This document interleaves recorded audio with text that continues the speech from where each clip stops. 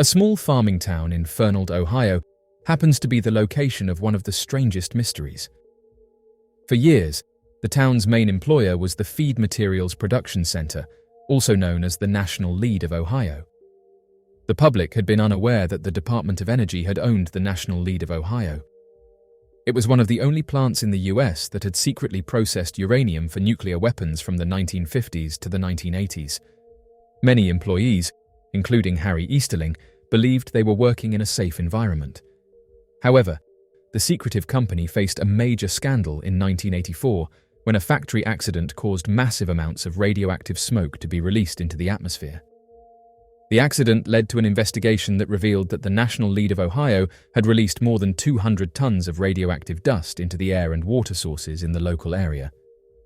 Perhaps the most mysterious aspect of this story surrounded employee Dave Box, whose family believes he was taken out because he was about to reveal the truth about the company just a few months before the accident. Dave was a pipe fitter whose job it was to inspect and maintain the factory's equipment. His co-worker, Harry Easterling, believes Dave knew what the company was up to from conversations they had. On the day of his passing, a witness saw Dave walking towards Plant 4, although he had been assigned to Plant 8. That was the last time anyone saw Dave alive. That morning, a furnace operator assigned to Plant 6 informed his supervisor that there was a mysterious, sticky residue covering the casings in his oven. The supervisor dismissed this and found nothing wrong. It was his co-worker, Harry, who later reported Dave missing. Plant records showed that at approximately 5 in the morning, the temperature of the furnace in Plant 6 had dropped by about 28 degrees, suggesting that a foreign object had been dumped in. A worker also found what looked to be a bone on the furnace. After the sheriff's department had been called into the plant, one employee found a set of keys in the waste material that belonged to Dave's car. What was strange about this is his co-worker had seen his keys in Dave's toolbox at around 7 in the morning, 2 hours after the foreign object had been dropped into the furnace, yet were then somehow found in the furnace. If this is true, it suggests that someone had taken Dave's life and then threw his keys into the furnace as a cover-up. His family, and multiple former National Lead of Ohio employees, believe he was lowered into the furnace and perished because he knew too much. If something other than the official story happened to Dave, it will probably never be revealed unless someone comes forward. Unfortunately, his family will have to live with this mystery until then. Former NASA engineer reveals huge objects have been photographed close to Saturn. Dr. Norman Berggren, a former NASA engineer and esteemed scientist, made waves in both scientific and UFO communities with his provocative claims regarding unidentified flying objects in our solar system. Berggren, who had a distinguished career working on projects like the Voyager missions, became known for his assertion that UFOs have taken a particular interest in Saturn's rings. According to Berggren, these mysterious objects have been captured on numerous occasions lurking close to the planet, engaging in activities that suggest they are far more than mere space debris. His claims, detailed in his 1986 book, The Ringmakers of Saturn, continue to fuel debates about the possibility of extraterrestrial life and the hidden truths within our solar system. In The Ringmakers of Saturn, Berggren detailed his analysis of photographs taken by the Voyager spacecraft. He claimed to have identified large cylindrical objects, sometimes miles in length, within Saturn's rings. These objects, according to Berggren, exhibited behaviors that suggested they were not natural satellites or space rocks, but rather something far more complex and possibly artificial. Dr. Berggren's most startling claim is that these cylindrical objects, which he dubbed ringmakers, are responsible for the formation and maintenance of Saturn's rings. He suggested that these objects were not only massive in scale, but also demonstrated intelligent control over their movements and activities. The objects appeared to be interacting with the rings, possibly harvesting material or even creating the rings themselves. According to Berggren, these UFOs had been observed near Saturn for years, often hiding within the dense rings where they could go unnoticed by casual observers. He posited that the UFOs were drawing energy from the rings or the planet itself, a theory that intrigued many within the UFO community. The notion that extraterrestrial beings or technologies might be using the rings for purposes beyond human understanding was both thrilling and unsettling. Berggren's claims were based on his meticulous analysis of the Voyager images, where he identified anomalies that he believed could not be explained by natural processes alone. The cylindrical objects, he argued, were too large and moved too purposefully to be random debris. Instead, they seemed to be massive constructs of unknown origin, possibly extraterrestrial spacecraft or devices. Despite the scientific community's reluctance to embrace his theories, Berggren's work found a receptive audience among UFO enthusiasts and those who believe in the existence of extraterrestrial life. His background as a NASA engineer gave his claims a veneer of credibility, and the idea that advanced alien civilizations could be interacting with Saturn's rings captivated the imagination of many. Sandra Johnson Hughes' disappearance. Sandra Johnson Hughes disappeared into the Sierra National Forest, located on the western slope of central Sierra Nevada in central California. She was last seen entering the Johnson Meadows on July 4, 2020. An extensive search ensued following her disappearance, but only more mystery was uncovered. Hughes was 54 years old when she moved from Hawaii to California a month before her disappearance. She began planning her camping trip as a way to enjoy nature and escape the confines of her home during everything that's currently happening. Before her trip, she was extensively trained in managing the wilderness as she trained to be a park ranger in college, making her disappearance all the more curious. Her family reported that they had last heard from her on June 26th. The search began on July 5th after Hughes's belongings were found in peculiar disarray. Her niece posted a call for help on Facebook encouraging others to help search for her aunt, stating that her campsite was found with her belongings and was quite disheveled. Things were thrown about all over, almost as if her car and belongings had been emptied out carelessly. Furthermore, her niece claimed that she would never leave her campsite a mess. Even a piece of litter on the ground would bother her. The Madera County Sheriff's Office then followed suit and openly asked the public to aid in the search for Sandra Hughes. Hughes was described as someone who liked to move around a lot. She had no children and was twice divorced, giving her the ability to uproot at a whim and live largely without restraint. There was a peculiar encounter on July 4th. It was reported that a group of hikers came in contact with Hughes. They claimed that she was walking barefoot, with a sizable bruise on her face.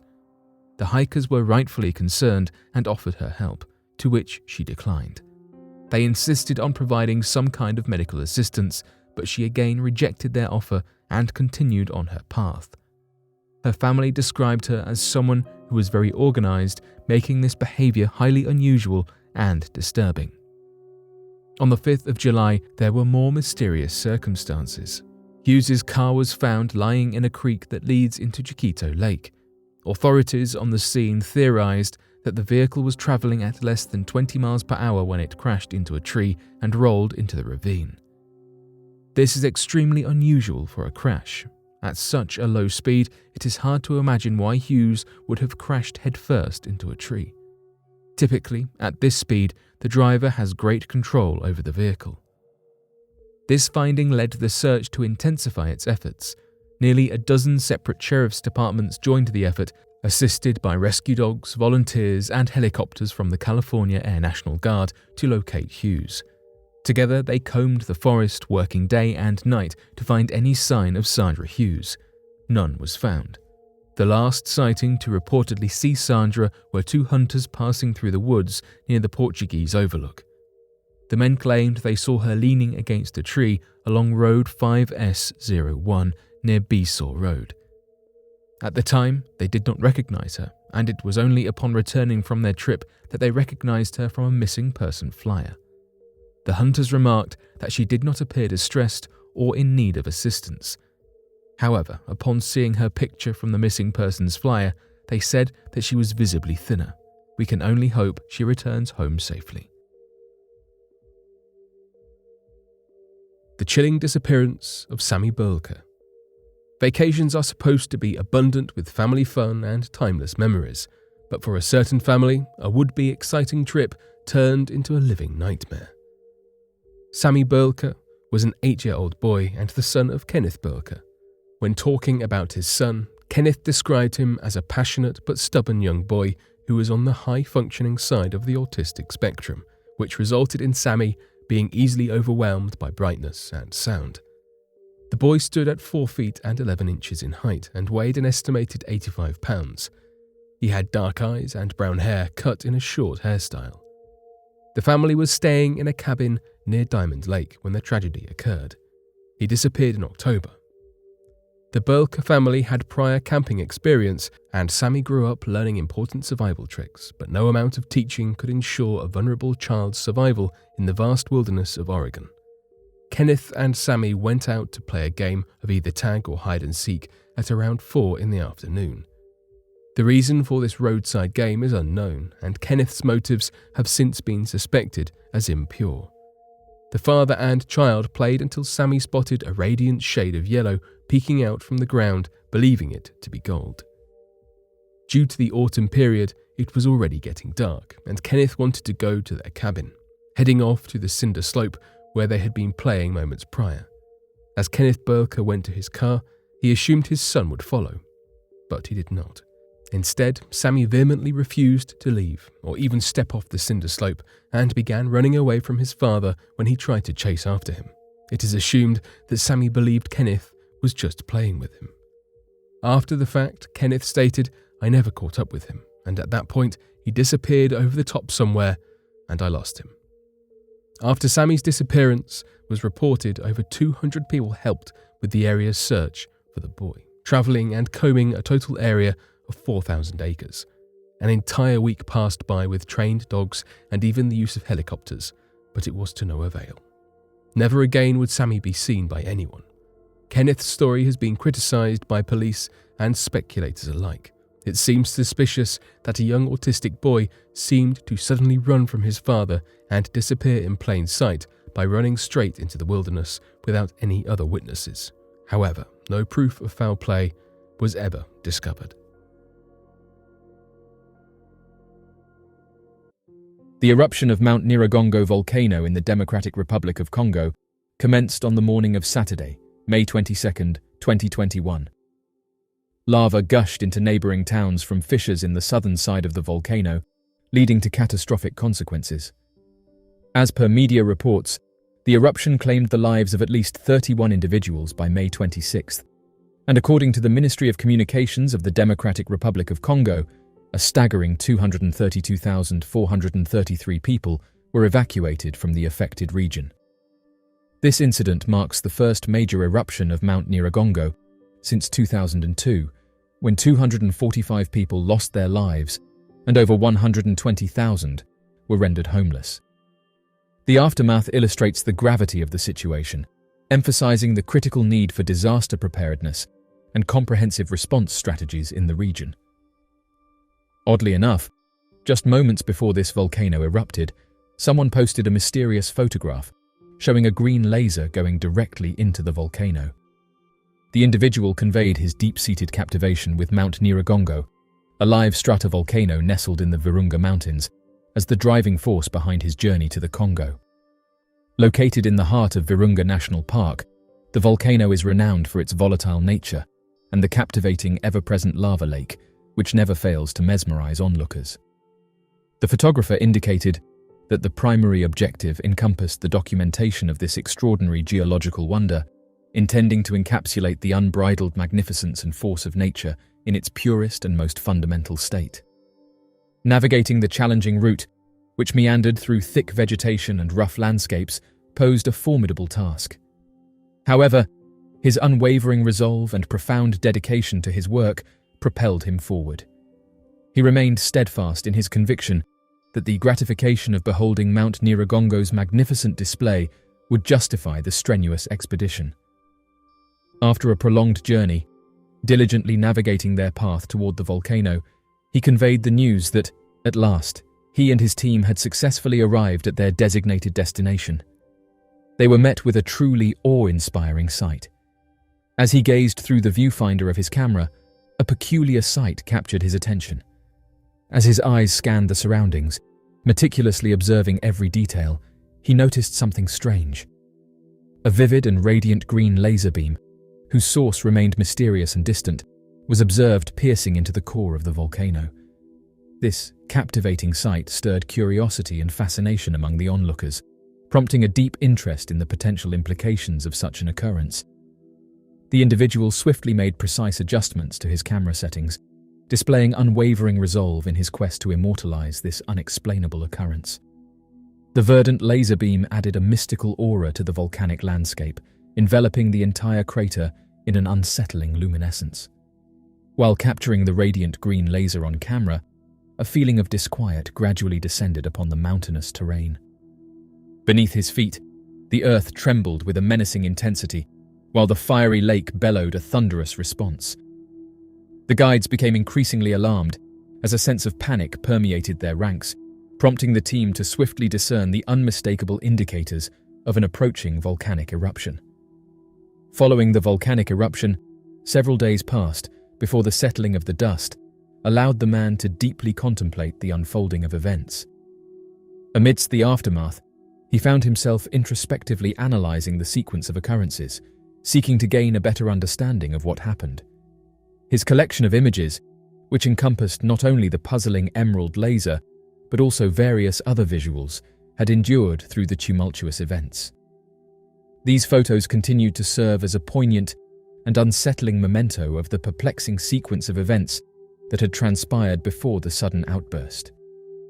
The individuals who encountered the visuals were bewildered by the existence of the emerald laser, finding themselves incapable of elucidating its source or objective.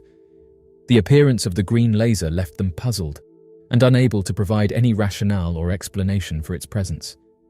There were various speculations regarding the possible cause of the event. Some suggested that it might have resulted from a natural occurrence triggered by the volcano's extreme heat and pressure. Others considered alternative theories, proposing that it could have originated from an aircraft or a source directly positioned over the volcano. The diverse range of opinions stemmed from the lack of concrete evidence to validate any particular explanation. These conjectures prompted discussions encompassing a wide array of possibilities, reflecting the complexity of the situation. The eruption of the volcano in the Democratic Republic of Congo had devastating consequences, with lava spreading into nearby towns as a result of fissures on the volcano's southern side. Mount Nyiragongo is an exceptional geological marvel, as it stands out as one of the rare volcanoes worldwide that is home to a consistently active lava lake, harboring significant quantities of molten lava within its volcanic crater. Situated within the Virunga supersite, Mount Nyiragongo is part of a chain of volcanoes involved in an international partnership known for advocating for unrestricted access to geophysical satellite data and analysis to aid in mitigating the risks associated with natural disasters. This distinctive feature of the volcano, coupled with its participation in the Virunga supersite, underscores its significance in the realm of earth sciences and disaster management. NASA's Earth Applied Sciences Disasters Program area has been actively engaged in monitoring the volcanic eruption, using Earth-observing data and providing support for efforts related to risk reduction, response, and recovery. In response to a formal request for assistance from Geoscience Australia on behalf of Rwanda, the program is actively involved in conducting interferometric analysis of ESA Sentinel-1 satellite data and monitoring methane emissions, which have been recently observed at Lake Kivu. The active volcanoes scattered across the globe have always captivated the attention and interest of scientists, explorers, and inquisitive onlookers, drawing them to witness the mesmerizing displays of intense volcanic activity. However, beyond the dramatic scenes of billowing smoke and flowing molten lava lies an additional layer of fascination: the enigmatic phenomena and luminous apparitions that have been sighted in the vicinity of these geological marvels. This intriguing aspect adds a further dimension to the already captivating allure of these natural wonders, prompting a deeper exploration of the inexplicable occurrences and celestial displays associated with these geological powerhouses. Numerous first-hand testimonies, spanning from local inhabitants to experts in the field, provide compelling evidence regarding the presence of enigmatic phenomena and illuminations in the vicinity of active volcanoes. These accounts depict shining spheres, radiant apparitions, and peculiar aerial entities that meander through or linger around volcanic terrains. Furthermore, There are claims of observing humanoid silhouettes in close proximity to volcanic vents or calderas. Despite the inclination of some to discredit these assertions as mere products of local legends or visual tricks, the persistence and regularity of these reports demand serious consideration. One noteworthy case occurred at Mount St. Helens in 1980, when a series of unexplained aerial sightings were reported by park rangers and helicopter pilots during the volcanic eruption. Witnesses described bright, glowing orbs that appeared to defy the laws of physics, maneuvering effortlessly through the turbulent plumes of ash and smoke. This incident prompted an investigation by the United States Geological Survey, but the mystery remained unsolved, leaving scientists perplexed. The first-hand testimonies provide intriguing insights into the occurrences, while scientific inquiries have been dedicated to deciphering the enigma surrounding peculiar lights and objects near live volcanoes. Scientists have utilized an array of methodologies and cutting-edge technologies, such as remote sensing, thermal imaging, and spectroscopy, to document and scrutinize these occurrences. The findings derived from these endeavors are both captivating and bewildering, offering a rich tapestry of unexplained natural phenomena. One scientific hypothesis suggests that the presence of these enigmatic objects and illuminations could be associated with the unique electromagnetic circumstances generated by volcanic activity. When volcanoes erupt, they release immense quantities of charged particles, including ions and electrons, into the atmosphere. These charged particles have the potential to interact with the Earth's magnetic field, resulting in electromagnetic irregularities that materialize as luminous phenomena. These anomalies could potentially account for the observations of radiant orbs and unusual lights in the vicinity of volcanic areas. This explanation provides insights into the complex relationship between volcanic activity and the occurrence of mysterious lights, shedding light on the intriguing interplay of electromagnetic forces and geological phenomena. Amplifying the provided text regarding volcanic lightning, it is essential to recognize the significant impact of the intense heat resulting from volcanic eruptions, leading to the ionization of atmospheric gases and the creation of luminous plasma discharges. Volcanic lightning, a well-documented natural occurrence during such eruptions, has been observed for its awe-inspiring display. However, reports from eyewitnesses have suggested witnessing unusual lights and objects displaying orchestrated movements, a deviation from conventional lightning behavior. This intriguing revelation sparks inquiries into the genuine nature of these mysterious phenomena, raising questions that challenge our understanding of volcanic lightning and its associated anomalies. An alternative scientific viewpoint posits that the enigmatic objects and lights may potentially stem from an uncharted geophysical occurrence associated with volcanic activity. Some scientists suggest that underground gases, including methane or sulfur compounds, might contribute to the emergence of these phenomena.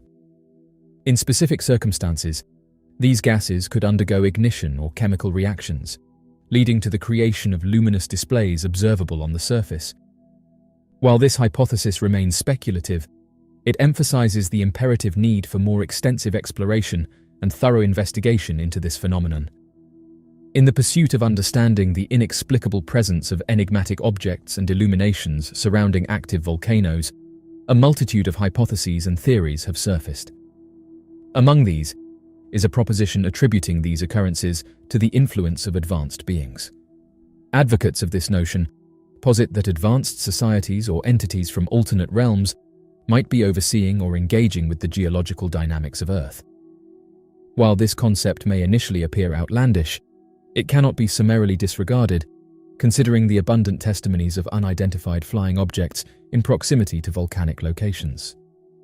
Another theory suggests that these occurrences may be inherent outcomes of volcanic activities that are still not completely comprehended. It is plausible that volcanic eruptions create distinct circumstances, such as electromagnetic disruptions or release of gases, contributing to the appearance of the documented illuminations and entities. Nonetheless, the exact processes responsible for these phenomena continue to evade explanation, warranting additional investigation to substantiate this theory. Some scientists posit a connection between the mysterious lights and objects and geological occurrences like piezoelectric impacts of tectonic pressures. Volcanoes are active settings characterized by intricate interplays between the Earth's crust and the molten mantle below. These interactions may give rise to uncommon electrical or mechanical phenomena, which could materialize as luminous manifestations and objects in the vicinity of volcanic vents.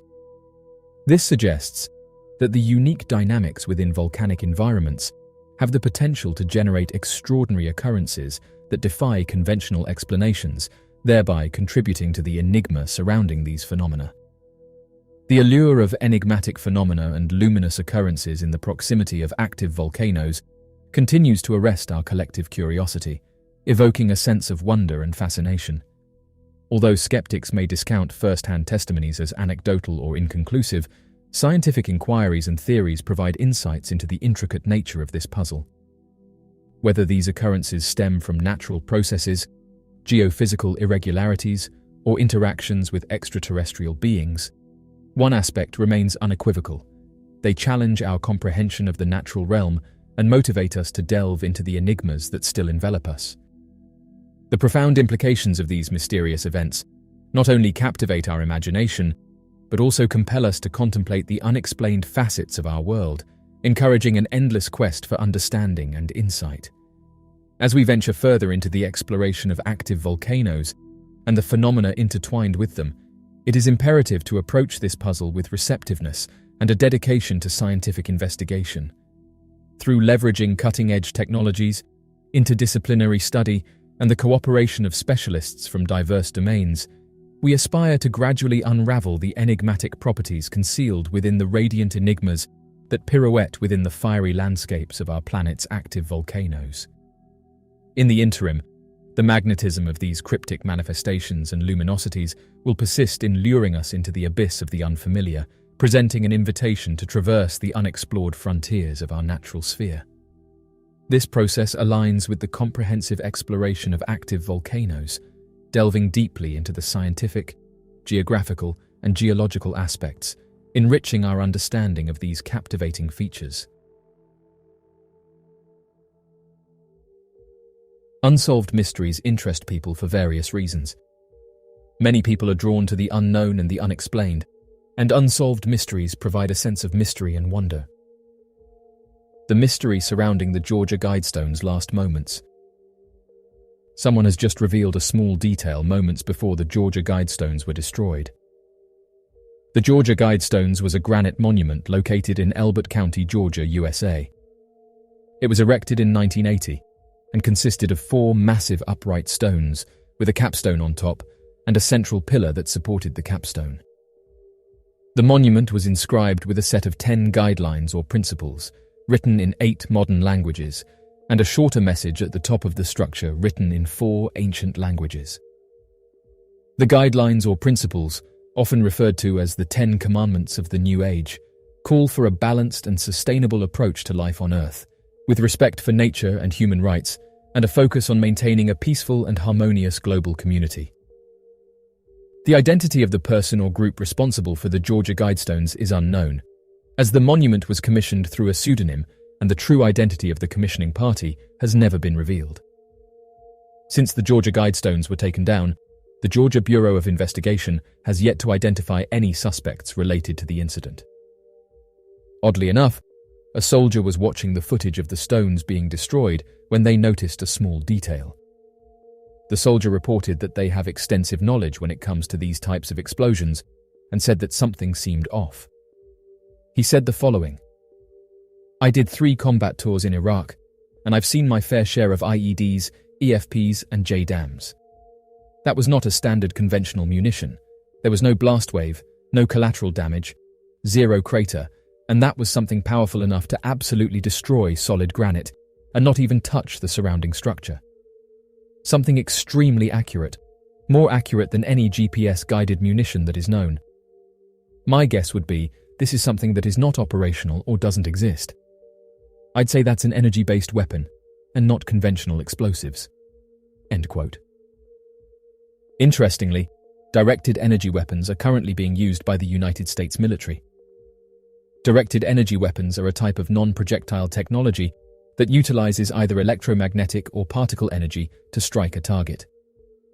Unlike traditional weapons that rely on propellants to launch projectiles, directed energy weapons accomplish their aim through the manipulation of energy. In recent years, this technology has matured, leading to an increase in funding to support the ongoing research. Directed energy weapons are a set of advanced technologies that have the potential to transform modern warfare by reducing the risk of collateral damage. These weapons operate on the principle of manipulating electromagnetic or particle radiation to damage or destroy targets with precision and efficiency. Many questions remain, with users saying that the footage didn't look right, saying why would they only release a short 10-second video that cuts really quickly into another shot. At the time, the Georgia Bureau of Investigation was asking people for their help in identifying what happened, but then didn't release the footage in the lead up to the event.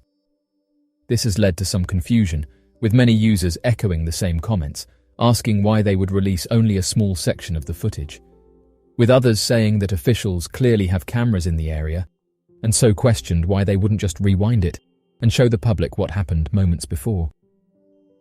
One user said that the footage looks strange, and said that there appears to be several cuts throughout it, suggesting that it was tampered with before it was released to the public.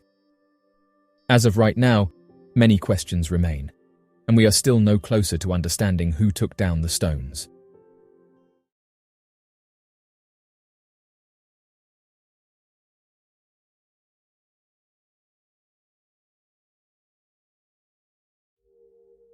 In the quiet town of Santa Juana, Chile, nestled amidst rolling hills and pristine landscapes, an event occurred that would forever alter the lives of its residents and baffle the world at large. On a serene morning, a disc-shaped object landed on top of a hill along Ruta de la Madera, a road that meandered through the picturesque countryside. The actions of one man who stopped traffic to investigate this enigmatic occurrence would set in motion a series of events that would captivate locals and the imagination of people worldwide. It was a crisp and clear morning when the residents of Santa Juana awoke to a sight they could scarcely believe.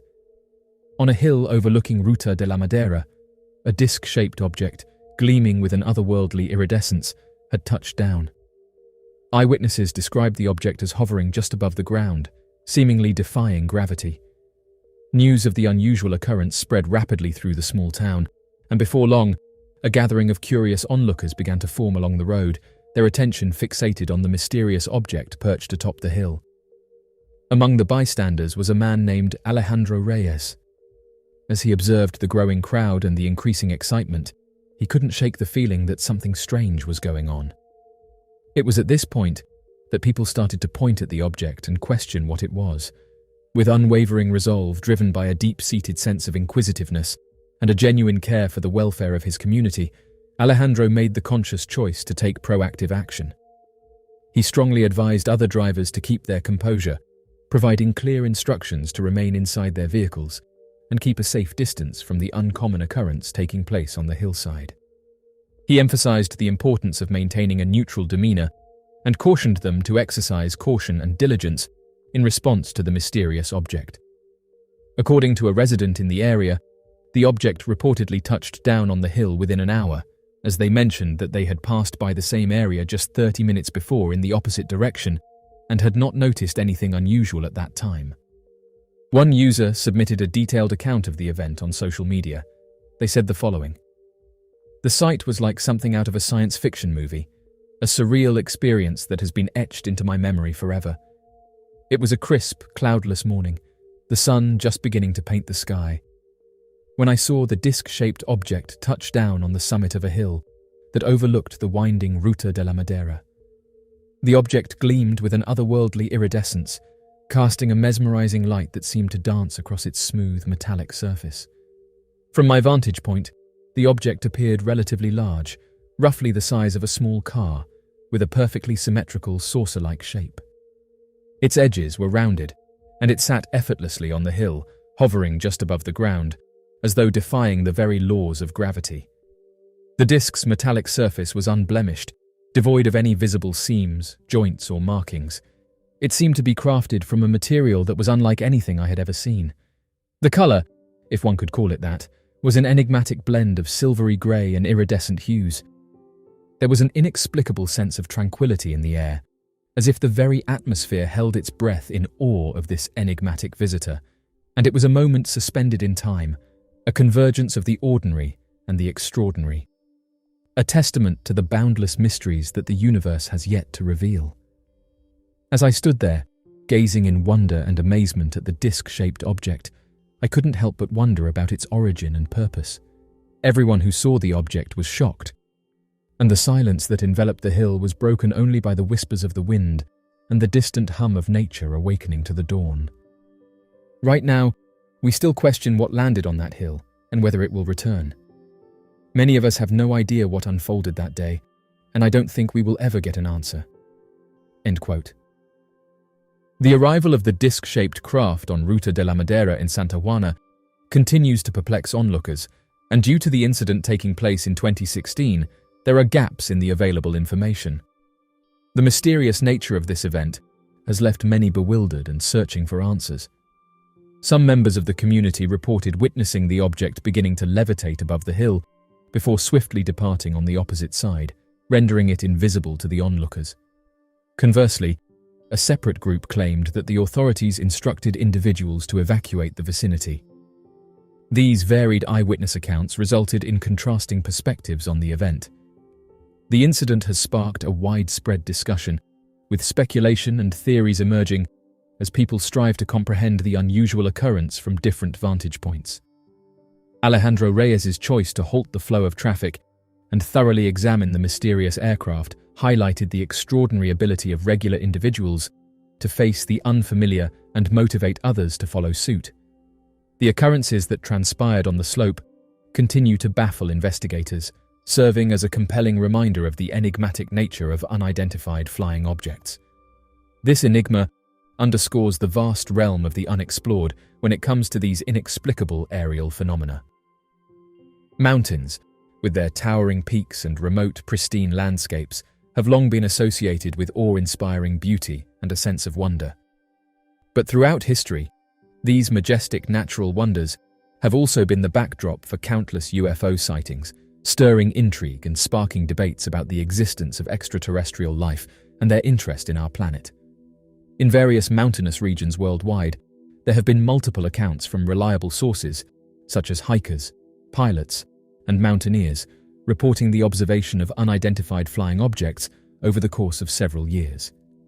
These testimonies, which defy conventional interpretations, have contributed to a substantial body of evidence suggesting the existence of such phenomena.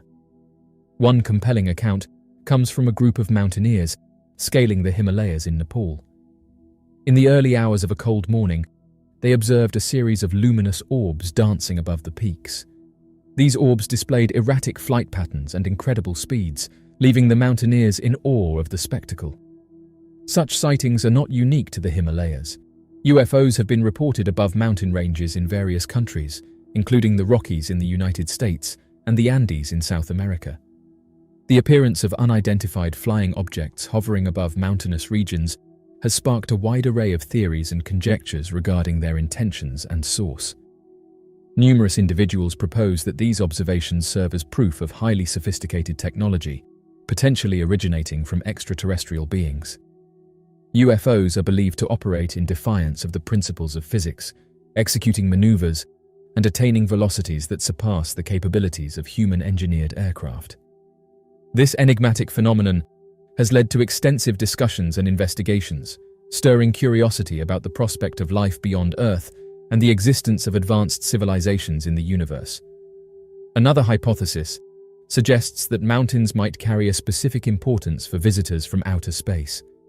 These natural formations, frequently located in remote and uninhabited areas, may offer optimal sites for observing, researching, or potentially engaging with our planet. The seclusion and remoteness of mountainous terrains could afford a feeling of seclusion for any extraterrestrial entities aiming to evade detection. Given the minimal human presence and limited access, these regions may serve as ideal vantage points for comprehensive analysis and observation of Earth. Moreover, there is a contention suggesting that mountains might harbor distinctive energy fields or magnetic characteristics that could potentially draw UFOs. It is well documented that the magnetic fields of the Earth tend to fluctuate significantly in regions characterized by steep elevations, and these fluctuations could conceivably pique the curiosity of sophisticated extraterrestrial societies aiming to exploit or comprehend these energies for their own purposes. Mountains have held a sacred place in the beliefs of numerous cultures, with many of them linking mountains to spiritual importance and connections to the celestial realm. The ancient Inca civilization, for instance, held the belief that mountains were either the dwelling places of divine beings or acted as gateways to the heavens. Exploring the intriguing notion of whether these spiritual convictions have any foundation in real encounters with extraterrestrial entities adds a layer of mystery and fascination to the enduring allure of these revered natural formations. In recent times, the occurrence of unidentified flying objects hovering over mountainous regions has garnered significant attention from the global scientific and research communities. The evolution of technology has played a pivotal role in facilitating a more methodical investigation of these sightings. With the aid of advanced cameras, radar systems, and sophisticated data analysis tools, scientists have been empowered to systematically capture and scrutinize UFO encounters with enhanced precision and efficacy. The Mount Adams Infrared Observatory in Washington State, USA, is a significant undertaking that has garnered attention due to the multitude of reported UFO sightings in the vicinity of Mount Adams. Equipped with advanced technology such as infrared cameras, the research team at the observatory diligently records and analyzes these unexplained phenomena. Despite their extensive efforts, the intrinsic nature of these unidentified flying objects remains elusive, and conclusive explanations have proven challenging to ascertain. Nonetheless, the comprehensive research conducted at the observatory represents a valuable contribution to the in-depth scientific exploration of this intriguing phenomenon. Despite the abundance of first-hand testimonies, hypotheses, and scientific inquiries, the enigma surrounding UFO sightings above mountainous regions persists. This phenomenon continues to provoke profound questions regarding the existence of extraterrestrial life, their fascination with our planet, and the enigmatic facets of the universe. The enduring intrigue and curiosity it fuels underscore the enduring quest for understanding in this realm of exploration.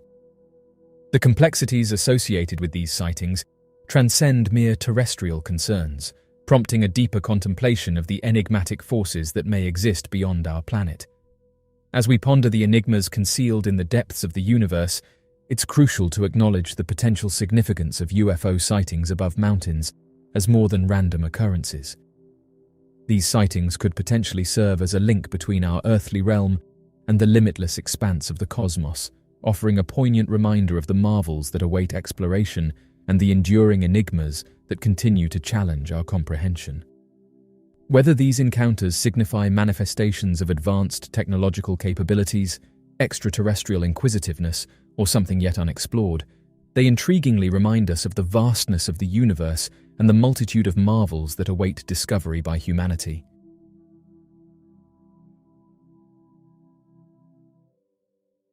A rancher has just taken to social media to announce that he captured a mysterious light hovering above Yellowstone National Park. Oddly enough, this announcement was made just days after hundreds of earthquakes hit the region. The rancher, known as Sam, found himself unable to explain the nature of the peculiar object he stumbled upon. Therefore, he took the initiative to share images and details of the object across numerous forums, specializing in the analysis of enigmatic artifacts, all in pursuit of obtaining a better understanding of its origins and purpose. The individual depicted the object as suspended in the air over the park, stating that it was a radiant sphere, casting a gentle, spooky glow. Moreover, the entity seemed to defy the laws of gravity as it remained afloat without any apparent means of propulsion.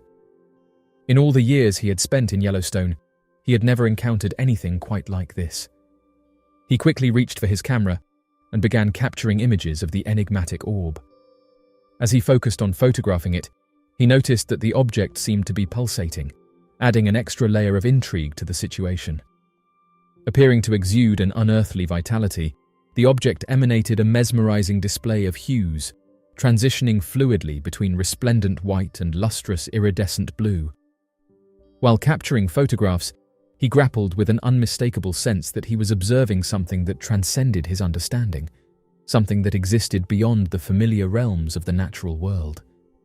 This profound feeling left him contemplating the existence of phenomena that eluded conventional comprehension, prompting a deep sense of awe and curiosity. Before he could contemplate the source of the luminous sphere anymore, he was told by a friend that earthquakes were hitting the area, and although he couldn't feel them, he found it odd that the object appeared just moments before the earthquakes hit. Despite the persistent trembling of the ground beneath him, the man remained resolute in his mission. With unwavering determination, he directed his camera towards the radiant object, capturing its brilliance as it seemingly responded to the seismic upheaval by increasing in luminosity.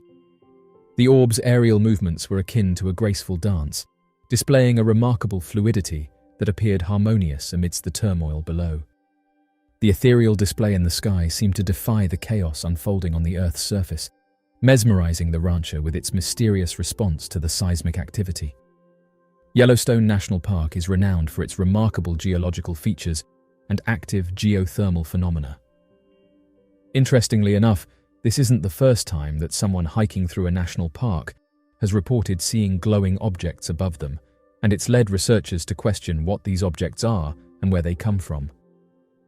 The United States harbors an array of stunning national parks, celebrated for their striking natural landscapes, diverse wildlife, and unspoiled expanses.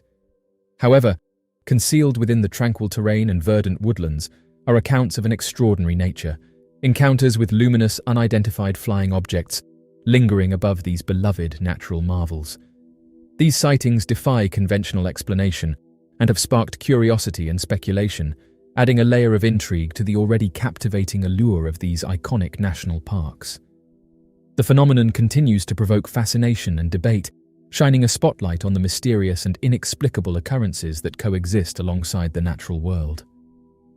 Over the years, various national parks across the United States have witnessed numerous reports of glowing objects, captivating the imagination of park rangers, visitors, and UFO enthusiasts alike. From the towering peaks of the Rocky Mountains in Colorado to the dense forests of the Smoky Mountains in Tennessee, these reports share a common thread: anomalies that appear to defy the laws of physics and human understanding. One notable example can be found at Yellowstone National Park in Wyoming, where numerous visitors have recounted witnessing luminous orbs suspended over the park's renowned geysers and hot springs. These orbs exude an ethereal radiance that casts an enchanting glow upon the park's geothermal marvels. Certain observers have managed to document these occurrences using cameras, thereby providing concrete evidence of this enigmatic phenomenon. This unexplained display continues to captivate and intrigue both tourists and researchers, prompting in-depth investigations to decipher the mysteries surrounding these otherworldly manifestations. In the expansive expanse of the Great Smoky Mountains National Park, numerous visitors have recounted their experiences of observing luminous, unidentified flying objects maneuvering gracefully above the thick foliage of the forest.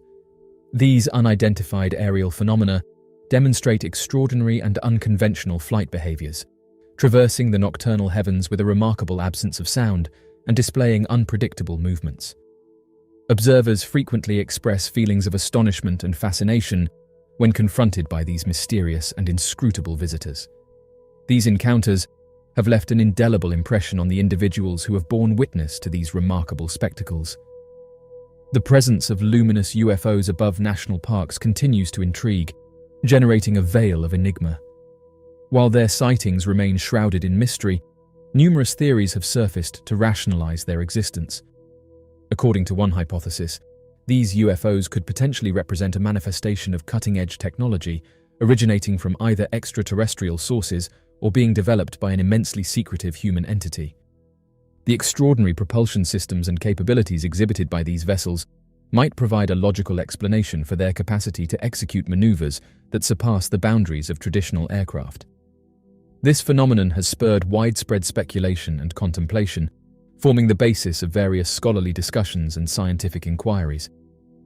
Another perspective proposes that the luminous UFOs may potentially represent manifestations of unexplained natural occurrences.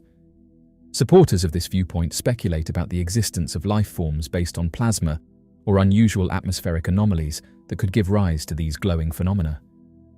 Although this perspective is purely theoretical, it highlights the extensive gaps in our comprehension of natural phenomena. It has been suggested that UFO sightings might involve extraterrestrial entities engaging in scientific research or investigations of the Earth's ecosystems, potentially motivated by a desire to monitor the environmental well-being of the planet. National parks, with their distinct and varied ecosystems, may be of significant interest to any advanced civilization or beings from beyond our planet seeking to comprehend the biodiversity of Earth. The occurrence of luminous unidentified flying objects above national parks sparks compelling inquiries regarding the implications of such sightings. Assuming the authenticity of these phenomena, it indicates an inclination that advanced beings or entities from distant realms have displayed an attentiveness toward the natural splendors of our planet. This notion potentially signifies a sense of inquisitiveness and reverence for the ecological diversity and natural exquisiteness of Earth. The presence of these enigmatic phenomena may prompt an exploration of the motives behind such manifestations, shedding light on the interconnectedness between celestial realms and our terrestrial domain.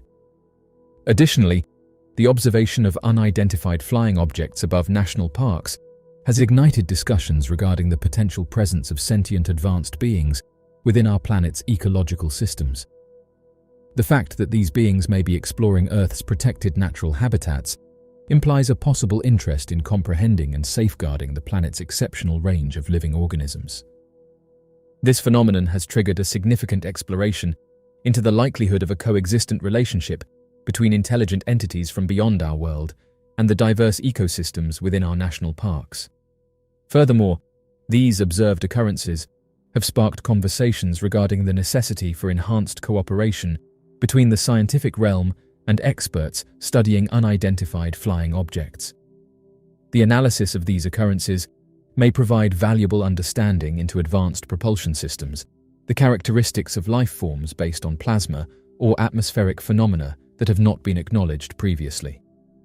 The need for collaboration is becoming increasingly evident as the potential implications and significance of these events are being recognized by both the scientific community and UFO researchers. The phenomenon of illuminated unidentified flying objects spotted over national parks in the United States continues to be an intriguing and deeply mysterious subject in contemporary times. Despite some individuals rejecting these occurrences as fraudulent fabrications or tricks of the eye, the testimonies provided by reputable observers and the presence of photographic proof give rise to inquiries that necessitate extensive investigation. The compelling nature of these sightings warrants a thorough and rigorous exploration to unravel the enigma that surrounds them. Dozens of residents in the Philippines have just reported today that millions of fish have made their way on land, which has caused many to suggest that something big could be about to happen. Oddly enough, the event which happened on the 7th of January sparked confusion for those who witnessed it, with many saying that this wasn't triggered by a predator in the area. Various videos and photographs were taken, which showed the fish desperately trying to make their way on land. Residents who live close to the area reported on social media that animals have been acting strange throughout the area, further adding that it's not just marine life that has been displaying odd behaviors.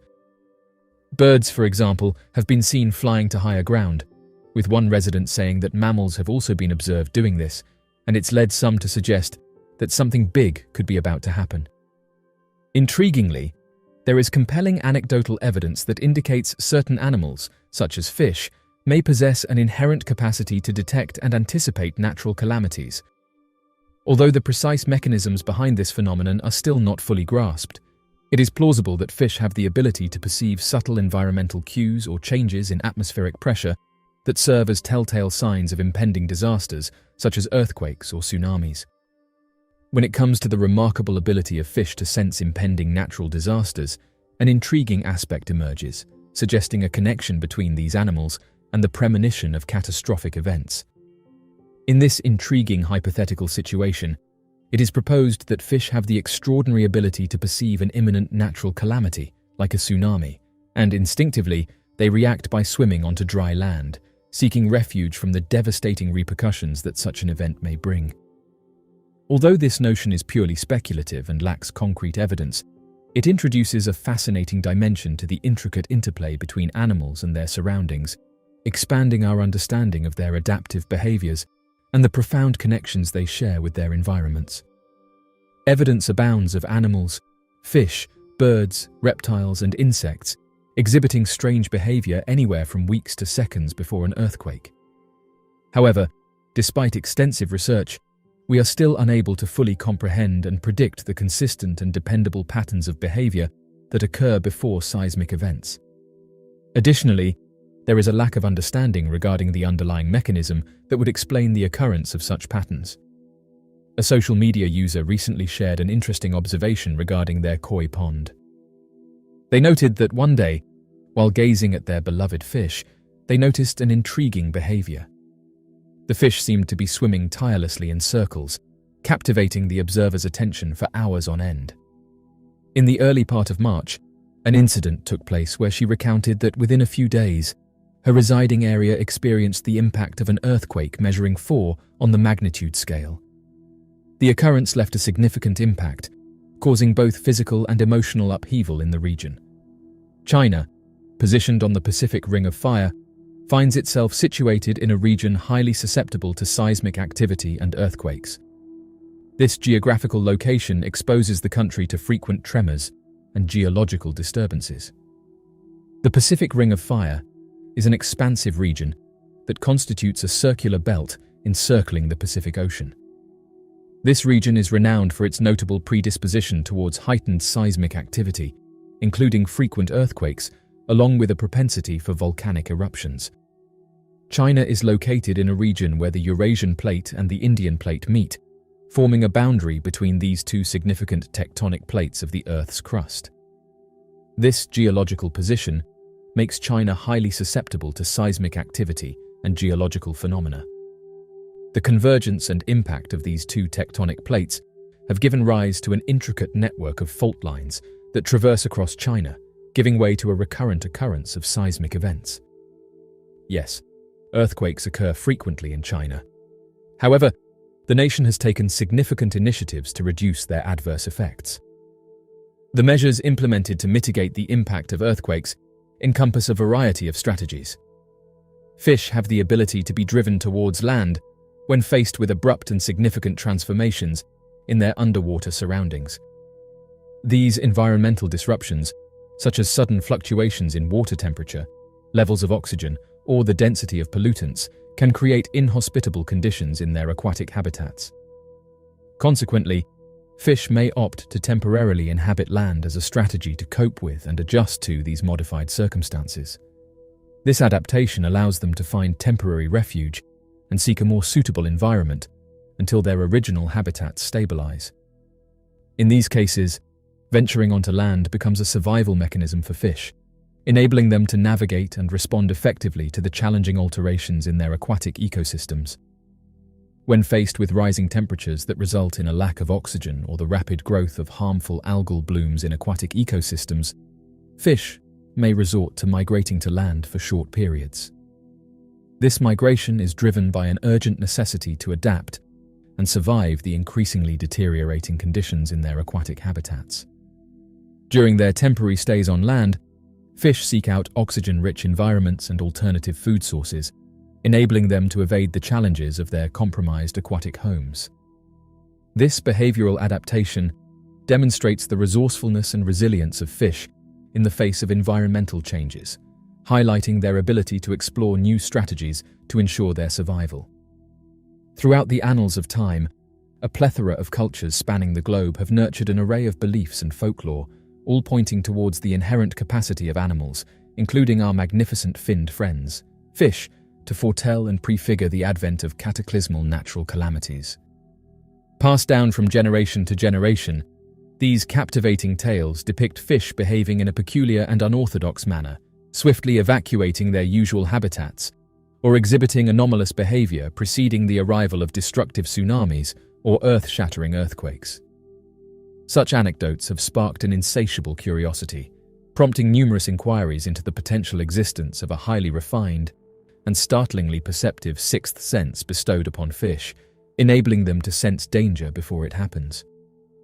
In order to delve into the topic of fish sensing natural disasters, it is crucial to explore the remarkable sensory adaptations that fish have undergone throughout their evolution.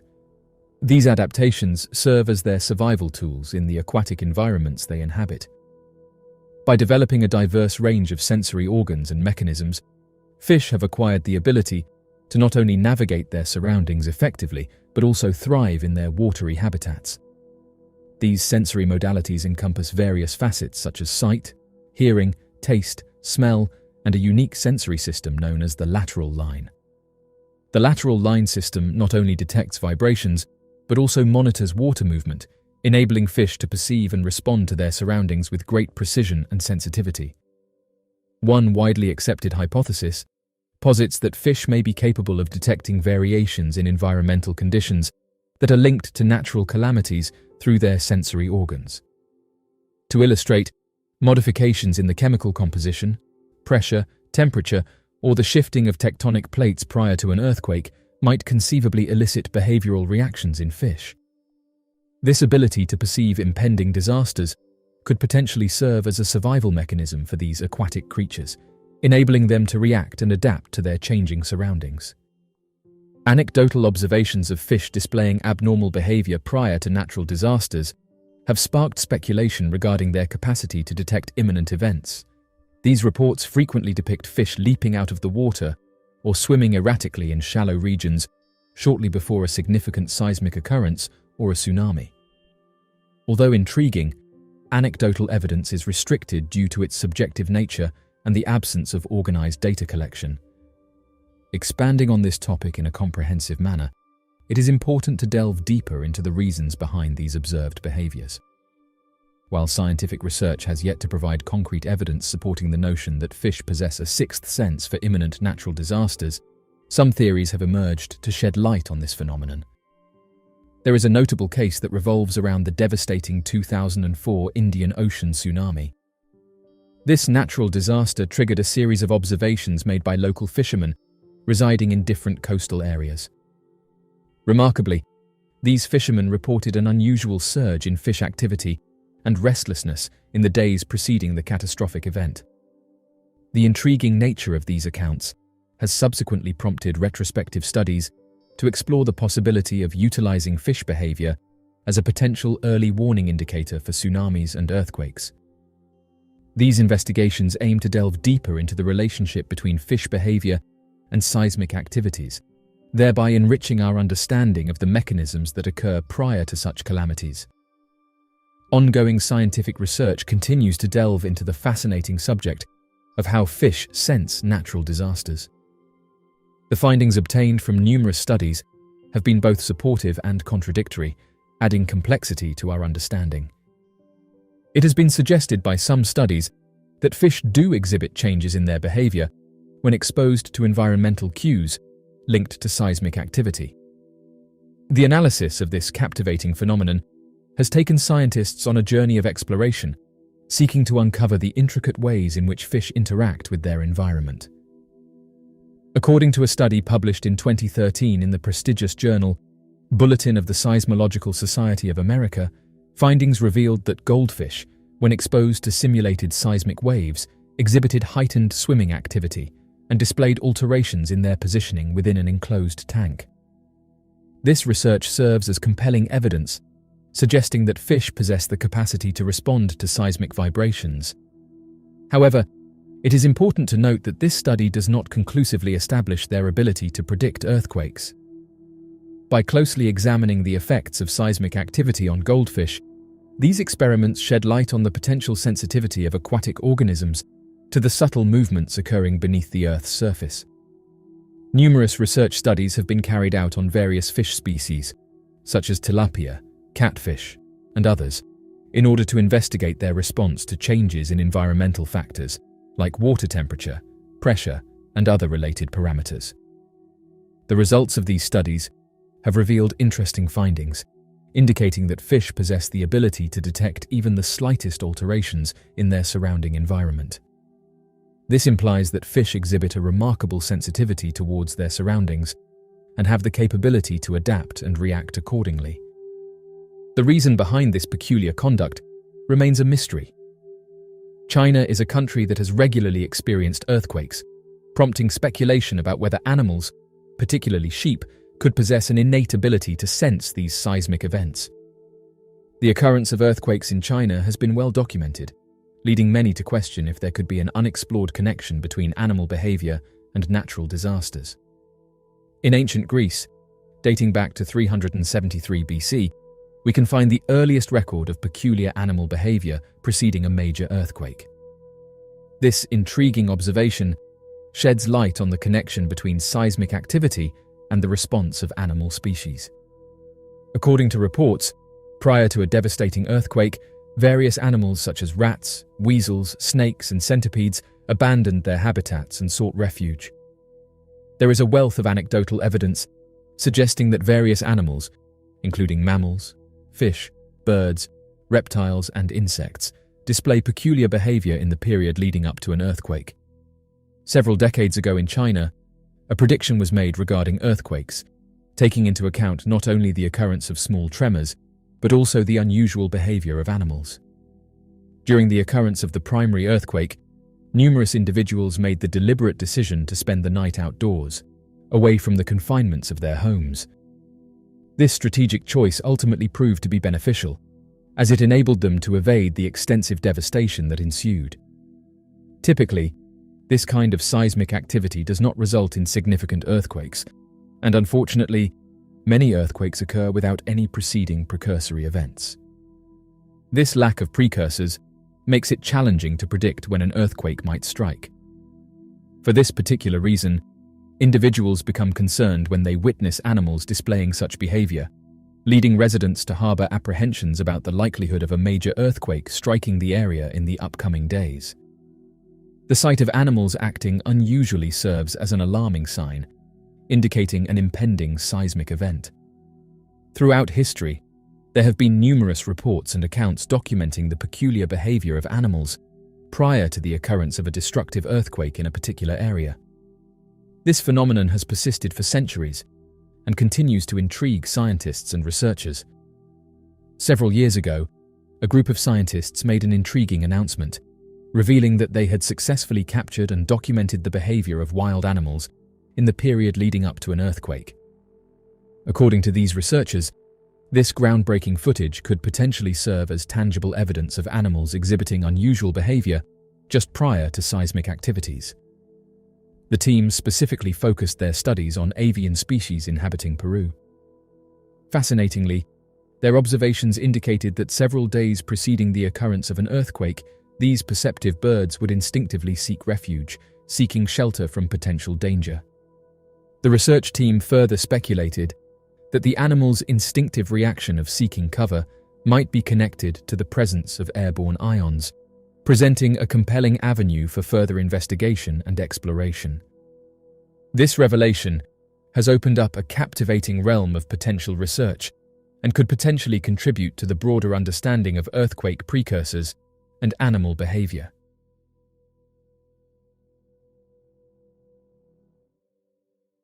During the Antarctic expedition, 1911 to 1912, the Germans established a structure known as the Station House, along with 2 storage facilities on a specific portion of the Antarctic coast, which is now recognized as the Filchner ice shelf. Remarkably, even after the passage of more than a century, recent satellite imagery has revealed potential remnants that might be attributed to either the station house itself or one of the storage depots. This discovery paves the way for a deeper exploration and analysis of the historical significance and enduring impact of the Germans' expedition to Antarctica in the early 20th century. The Luitpold Coast, also known as Prinz Regent Luitpold Land in German, refers to the stretch of coastline in Coats Land that extends from the vicinity of Hayes Glacier to the eastern limit of the Filchner ice shelf. This region was first discovered by Wilhelm Filchner, who led the Second German Antarctic expedition from 1911 to 1912. It was named in honor of Luitpold, the Prince Regent of Bavaria. This particular area of the Antarctic shoreline, which had not been explored by previous expeditions, was officially designated as Prince Regent Luitpold Land and is now referred to as the Luitpold Coast. During the expedition, a suitable location for anchorage was discovered at Vassal Bay, situated at the easternmost point of the present-day Filchner ice shelf. According to information found on the Antarctic Circle mission's website, in the initial stages of the expedition, various materials along with dogs and ponies were unloaded, and work commenced on the construction of a winter quarters or station house. The construction involved erecting a sizable building measuring approximately 17 by 9 meters on the frozen ice shelf. Unfortunately, the following day, a devastating turn of events occurred when the ice beneath the building began to fracture, causing it to detach from the ice shelf. During their expedition, as the headquarters gradually moved towards the north, Filchner and his team found themselves engrossed in the arduous task of disassembling all the equipment and belongings, ensuring their safe return to the Deutschland. The party had the extraordinary experience of encountering an immense spring tide, reaching a remarkable height of 3 meters. This phenomenon was accompanied by a sudden decrease in atmospheric pressure, impacting a vast area spanning nearly 600 square kilometers.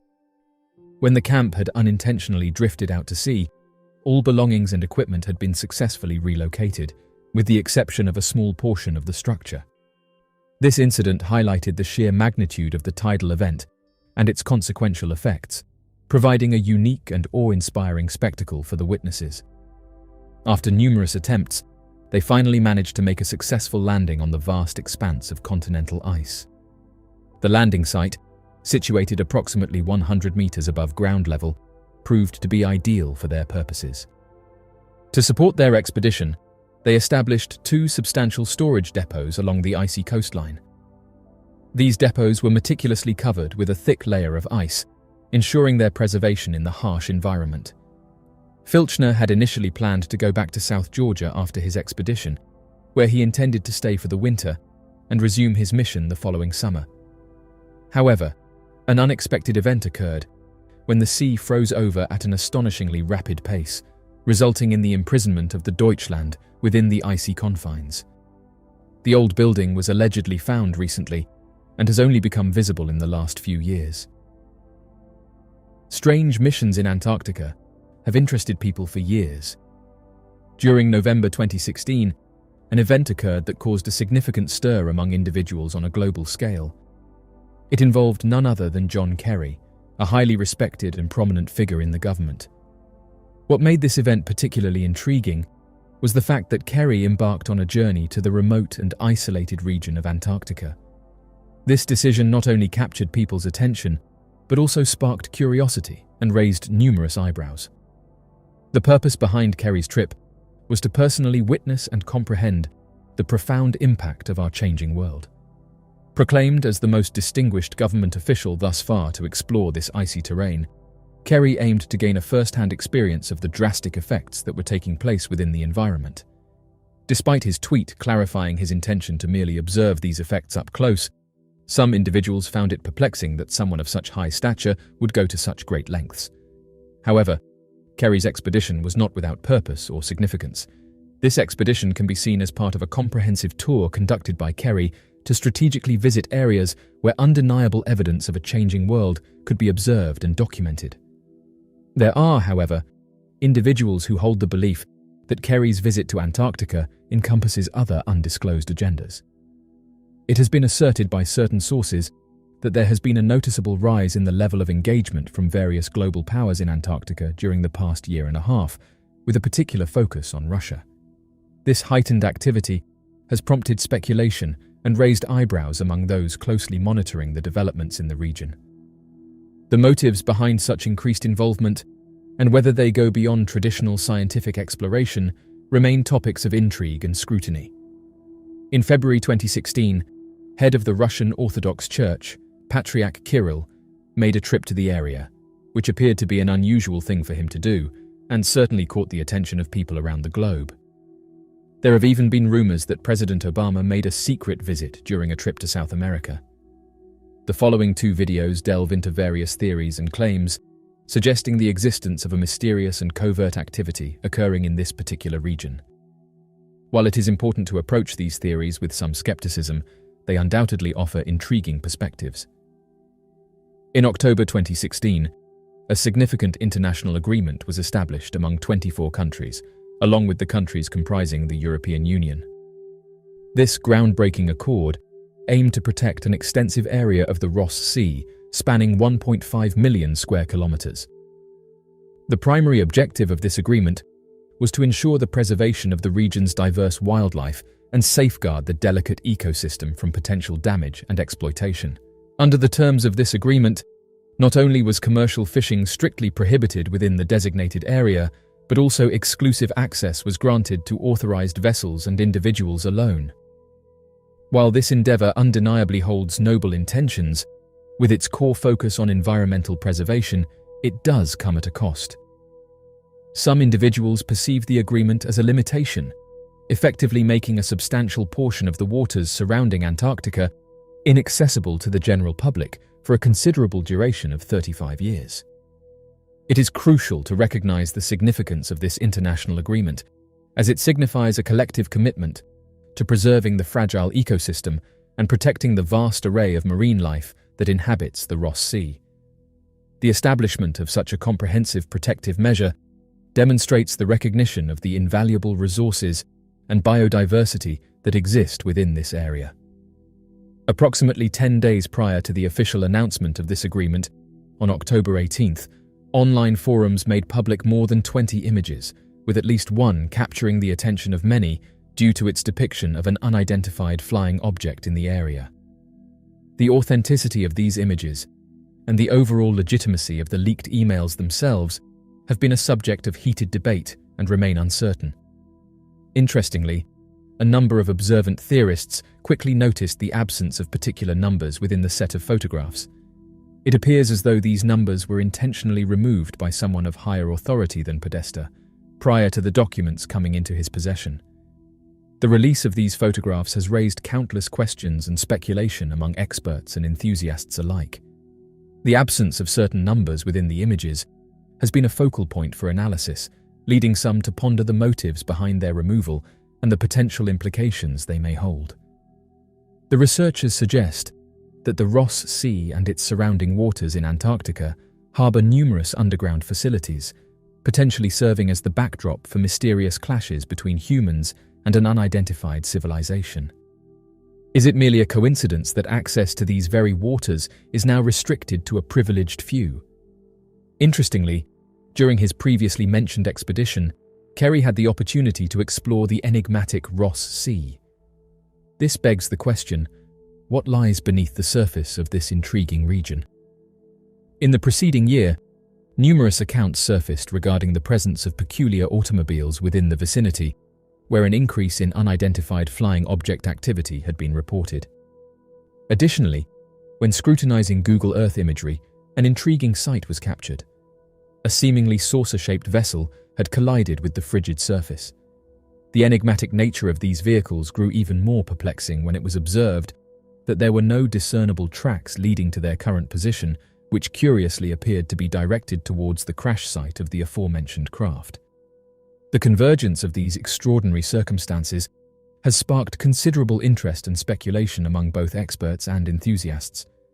Strangely enough, these images emerged in 2011, but then vanished without a trace, with no indications of their subsequent movements. This enigmatic occurrence raises numerous questions and adds to the intrigue surrounding the incident. Further investigation into the nature and origins of these objects is warranted in order to shed light on this perplexing phenomenon. The expansive and frigid landscape of Antarctica, renowned for its harsh weather conditions and remote location, has witnessed an array of captivating UFO sightings that have intrigued many in recent times.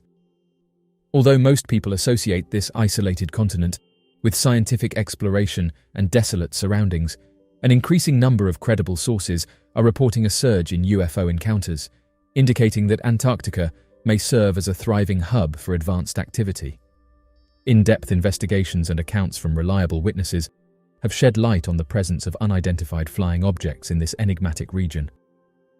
Far from being mere anomalies, these sightings showcase a comprehensive view of the UFO phenomena occurring in Antarctica. The exploration of unidentified flying objects in Antarctica has a rich history that spans several decades. It all began in the early 1940s, amidst the chaos of World War II, when Allied forces embarked on a top-secret mission called Operation High Jump. Led by the renowned Admiral Richard E. Byrd, this ambitious expedition was originally intended to establish a research base in the icy expanse of Antarctica. Little did they know, they would encounter astonishing aerial phenomena that defied explanation. During Operation High Jump, the Allied forces were met with an array of bewildering sightings. These sightings, which continue to captivate researchers and enthusiasts to this day, left a lasting impression on those who witnessed them. Admiral Byrd, a renowned explorer, made astonishing claims of encountering unidentified flying objects during his expeditions. According to his vivid accounts and corroborating testimonies from his crew members, these extraordinary aircraft possessed the extraordinary ability to traverse from one pole to another in a matter of seconds. It was evident that these flying saucers showcased technological advancements and capabilities that were far superior to anything known or devised by any nation on Earth during that era. Since that time, the continent of Antarctica has remained a prominent location for numerous sightings of unidentified flying objects, which has piqued the interest of esteemed researchers, intrepid explorers, and even military personnel. These sightings, spanning across several decades, have been well documented and originate from a wide array of sources, leaving little room for doubt that something extraordinary is occurring within the icy and desolate expanse of Antarctica. One of the most intriguing elements of UFO sightings in Antarctica lies in the unquestionable credibility of the eyewitnesses. These remarkable incidents have been recounted by individuals hailing from diverse fields, such as military personnel, scientists, and pilots, lending immense weight to their testimonies.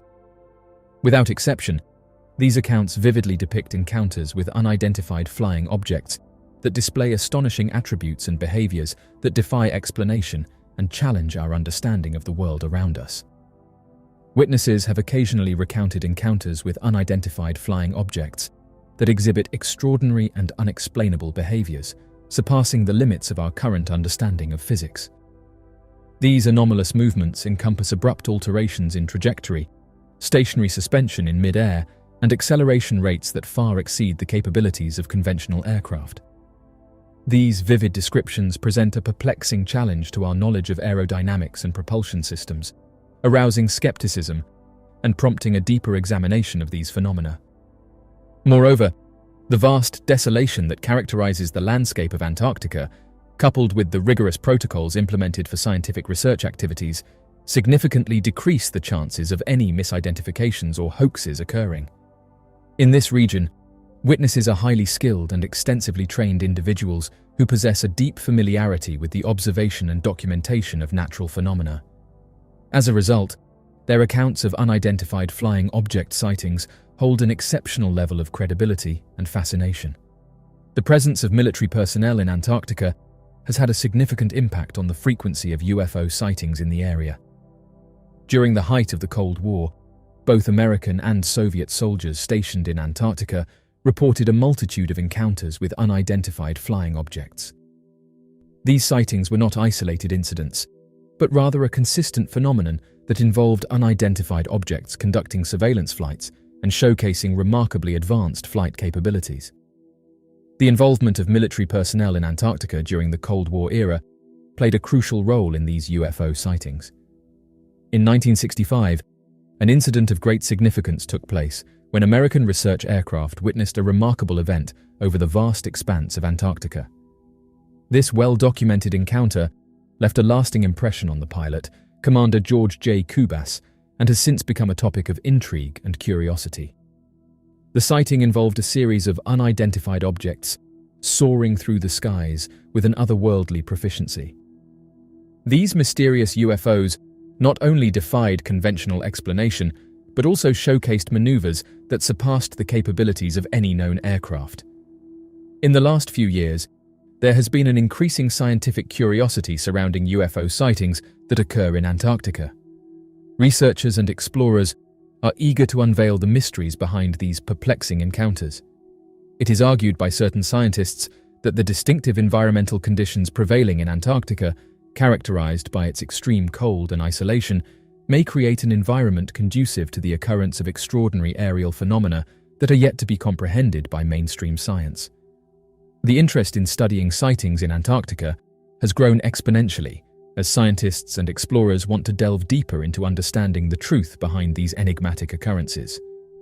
Researchers have delved into an extensive investigation aiming to establish a potential connection between UFO sightings in Antarctica and the peculiar magnetic anomalies or geothermal activity prevalent in the region. These theoretical propositions endeavor to shed light on the enigmatic presence of unidentified objects in this area and propose the existence of natural or terrestrial elements that could potentially contribute to these sightings. One of the most intriguing interpretations regarding UFO sightings in Antarctica centers around the potential presence of extraterrestrial beings. Although this theory is largely speculative, it brings forth profound inquiries into the essence of these encounters. Such investigations delve extensively into the subject matter, leaving no stone unturned in their pursuit to uncover the truth. Proponents who support the extraterrestrial hypothesis posit the notion that Antarctica might possess undisclosed information that could intrigue advanced societies. These advocates propose that the distinctive geographical features and untapped resources of the continent could render it a strategically significant destination for beings from other realms. Undoubtedly, the UFO sightings recounted by individuals in Antarctica are an undeniable and authentic occurrence that demands meticulous scrutiny and exploration. When we examine the historical background, credible first-hand testimonies, military engagement, and scientific curiosity, all these factors amalgamate to portray a captivating representation of peculiar aerial incidents transpiring in this isolated and enigmatic part of the world. The accounts of unidentified flying objects witnessed in the icy terrains of Antarctica constitute a phenomenon that cannot be trivialized or dismissed.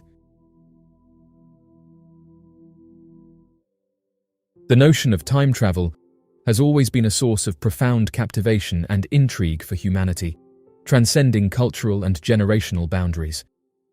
The mere thought of embarking on a journey through time, whether it be to revisit historical moments or venture into the unknown future, exerts an irresistible and deep-seated allure for countless individuals around the world. According to a recent claim made by an individual claiming to be a time traveler, a significant event with negative consequences is imminent. The person in question confidently introduced himself as Alexander and made an astonishing assertion that he hailed from the future, identifying himself as a time traveler. This extraordinary claim left everyone astounded and curious about his alleged experiences.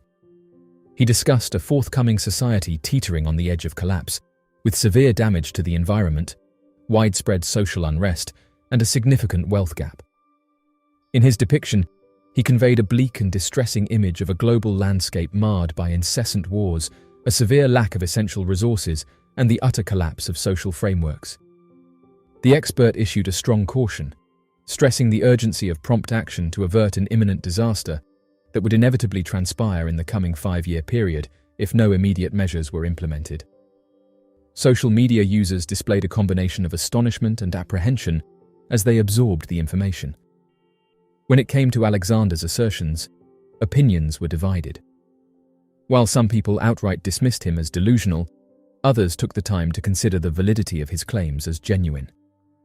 While contemplating the ramifications of disregarding his cautionary advice, they carefully considered the potential implications not only for their own lives, but also for the well-being and prospects of future generations.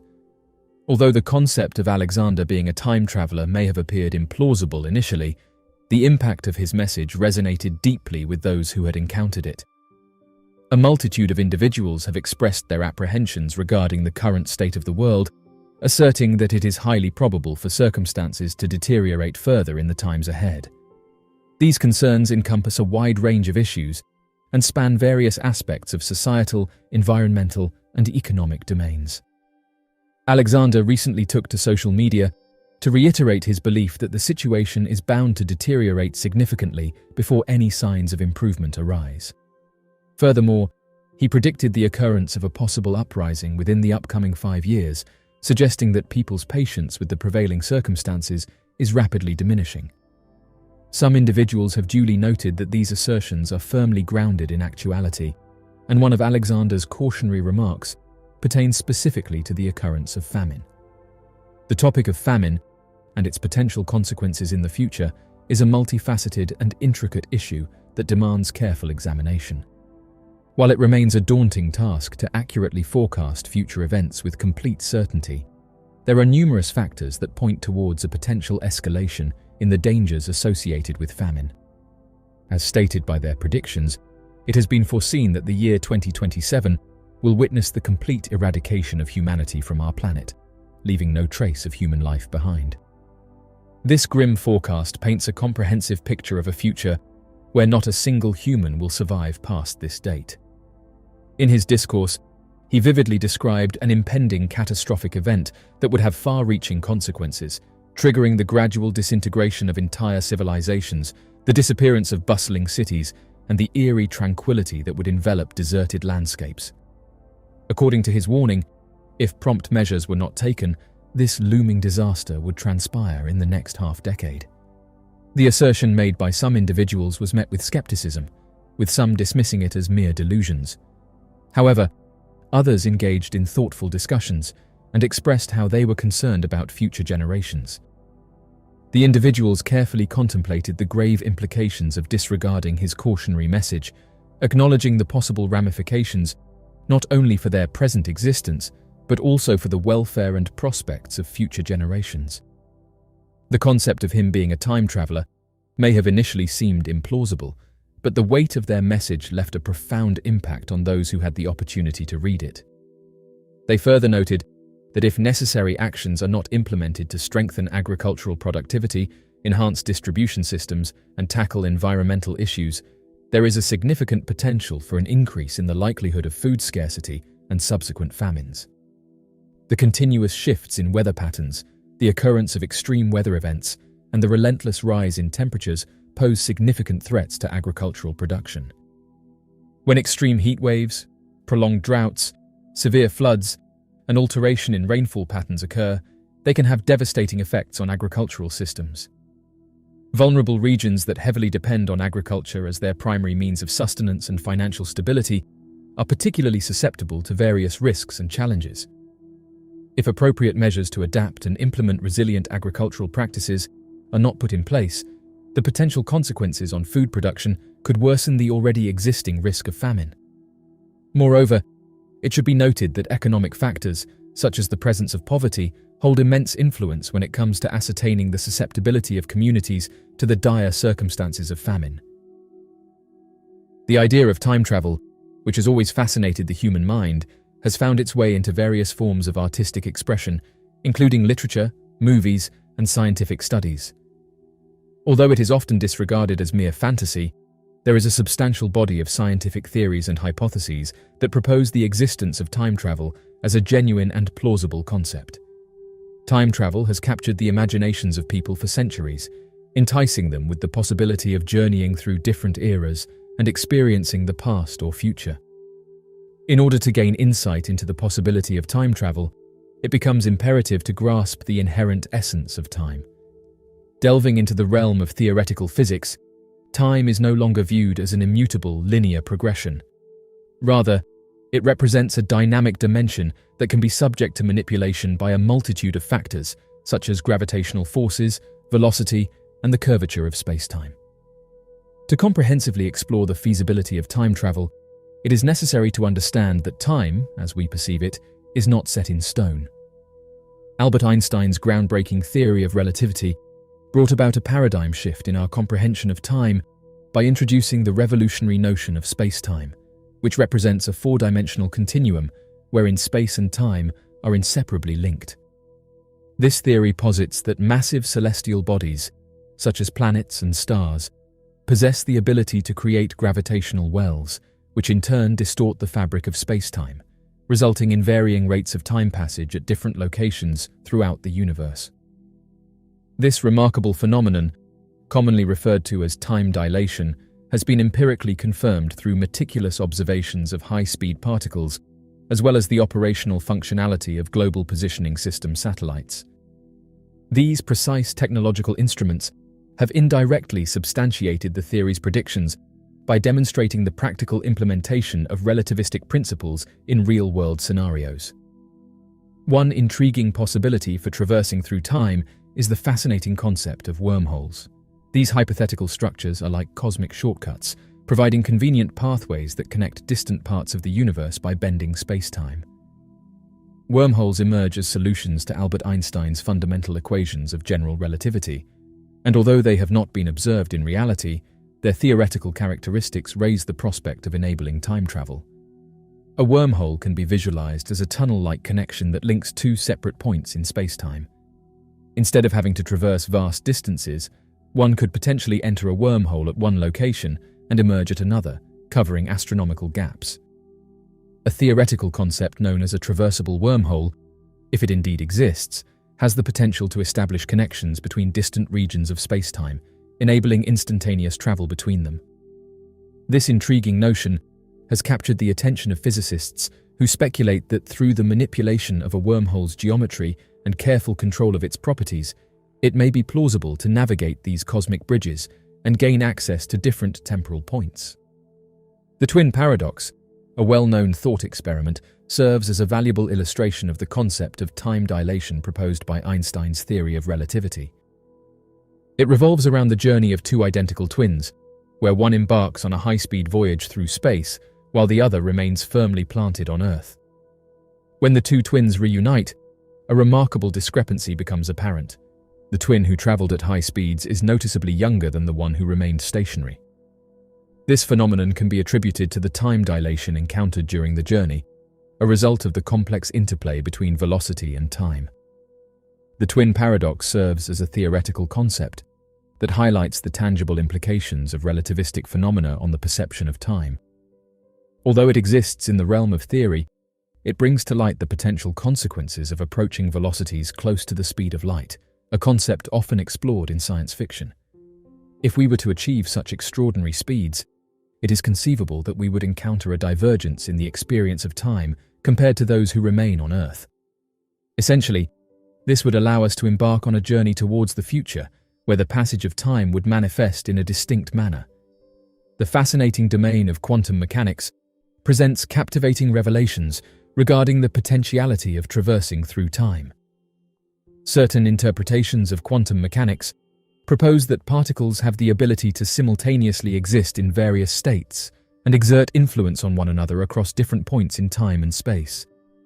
This field of study delves deep into the fundamental nature of reality, offering a comprehensive exploration of the intricate dynamics that enable the concept of time travel to be contemplated. Closed, time-like curves are fascinating theoretical concepts that emerge from the combination of general relativity and quantum mechanics. These constructs depict paths in the fabric of space-time that form loops, ultimately leading to the intriguing possibility of violating causality. In other words, closed, time-like curves could create situations where events can influence events that occurred in their own past. While the concept of closed, time-like curves remains purely theoretical, there have been notable investigations by physicists into the potential ramifications of quantum mechanics and general relativity when it comes to the concept of time travel.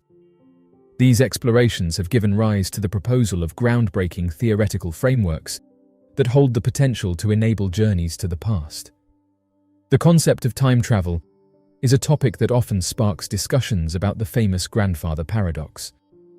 This paradox presents a hypothetical scenario where a time traveler ventures back in time and takes actions that prevent their own existence by stopping their grandparents from meeting. This thought-provoking idea delves into the intricacies and contradictions that arise when considering the possibilities of altering the past and its potential impact on the future. Within the realm of theoretical physics, there have been countless proposed solutions to the perplexing issue known as the grandfather paradox. These solutions aim to address the conundrum of altering the past and its potential repercussions. One prevailing proposition suggests that tampering with the past would not result in a paradox, but rather give rise to an entirely new timeline or parallel universe. In this scenario, the original timeline's causality remains intact, ensuring consistency. On the other hand, some scholars argue that the universe itself possesses mechanisms that prevent any occurrence of paradoxical situations. While the concept of time travel is captivating in theoretical frameworks, The actual implementation and realization of time travel pose significant obstacles. The construction and navigation of wormholes, or the achievement of speeds similar to that of light, as predicted by the theory of relativity, present technological challenges that humanity has yet to conquer. These endeavors require advancements far beyond our current capabilities, and thus remain as elusive frontiers in the realm of possibility. Physicists and researchers persist in their quest to unravel the mysteries of the universe, ceaselessly engaging in experiments and theoretical studies that challenge the limits of human comprehension. These relentless endeavors not only broaden our knowledge, but also pave the way for groundbreaking discoveries. Notably, recent advancements in quantum computing and the exploration of quantum entanglement present promising opportunities for delving into the fundamental nature of time, and even contemplating the tantalizing concept of time travel. As of right now, the concept of time travel, although still a subject of speculation and theoretical study, is not entirely impossible. The exploration of time travel is deeply rooted in the vast realm of theoretical physics, encompassing fundamental principles such as Einstein's theory of relativity, the intricate notion of wormholes, and the perplexing principles of quantum mechanics. Time travel continues to be a fascinating field of inquiry, inviting us to delve into the depths of our understanding of the universe. A man in Wajima City reported that the day before the earthquake hit Japan, he noticed a strange orange light in the sky. After watching it for several minutes, he noticed that it suddenly started to change shape. At first it turned into a circle, and then into a cross. While this was happening, he managed to capture some of these formations on camera, and said that during this strange encounter, 3 glowing orbs showed up. The man detailed that before this encounter, he had never seen anything like this, and that what transpired next changed his outlook. He reported that an astonishing sight unfolded before him, revealing a resplendent and luminescent orange cross, suspended majestically in the velvety night sky. He reported that the cross, suspended in the sky, seemed to pulsate with an otherworldly energy, emanating a captivating and welcoming radiance.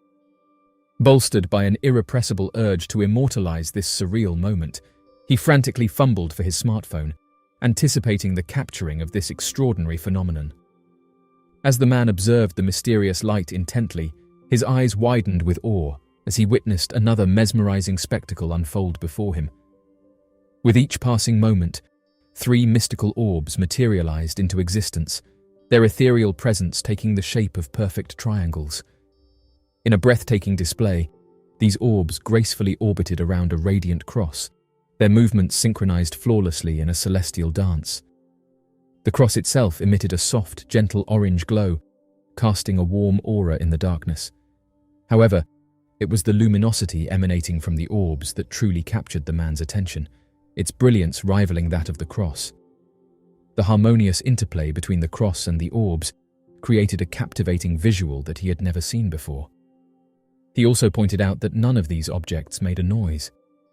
The mysterious triangular orbs floated effortlessly in the vast expanse of the sky, their presence seemingly intertwined with the cross that stood resolutely beneath them.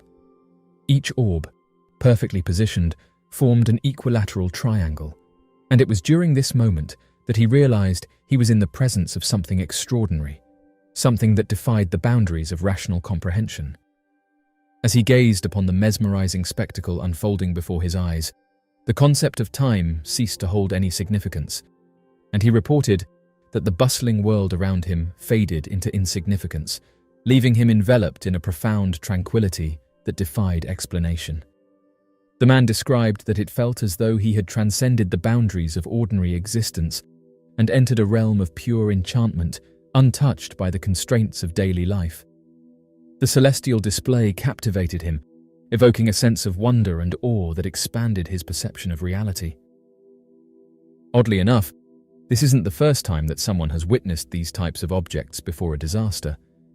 The enduring fascination with UFO sightings, a phenomenon shrouded in mystery and still awaiting concrete answers, has captivated mankind for countless generations. While the conventional narrative often dismisses these encounters as mere hoaxes, hallucinations, or misidentifications, There exists a subset of UFO sightings that elicits profound curiosity. Numerous accounts from credible sources have put forward compelling evidence that connects these sightings with significant natural disasters or catastrophic events, leaving us with perplexing questions and a yearning for deeper understanding. UFO sightings prior to disasters have been a recurring phenomenon throughout history, with numerous well-documented cases. An illustrious incident took place in Italy in 1954, when a sequence of UFO sightings preceded a catastrophic flood in Florence. Witnesses described sighting radiant objects in the sky several days before the flood, leading to speculation that these sightings could have served as a cautionary sign or a forewarning of the impending calamity. The occurrence of UFO sightings ahead of catastrophic events is not something that emerged recently, but rather a phenomenon deeply rooted in history. There are many instances where such encounters are extensively recorded. Similar incidents have been recounted in different regions worldwide, spanning from earthquake-prone zones in Japan to hurricane-prone areas in the United States. These remarkable anecdotes frequently depict unidentified flying objects as being positioned, darting, or executing peculiar moves in the heavens just prior to a natural calamity. The striking consistency of these narratives from diverse geographical locations and time periods inevitably raises thought-provoking inquiries regarding their authenticity and significance. Delving deeper into the subject, a comprehensive exploration of these accounts is crucial in order to shed light on the intricate connection between UFO sightings and impending natural disasters while maintaining a neutral standpoint. One of the most intriguing elements surrounding sightings of unidentified flying objects prior to catastrophic events is the remarkable credibility of the individuals who report them. These encounters often involve a multitude of witnesses, ranging from experienced pilots and military personnel to everyday citizens. The consistency of their eyewitness testimonies is remarkable, as they vividly describe the UFOs with attributes that defy logical explanations, such as astonishing velocity, sudden changes in trajectory, and remarkably silent operation. These sightings carry immense weight due to the diverse range of witnesses who have come forward. They include credible professionals who possess extensive knowledge and training in aviation and military operations. Moreover, it is worth mentioning that a significant number of these individuals who have come forward as witnesses to UFO phenomena have no previous inclination or engagement with the subject matter or any interest in paranormal activities. This particular aspect adds an extra layer of complexity in dismissing their accounts as figments of their imagination or illusions. The credibility attributed to these witnesses poses a significant challenge to the widely held notion that all sightings of unidentified flying objects are the outcomes of either elaborate hoaxes or mere misinterpretations of ordinary occurrences. One of the most fascinating elements surrounding UFO sightings that precede disasters is the remarkable correlation in terms of time between these two occurrences. It is quite intriguing to observe how, in numerous instances, UFO sightings have materialized mere days or even just hours before catastrophic events such as earthquakes, tsunamis, or volcanic eruptions. Although it is essential to note that this temporal correlation does not necessarily imply a causal relationship, it undoubtedly sparks inquiries regarding the potential connection between these two phenomena.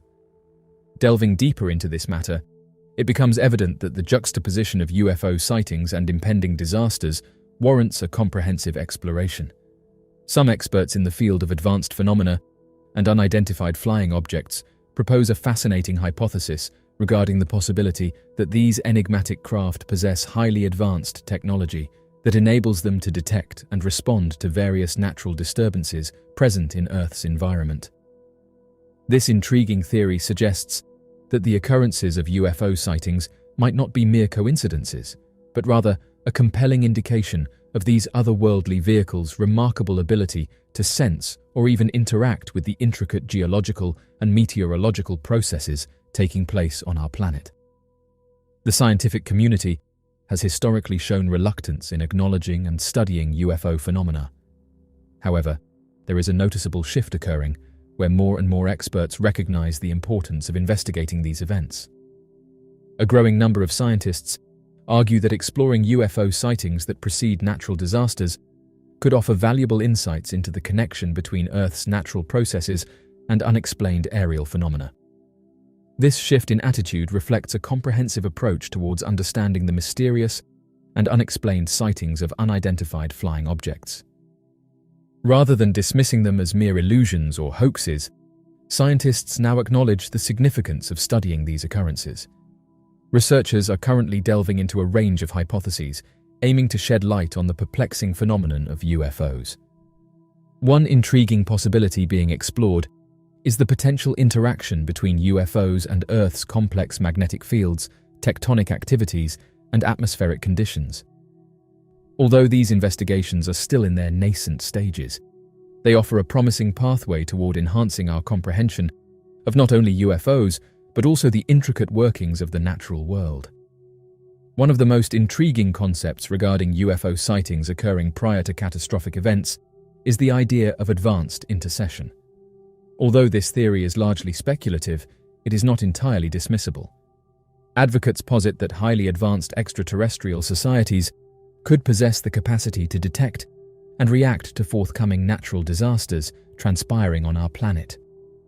The notion that unidentified flying objects have been observed in proximity to calamitous occurrences has sparked intense speculation and debate. If these reported sightings of unidentified flying objects are indeed linked to beings from other planets, it presents significant inquiries regarding the way they engage with our Earth and the possibility of their benevolent intervention during critical situations. While the idea remains speculative, it highlights the importance of ongoing research and exploration into this phenomenon. The prospect of extraterrestrial encounters opens up a vast array of questions encompassing the nature of their purpose, intentions, and potential impact on our world. As of right now, it is imperative to acknowledge that the occurrence of UFO sightings preceding natural disasters is indeed a valid and substantial phenomenon that warrants both serious contemplation and scientific inquiry. While some individuals may be inclined to dismiss these encounters as mere coincidences or the result of psychological influences, it is crucial to consider the consistent nature of eyewitness testimonies, the evident correlation between such sightings and natural calamities, as well as the credibility of the individuals reporting these incidents.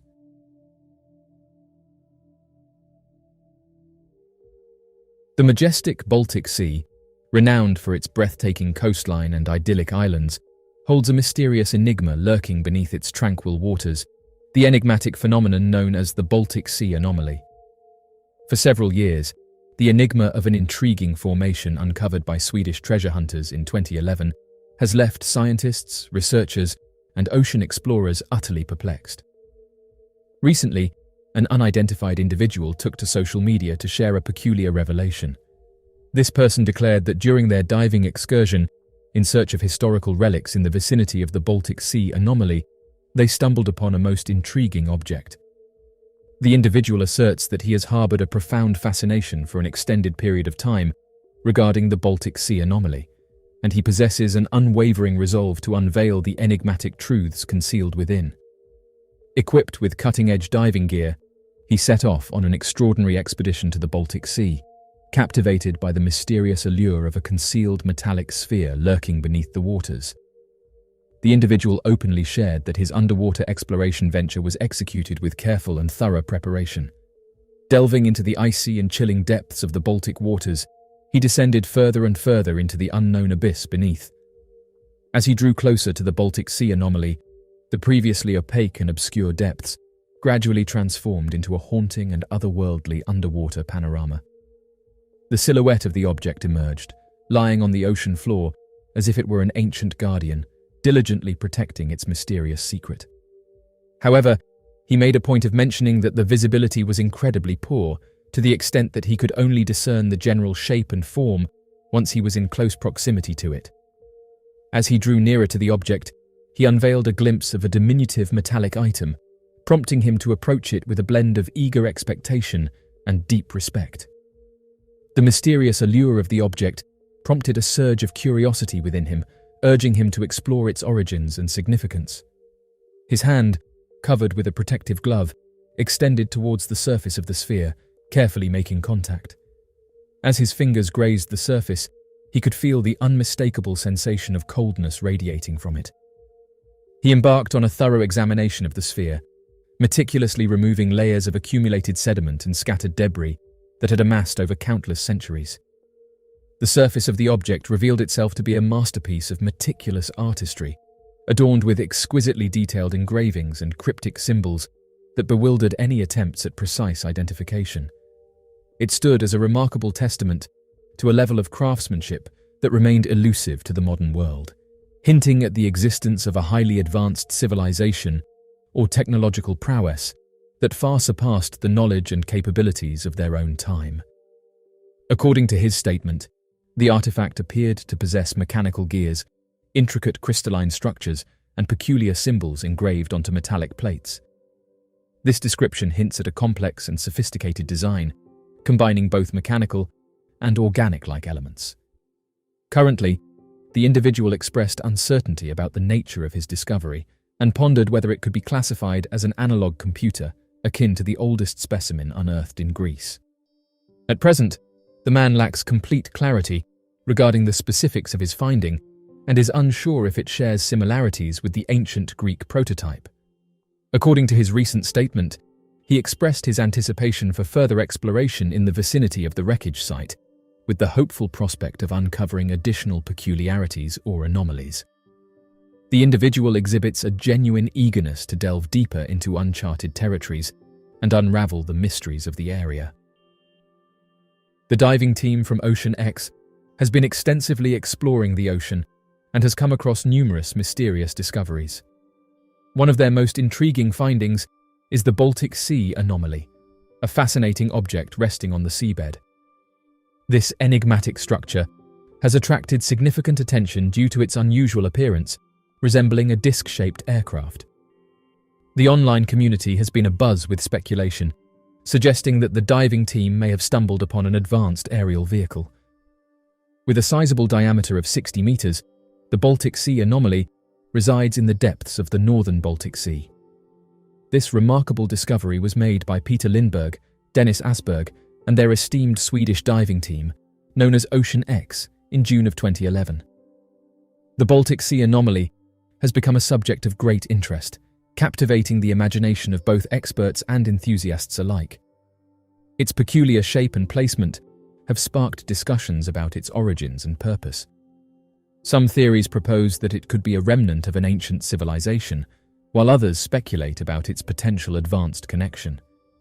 Despite the absence of conclusive evidence, the presence of such a distinct and mysterious structure continues to intrigue researchers and fuel further exploration. The expeditionary team made an astonishing discovery during their mission to locate an ancient shipwreck. While passing over the unknown object, they detected a captivating reading that immediately caught their attention. According to the findings of Ocean X, this enigmatic anomaly exhibits an intriguing thickness, measuring approximately 3 to 4 meters, with a surprisingly extensive diameter of around 60 meters. Remarkably, the object rests upon a robust pillar-like structure, soaring to an impressive height of about 8 meters. It lies submerged between depths of 85 to 90 meters, beneath an area characterized by extremely poor visibility, which poses a significant challenge for the team as they attempt to observe their surroundings. Interestingly, the team encountered a series of equipment malfunctions during their initial encounter with the anomaly.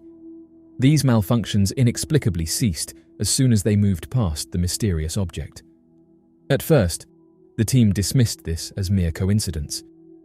However, when they retraced their steps and encountered the same equipment issues again, they began to entertain the notion that the object emits some kind of electromagnetic field. In order to test this hypothesis, the team conducted multiple experiments and, astonishingly, they consistently experienced equipment failure whenever they approached the anomaly. The team's fascinating findings have sparked a multitude of questions and speculations. Their exploration and analysis of the mysterious object, coupled with the data they have collected, have opened up new avenues of investigation in uncovering the true nature and significance of this captivating discovery. According to the account of experienced diver Stefan Hogeborn, he encountered a truly remarkable and unexplainable phenomenon during one of his dives. He noted that when he and his team came into close proximity to a certain object underwater, all their electronic devices, including a satellite phone, inexplicably ceased to function. This bizarre occurrence left them perplexed and intrigued. However, as they gradually distanced themselves from the object, approximately 200 meters away, their devices miraculously started working again, as if the interference had magically vanished.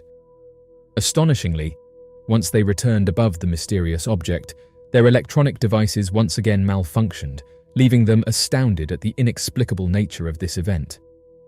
The photographs were sent to various universities for analysis, and their consensus was that the object in question was a result of natural formation.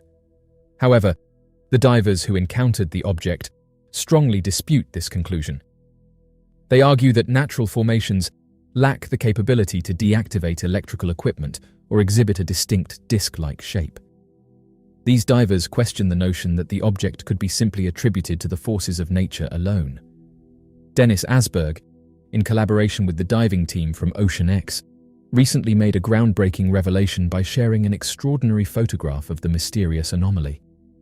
This captivating image, which has never been observed before, has aroused great curiosity and intrigue among experts and enthusiasts alike. According to his statement, a photograph of the Baltic Sea anomaly, which had never been seen before, was captured in 2012. The image depicts a distinct triangular shape with a noticeable opening. However, due to its subtle appearance, the team provided a modified version of the picture, highlighted with a red line. This highlighting allows for a clearer observation of the sediment-covered plate and the presence of burnt organic material beneath it. It is important to note that the photograph was taken from the side of the enigmatic object. According to individuals who have observed the image, the longer you gaze at it, the more distinct features become apparent. They have noticed the presence of defined edges and openings that directly penetrate the structure, which was initially described during the team's initial exploration. One user remarked that it resembles debris from the ocean, with coral growth accumulated on its surface. This perpendicular perspective grants us a more comprehensive view of the object, allowing us to discern a solid entity hidden beneath the coral. Upon the initial identification of the peculiar item, the team found themselves filled with a multitude of inquiries, urging them to delve deeper into the mystery. However, their thorough investigation only served to raise additional pressing questions in their minds. As the skilled divers carefully approached the enigmatic anomaly, their sharp eyes caught sight of an intriguing sight, a seemingly darkened staircase extending invitingly into the heart of the object.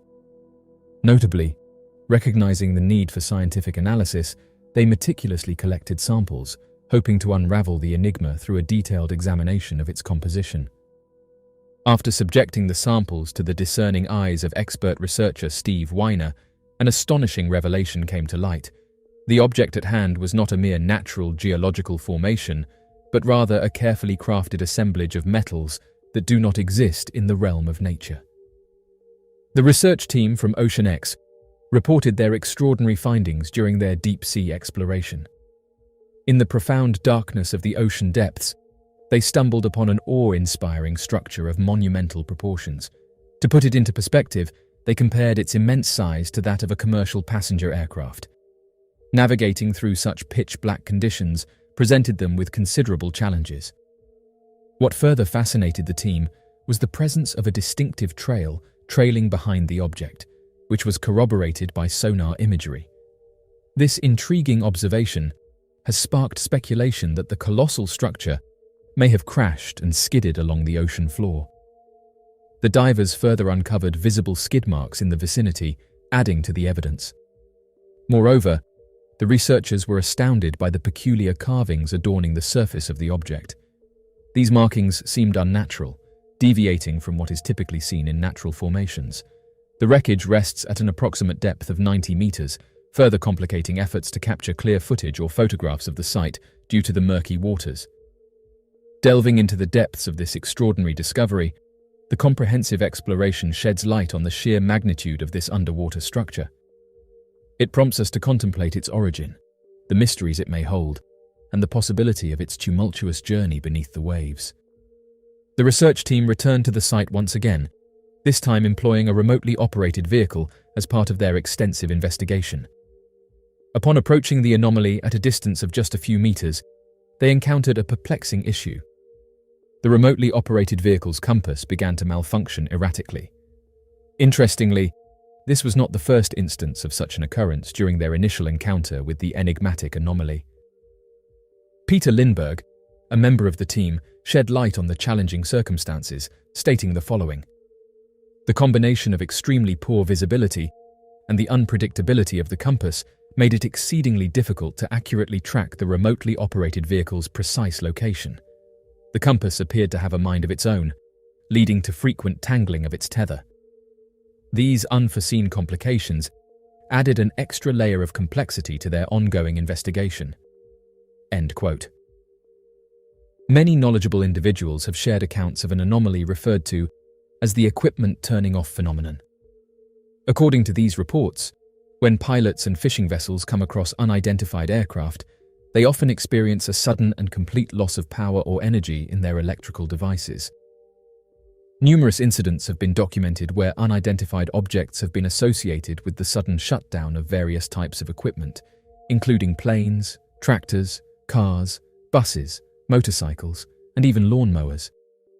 Interestingly, the affected devices typically resume functioning once the unidentified craft departs. One intriguing testimonial originates from a fishing crew aboard a vessel who had a first-hand encounter with an unidentified object in the expansive sky above. The incident proved to be far from ordinary, as it caused a sudden and perplexing shutdown of all their electronic devices, including the ship's vital radio transmission to shore. It took approximately 15 minutes for the object to veer away, and during that time, the crew helplessly stood witness to the inexplicable disruption. To their astonishment, not only were their onboard systems affected, but their personal mobile phones were inexplicably drained of power as well. Remarkably, this sort of encounter is not isolated to just this fishing crew. Fishermen from around the world have shared similar accounts of encountering peculiar objects near their vessels during nocturnal expeditions, invariably leading to disruptions in their equipment. Despite the widespread occurrence of these events, limited scientific research has been conducted on this perplexing phenomenon, with predominantly eyewitnesses relaying their experiences. However, the voices of a few brave pilots have emerged, corroborating the unsettling influence exerted by these enigmatic objects on their aircraft. The significance of these encounters and their potential implications demand a deeper exploration and comprehensive investigation to shed light on the mysteries that shroud them. The United States government has issued a formal statement addressing the widely circulated video that captures the mysterious jellyfish UFO. This compelling footage originates from a military installation in Iraq and was documented back in 2018. The government's response reflects the need for a thorough examination of this intriguing event, aiming to provide an enriching and comprehensive grasp of the situation. Investigative filmmaker Jeremy Corbell shared the video online. Corbell, known for his involvement in the newly unveiled UFO Revolution docuseries, emphasized that the unidentified flying object depicted in the footage was formally classified as an unidentified aerial phenomenon by the Pentagon. This classification was part of the comprehensive analysis conducted by the Pentagon, and not merely a casual observation. Former Marine Michael Sinkowski, who served at an Iraq military camp, expressed that he and his fellow service members were deeply disturbed by an unidentified flying object that they referred to as the spaghetti monster.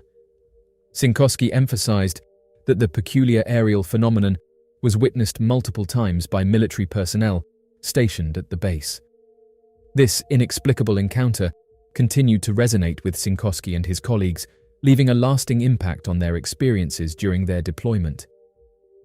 Jeremy Corbell said the following: "An incursion by an object of unknown origin was filmed at a United States Joint Operations Base in Iraq. The object was designated Unidentified Anomalous Phenomena and was tracked for a durational period. The object moved through a sensitive military installation and eventually traversed over a body of water, where it performed a controlled descent, submerging into the water. After an observational period of about 17 minutes, the UAP re-emerged from the body of water and shot off at an extreme rate of speed, beyond the optical scope of the observation platform. The origin, intent and capability of the anomalous aerial vehicle remains unknown. Official designation remains UAP. End quote. The US Department of Defense has just responded. They said the following: "We do not comment on the authenticity of alleged DoD material that may have been leaked. DoD takes public interest in unidentified anomalous phenomena seriously and is committed to openness and accountability to the American people. This commitment must be balanced with the department's obligation to protect sensitive information, sources, and methods. To that end, the All-Domain Anomaly Resolution Office will provide updates to the public via its website as it resolves UAP cases, including sharing the analytic approach and method used for each case, as well as imagery when approved for public release." End quote. Atmospheric jellyfish are a fascinating phenomenon that entails the sighting of jellyfish-like creatures. This unexplained phenomena has been cited by hundreds of people across the globe, including top meteorological scientists, military bases, and cities. These sightings prompted speculation on what the creatures really were. As per NASA's findings, it is suggested that these life forms could potentially be attributed to space debris interacting with the northern lights, creating an intriguing possibility of their celestial origin. However, this explanation has been questioned over the years as people have come forward with interesting witness accounts. Since the middle of the 20th century, there have been countless reported sightings of these enigmatic beings, leading to significant attention from both the media and the scientific community. In the middle of the 20th century, the initial recorded observations of unidentified flying objects resembling jellyfish were made. Individuals from various continents recounted their experiences of witnessing these otherworldly entities floating noiselessly in the nocturnal heavens. The remarkable similarity of these UFOs to jellyfish, characterized by their trailing extensions or tentacles, led to the establishment of their distinct classification. During this period, the baffling manifestations of these jellyfish-shaped UFOs garnered considerable attention and intrigue, prompting extensive discussions and analyses globally. In 1954, rural Nebraska, USA witnessed one of the earliest recorded encounters with an unidentified flying object. A group of farmers claimed to have spotted a colossal, semi-transparent, and jellyfish-like entity hovering over their fields. This enigmatic object emitted a gentle, pulsating glow while producing a low-frequency hum that instilled fear in the witnesses. Despite the initial skepticism, the farmers' meticulous accounts and illustrations of the UFO made a lasting impression. The incident became an enduring fixture in the annals of extraterrestrial studies, contributing significantly to the broader discourse on unidentified aerial phenomena. In the following years, there was a surge in sightings of unidentified flying objects resembling jellyfish, which garnered international attention as reports surfaced from various regions including Europe, Asia, and South America. Onlookers vividly depicted these phenomena, portraying them as possessing an enchanting and surreal allure, gracefully traversing the nocturnal heavens, eliciting astonishment and skepticism among observers. The 21st century has witnessed a notable increase in reports of unidentified flying objects resembling jellyfish, largely attributed to the prevalent use of smartphones and social media. These technological developments have empowered individuals to document and disseminate their encounters to a worldwide community, contributing to a substantial accumulation of substantiating proof regarding the presence of these mysterious celestial phenomena. In 2018, an intriguing event took place above Tokyo, Japan, when numerous locals observed a colossal, radiant UFO resembling a jellyfish hovering soundlessly across the city skyline.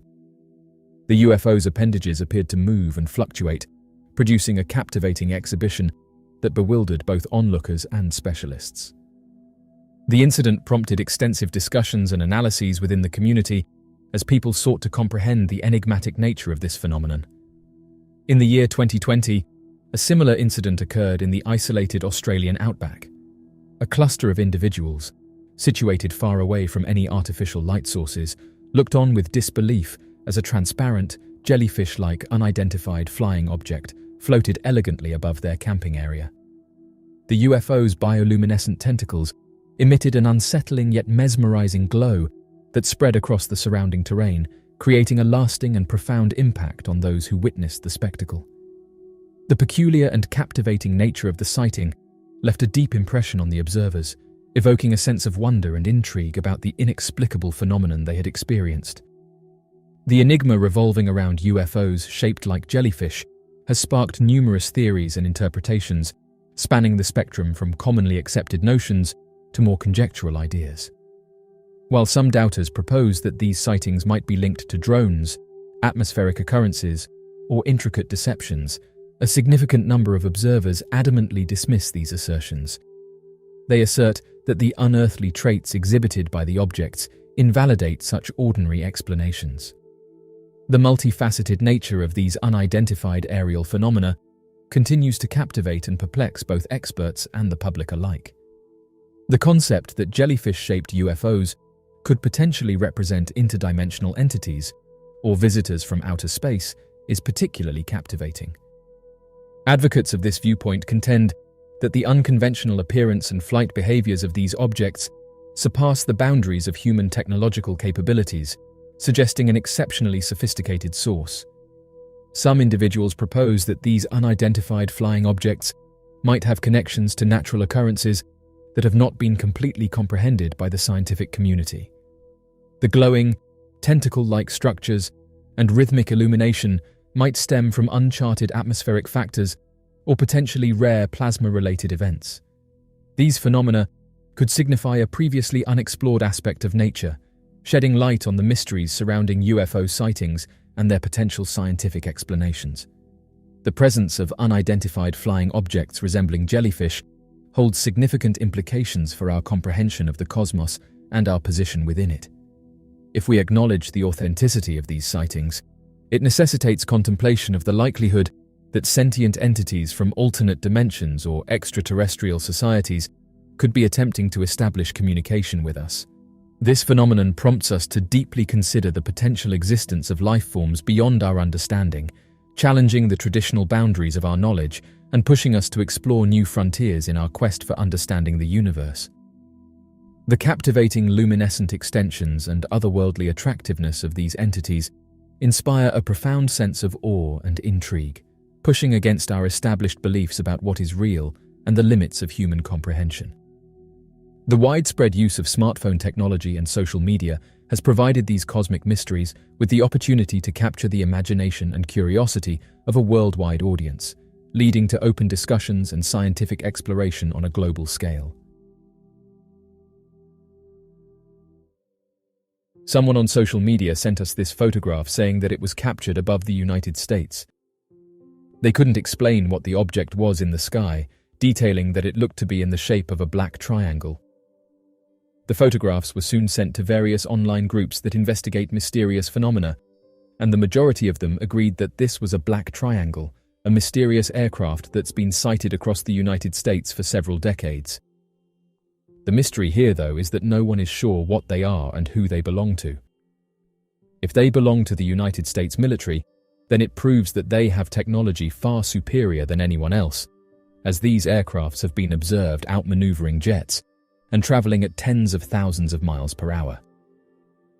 When these types of photographs are taken, it's very hard for the eyewitnesses to be able to record the encounter, mainly because the vast majority of eyewitnesses aren't expecting to see anything, so the encounter is usually rushed, leaving those involved with more questions than answers. The phenomenon of black triangles has been a topic of interest and debate for many years. Reports of these triangular-shaped aircrafts have been documented across the world, and many people believe that they are extraterrestrial in origin. The first recorded sighting of a black triangle was in 1561 over Nuremberg. The 1561 celestial phenomenon over Nuremberg was a rare and unusual event that occurred on April 14, 1561, in Nuremberg, Germany. It was an aerial battle that took place in the sky above the city and involved a large number of strange flying objects that were described as spheres, cylinders, triangles, and crosses. This event has been the subject of much debate and speculation among researchers and historians over the years. The event began at dawn, when a number of large black spheres were seen emerging from the sky. These spheres were said to be as big as a small house, and were followed by a series of smaller objects, some of which were described as cylinders and others as crosses. Witnesses reported seeing these objects move and dart around in the sky in a chaotic and violent manner, as if engaged in some sort of aerial battle. According to contemporary accounts, the objects emitted a strange noise that sounded like a great many men, women, and children screaming. Some witnesses reported feeling a sense of dread and fear as they watched the objects in the sky, while others were filled with wonder and amazement. The event lasted for about an hour before the objects disappeared back into the sky.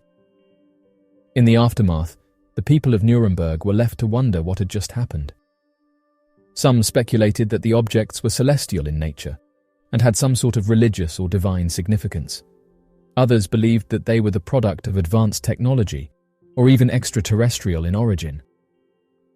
Over the years, the Nuremberg event has become one of the most famous and well-documented mass UFO sightings in history. Some researchers have suggested that the event may have been the result of a natural phenomenon, such as a meteor shower or an unusual weather pattern. Despite the many theories and speculations surrounding the Nuremberg event, no one has been able to provide a definitive explanation for what actually happened that day. The event remains an enigma and a mystery to this day, and continues to capture the imagination of believers and historians alike. One of the most famous Black Triangle sightings occurred in Belgium in 1989 and 1990. During this time, hundreds of people reported seeing a triangular-shaped aircraft with 3 bright lights. The sightings were so widespread that the Belgian Air Force launched an investigation, but they were unable to identify the object. Despite the lack of concrete evidence, the Belgian Black Triangle sightings remain one of the most well-documented cases in history. In recent years, there have been numerous sightings of black triangles across the world, including in the United States, United Kingdom, and Mexico. These sightings have led to many theories about the origin of these objects. Some believe that they are controlled by advanced beings, while others suggest that they are top-secret military aircraft or drones. One popular theory is that black triangles are part of a secret military project. The US Air Force has acknowledged that they are testing advanced aircraft, but they deny that any of these aircraft are triangular in shape. Despite this, many people remain convinced that the military is testing new aircraft and that black triangles are a part of this testing. Others believe that black triangles are evidence of advanced life forms. They point to the shape of the objects, which is not consistent with any known aircraft, and suggest that they must have been created by something incredibly advanced. While there is no concrete evidence to support this theory, it remains a popular belief among many enthusiasts. The impact of black triangle sightings on popular culture has been significant.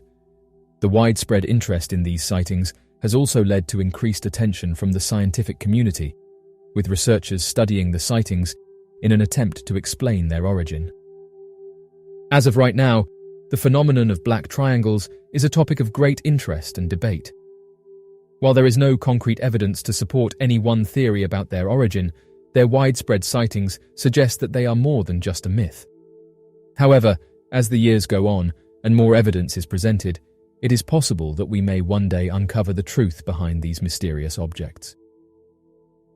The Aurora aircraft is a mysterious and controversial plane that has been the subject of much speculation and debate since the 1980s. Although the existence of the Aurora has never been officially confirmed by the US government, many aviation enthusiasts and theorists believe that the plane is a highly classified stealth aircraft capable of flying at hypersonic speeds and reaching altitudes of up to 100,000 feet.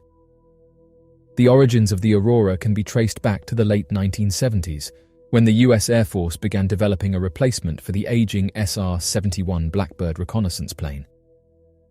According to some accounts, the new plane was designed to be capable of flying at 6 times the speed of sound or faster, and to operate at altitudes well above those reachable by conventional aircraft. The Aurora was also believed to be equipped with advanced stealth technology that would make it virtually invisible to radar. The first reported sightings of the Aurora occurred in the early 1980s, when a number of witnesses in California, Nevada, and other states reported seeing a triangular-shaped aircraft flying at high speeds and making sharp turns. Over the years, similar sightings have been reported in other parts of the world, including Europe, Australia, and Asia. As of right now, the US government has never acknowledged the existence of the plane, and there are no official documents or photographs of the aurora. However, there have been numerous unofficial reports and rumors about the plane over the years, and some aviation experts believe that it may have been used in various covert operations and military missions. Some have gone further, speculating that the aurora is part of a secret government program to develop advanced technologies for use in space and extraterrestrial exploration. Some even claim that the plane is capable of interstellar travel and has been used to explore other planets and galaxies. Despite the lack of official confirmation or concrete evidence, the aurora continues to fascinate and intrigue many people. Its mysterious origins and alleged capabilities have led to countless theories and speculations, and the plane remains one of the most enigmatic and controversial aircraft in history. The enigmatic existence of unidentified flying objects has perpetually captivated the interests of proponents, doubters, and scholars, sparking extensive discussions and conjecture. A particularly fascinating facet of this occurrence is the documented instances of unidentified objects being observed in close proximity to the Sun. These sightings have piqued considerable interest and prompted extensive research into the nature and origins of these mysterious objects. The observations of these phenomena have sparked a multitude of hypotheses regarding the potential explanations for these events. On the 23rd of July 2020, the Solar and Heliospheric Observatory LASCO satellite, operated by NASA, captured a mesmerizing object close to the Sun. During this spectacular phenomenon, an unusual anomaly briefly manifested within the solar flare. This incident provided a unique and intriguing insight into the intricacies of solar activity, prompting further examination and analysis to comprehend the nature of such rare occurrences. The item was characterized as resembling a sleek aircraft and was compared to a classified Black Project aircraft, and it was noted for its resemblance to a slender aerial vehicle. At present, there is significant confusion among the public regarding the identity of the object. One user has highlighted that the object in question does not align with the usual entities detected by the NASA Solar and Heliospheric Observatory. This observation suggests that the object deviates from the expected norm of captured objects. Reports of enigmatic phenomena in close proximity to the Sun have been documented for numerous years, with accounts dating back to as early as the mid-1900s. These sightings, which have persisted over decades, continue to intrigue and puzzle both scientists and the general populace. Sightings of unidentified objects frequently entail the observation of entities that seem to be navigating at considerable velocities or executing intricate maneuvers in close proximity to the Sun's periphery. These phenomena have piqued the interest of astronomers and scientists alike, prompting further research. In numerous instances, celestial bodies of this nature are detected by amateur stargazers or recorded in photographs and videos obtained by solar observation satellites, for example, NASA's Solar and Heliospheric Observatory. Such occurrences are frequently the subject of observation and documentation by individuals with a keen interest in astronomy, as well as those interested in the unknown. Lately, a specific image has stirred up a commotion on the internet, leaving numerous individuals uncertain about its significance and source. The photo has sparked widespread curiosity, leading to various interpretations and speculations regarding the origins of the object.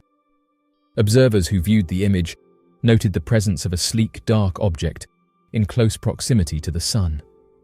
Oddly, there have been previous sightings of circular objects near the Sun, prompting researchers to speculate that this anomaly might be of extraterrestrial origin, positing the intriguing possibility that it could be an advanced civilization's probe sent to examine potential indicators of life on Earth, a concept analogous to our present exploration of other celestial bodies within the solar system. These occurrences have led to thought-provoking discussions within the scientific community, raising questions about the potential existence of intelligent life beyond our planet and its potential interstellar activities. This phenomenon has sparked a profound curiosity among researchers, driving them to contemplate the implications of detecting such advanced technological artifacts and the profound impact they could have on our understanding of the universe. Several interpretations have been put forward regarding the identity of this object, encompassing a wide spectrum of theories extending from sun anomalies to sophisticated forms of activity. These propositions seek to shed light on a mysterious entity that has captured scientific intrigue, prompting investigations into its potential origins. Some people speculate that these enigmatic entities harness the energy of the sun to power their space vehicles, possibly shedding light on the regular sightings in close proximity to the sun.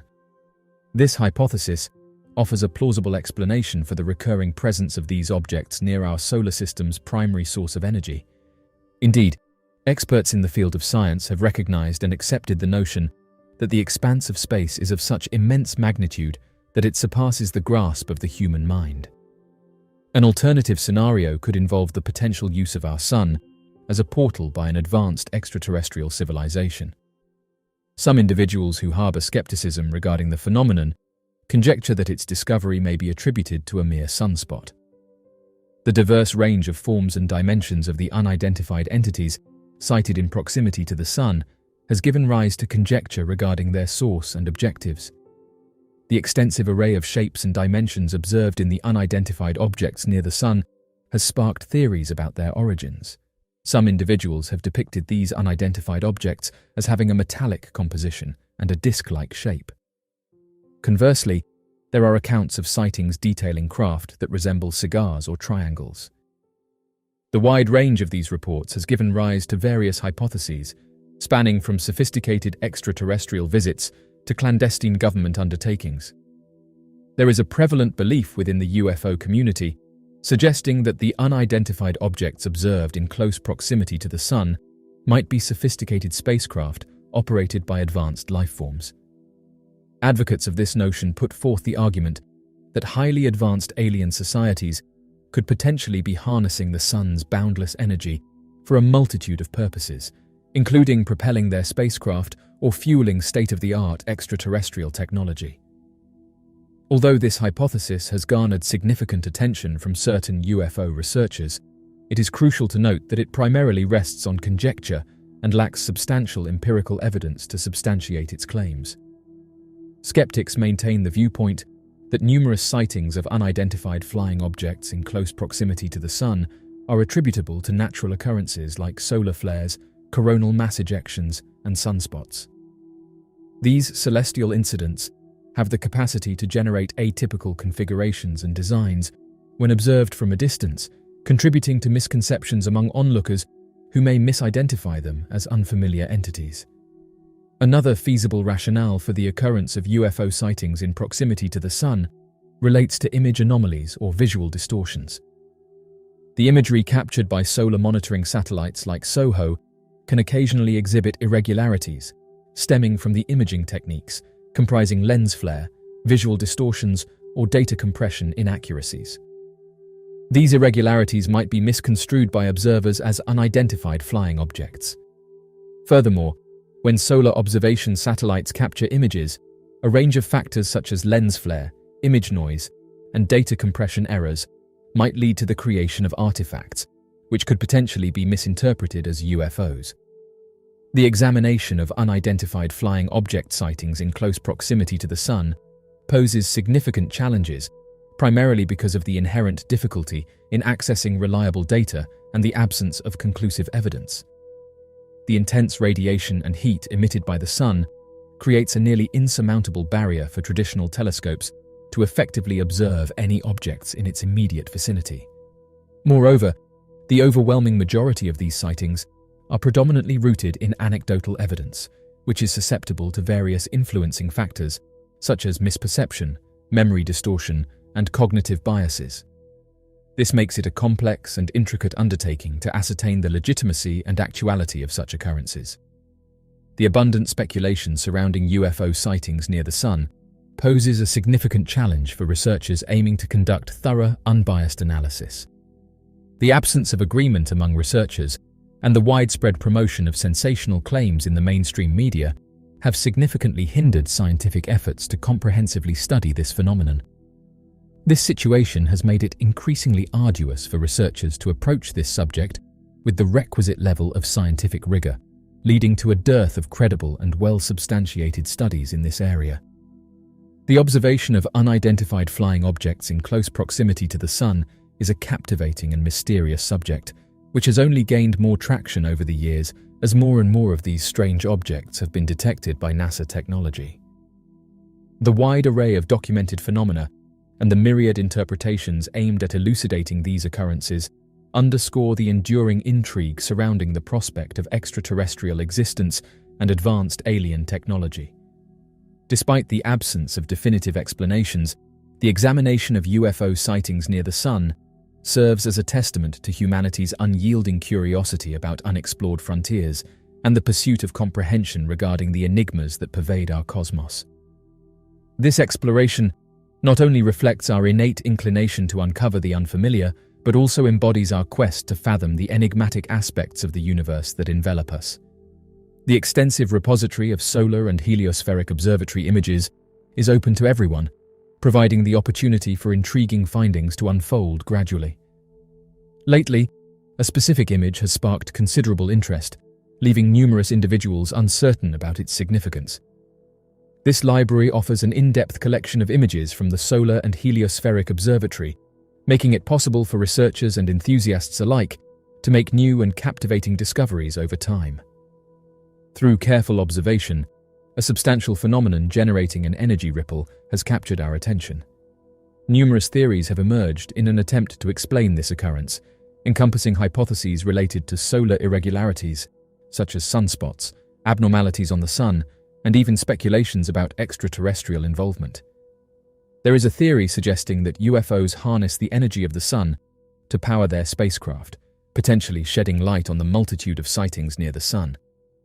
Furthermore, even scientists have admitted that the expanse of space is so immense that it surpasses human understanding. Another hypothesis proposes that an intelligent extraterrestrial civilization could be utilizing our Sun as a portal of some kind. Substantiated by accounts of objects observed entering and exiting the Sun, the concept of our solar system serving as a conduit for an advanced species is not without intrigue. In contrast to the skeptics who dismiss the phenomenon, some experts speculate that the startling discovery may just be a sunspot. While meticulously scrutinizing solar data, a group of eminent Japanese astronomers stumbled upon an enormous sunspot hosting an exceptionally robust magnetic field, ultimately proving to be the most potent on the Sun's expansive surface. Their exhaustive research and analysis ultimately led them to the deduction that the efflux of gas from one sunspot was exerting force against another, thus giving rise to the formation of the remarkably intense magnetic field. This elucidation provides a compelling and plausible account for the observed celestial occurrences. It has been suggested that these entities would be unable to approach the Sun due to its extreme temperatures. The Sun's core can generate temperatures exceeding 27 million degrees Fahrenheit. The process of nuclear fusion occurs when hydrogen atoms merge and create helium. The photosphere, where visible light from the Sun is detected, has a temperature of roughly 10,000 degrees Fahrenheit. Due to the immense heat and radiation, it is believed that nothing can come too close to the Sun without being incinerated. Alternative explanations propose that the anomalies seen may be space debris or mere illusions. A mysterious creature was captured on a motorway camera in England. The creature known as the Wessex Way Monster, or the Wessex Way Creature, and the Highway Crawler of England, is a peculiar humanoid that was captured on film on a highway in England, with the video being recorded sometime in 2007. Images in the form of still photographs reveal what appears to be a human-like head, with it having an upper torso and legs, and also having the ability to run on all fours. Interestingly, after this footage was released, it was reported that locals in the area said that police started to investigate the area, and that further sightings were made by people who allegedly saw a four-legged creature that had a strong resemblance to a werewolf. Investigations that were carried out after the footage was released didn't yield many answers, but strangely, some came forward and detailed that throughout the early 2000s, they had seen bizarre creatures roaming throughout the area. The eyewitnesses said that the creature looked like a werewolf or a large, hairy humanoid and had the ability to travel at extreme speeds, often being witnessed leaving an area before anyone could take a high-quality photograph. Due to the fast speeds of the creature, It led some to suggest that the creature wasn't anything natural, as at the time some were suggesting that the creature could have been a baby deer crossing the road, but others took screenshots of the creature and said that it didn't appear to look like any of the local wildlife, highlighting that this creature had what appeared to be arms and legs. One officer allegedly came forward and detailed that they had seen strange creatures throughout the Wessex Way region, noting that this location in Devon is home to many strange creatures, and that residents have been coming forward for years and describing their mysterious encounters. One eyewitness by the name of Mrs. Green said that she saw a creature that closely resembled the Wessex Way monster and described it as a large, bipedal, canine-like creature with powerful, muscular legs, broad shoulders, and a pointed snout. Further saying that it must have been around 6 to 7 feet in length, looked like it had the ability to stand on its hind legs, had fur that was either brown, black, or grey, and also had glowing eyes and sharp teeth. As of right now, we have very little information to go by, and because the sightings happened over 10 years ago, it's been hard to track down any potential eyewitnesses who may have seen the creature. Interestingly enough, those who did see it suggested that it may have been the Dogman creature. One of the earliest known reports of Dogman encounters across North America would first be reported near the small town of Elkhorn, Wisconsin, after a series of sightings were made featuring a creature later referred to by the town as the Beast of Bray Road. Although this strange creature is now recorded as one of the most well-known creatures of the area, the original encounters and legends of the creature, dating back to the later 1980s or early 1990s, contain eerie similarities with more commonly reported Dogman sightings of more recent years. On the night of the 31st of October, back in 1999, a young 18-year-old woman, known as Doristine Gibson, reportedly witnessed what she described as a humanoid bipedal creature covered from head to toe in fur that wrapped around its entire body. According to the eyewitness, she had been driving along Wisconsin's Bray Road, a long stretch of road that resides roughly 3 miles east of the small town of Elkhorn, Wisconsin. As she was driving along the road, she claimed to have seen several animals running at the side of the street, most likely fleeing a large predator in the area. Once she reached the intersection of Bray Road and Hospital Road, the movements of the animals and the surrounding empty streets gave her a sudden extreme sense of anxiety, and so she began to mess with her car radio to find some music that could help ease her stress. As her attention was turned away from the street for a few fractions of a second, she claimed to have felt the car jump slightly and heard a loud thud as if her right front wheel had run over a small animal that was scurrying across the street. Worried that she might have hit something, as the 31st of October was the night of Halloween, the 18-year-old woman immediately pulled over to the side of the road.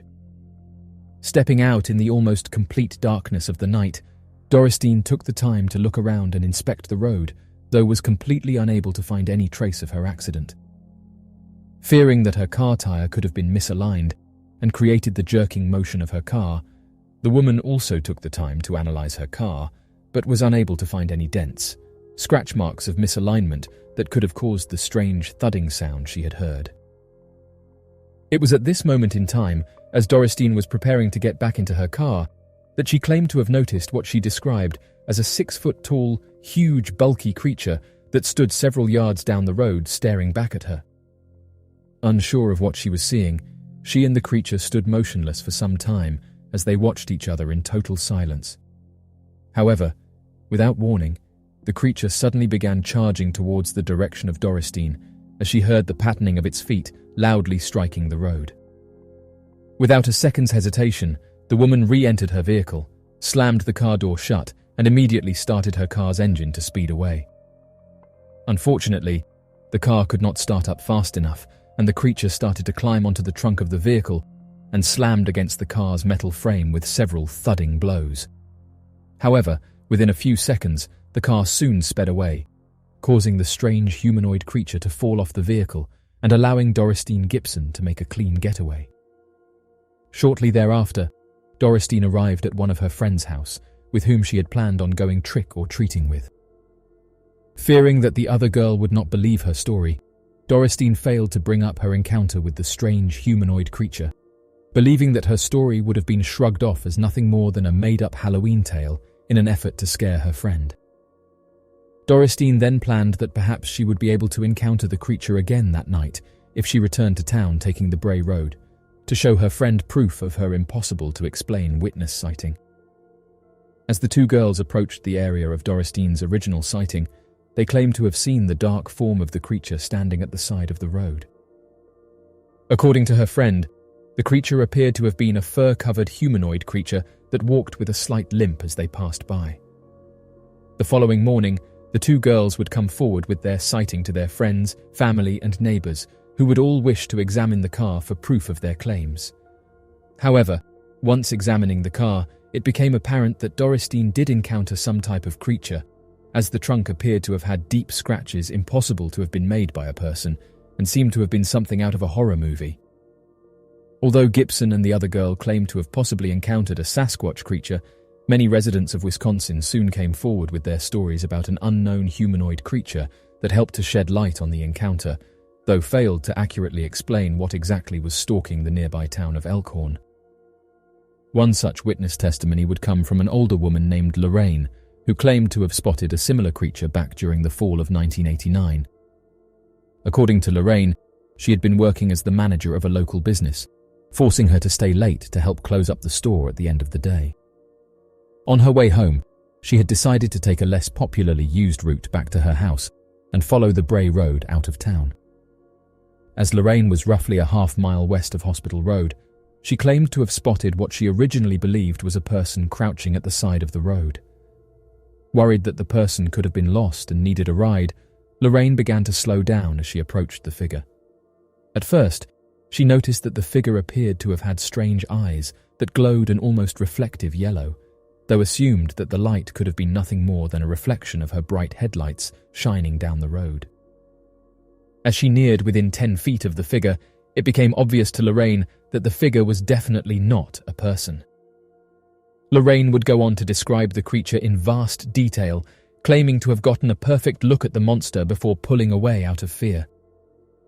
The creature was described as being a large, hairy beast, featuring a human-like body, large barreled chest and strong humanoid arms, with dark greyish-brown fur that wrapped around its entire body, while possessing an anatomically correct wolf-like face with pointed standing ears that ended in a long pointed snout with massive fang-like teeth that were clearly visible from a distance. In the creature's hands, Lorraine claimed to have seen what looked like smashed roadkill with its entrails sticking out. Due to the popularity of the stories reported by Dorothy and Lorraine, a local newspaper reporter by the name of Linda Godfrey had been alerted to the strange rumors of a supernatural werewolf creature and began a private investigation into the sightings that would later be published in the Walworth County Week, local newspaper. It was at around this time that the story of a wolf-like monster prowling around Bray Road would reach the height of its popularity, with local residents referring to the creature as the Beast of Bray Road, causing several more independent eyewitnesses to come forward about their encounters with a strange creature without fear of ridicule. The first eyewitness, a local resident by the name of Scott Bray, who owned a small private farm near the Bray Road and whose family name had inspired the naming of the nearby road, claimed to have seen what he described as a large wolf-like creature, estimated to have been the size of a bear prowling around the edges of his property. According to Scott Bray, he first spotted the creature sniffing around his pasture field, adjacent to his dairy farm. He claimed that the creature was much larger than a typical wolf and had dog-like qualities in its face, with dark greyish-brown fur, tall pointed ears and a long thick tail. Worried that the creature was stalking to make an attack against one of his dairy cows, Bray went towards the creature while armed. Once the creature spotted Bray, it immediately turned away and ran. The next day, Scott Bray inspected the area where the wolf had been sighted and discovered large dog-like paw prints, much too large to have been a typical dog or wolf, mixed with human-like handprints scattered throughout the area. Fearing that the animal might return when he was not around and possibly attack one of his cows, Scott armed himself once again and used the footprints in an attempt to track down and hunt the creature. After following the tracks for a few hundred feet, he noticed that the prints suddenly seemed to have disappeared, as if the creature had completely vanished into thin air. Although he would spend several hours looking throughout the area in an attempt to pick up a new track, no evidence of the strange, overly large wolf-like prints and the human-like handprints were seen elsewhere in the area. However, several days after Scott's sighting, another local resident claimed to have encountered an upright wolf that matched Bray's descriptions. According to a man by the name of Russell Guest, he had been walking near Bray Road, in an area completely overgrown with weeds and low-lying brush, when he heard rustlingly in the dense overgrowth.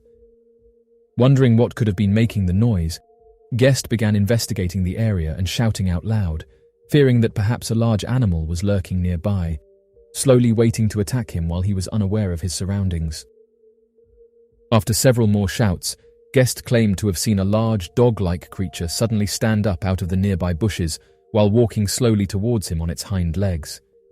According to Russell Guest, the creature stood at a height slightly taller than 5 feet and possessed wide shoulders and was completely covered in dark fur. To this day, more than 50 independent sightings of the creature have been reported surrounding the small town of Elkhorn, and many hundreds more sightings of dogman-like creatures have been reported all across North America.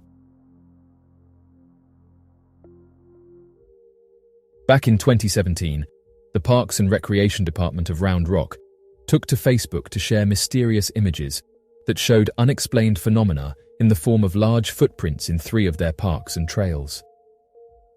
According to a social media post by the Round Rock Parks and Recreation Department, the elusive humanoid that has been seen throughout various areas of North America may have been present in their area. A park ranger's surveillance footage captured some peculiar footprints, sparking curiosity among visitors. The department is now urging visitors to share any additional information regarding this mysterious phenomenon. 2 additional sets of images, one from Old Settlers Park, Bright Lake, and another from the Brushy Creek Trail, depict sizable footprints that were spotted during the previous days. Over a period of 3 days, from June 8th to June 10th, there were unusual footprints that were recorded by the surveillance cameras in several parks and trails located in the area. The image captured at Freeman Park displays a well-defined footprint, while the one captured at Brushy Creek depicts a comparison of a print to that of a park ranger's foot.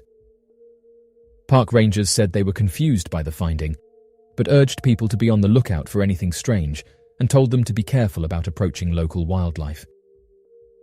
Interestingly, since these photographs were posted, hikers and those interested in the unknown ventured into the park in order to see if they could track down what these tracks belonged to.